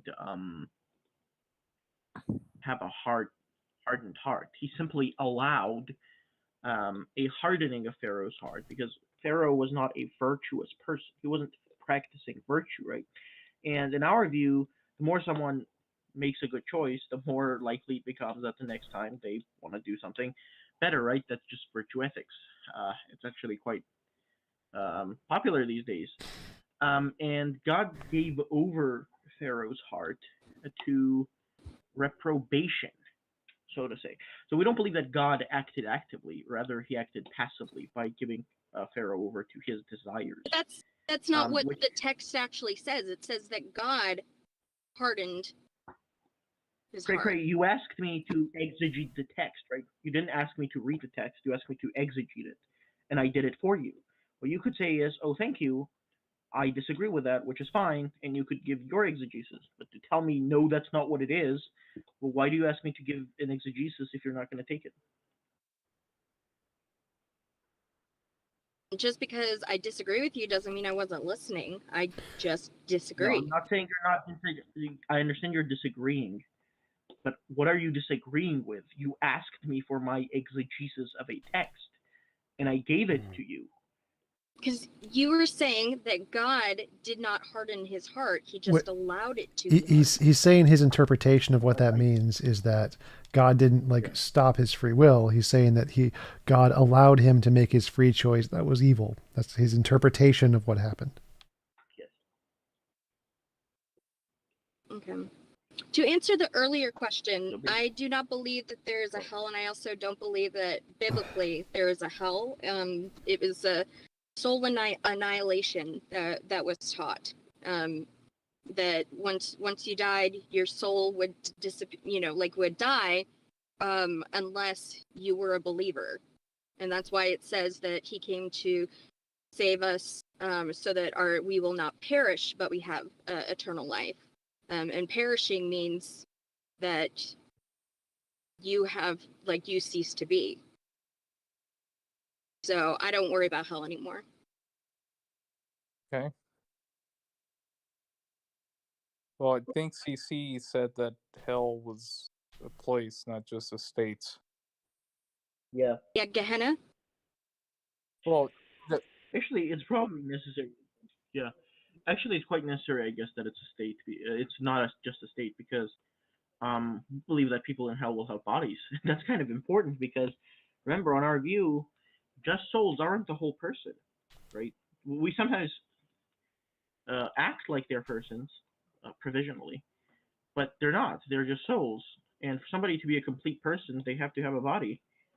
So, I mean, it's kind of necessary that there is a place like hell, not just a state, because there has to be a body. A question I want to pose to, it doesn't really have anything to do with what I was talking about before, but it's more of like a epistemological thing. Like, how come we have to have faith in God, but we can't know that God exists, if that makes sense? Like, why is there like a separation between our knowledge God in fact exists and like our faith? So split brain. That's just complete bullshit. We teach that God can be known with certainty through reason. I'm not joking. This is from the Catechism and from Vatican I. These are dogmatic, right? The Vatican I, at least, is dogmatic binding. It teaches that God can be known through reason alone with certainty. So this idea that you can't know God exists is bullshit. Secondly, of course, huh? Well, yeah, because God instantiates and secures all possibility. No, that's not what I mean. I know. I mean, It's a dark joke. But I know. But so yeah, that's just false dichotomy. That's not our teaching is that God can be known with certainty, through reason. The second point is that we don't believe that faith and reason conflict. Not at all. I mean, that dichotomy is just false, I guess.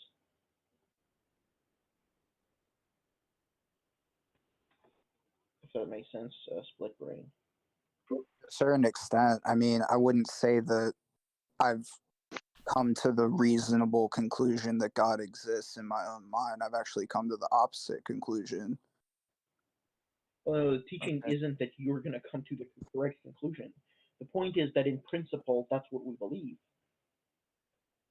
We don't believe this that you have to take it on faith without knowing, because that's just not what we teach. Sorry, go ahead. Well, faith, the idea of faith is that what are you putting your trust into for your forgiveness of sins? I would say the Bible teaches that you need to have faith on the resurrected Christ who died for your sins so that his blood pays for your sins and you receive eternal life. Now, if you're trusting in anything else other than Jesus Christ, then your sins are not paid for. And is why you need to have faith in Christ instead of just knowing that God exists. Hold up one sec, guys. I'm going to go start my dinner in the stream now. If anybody in the stream wants to participate in these Discord discussions, join the Discord. And if you want to be a mod and host your own stages, you can have your own conversations. Join the Patreon at the $5 level and you become a mod on the Discord and you can host stages. Thanks again for showing up, guys. I'm going to go get dinner. I'll see you guys later. Peace out. Thanks, TJump. Peace. Hey, TJump. Yeah.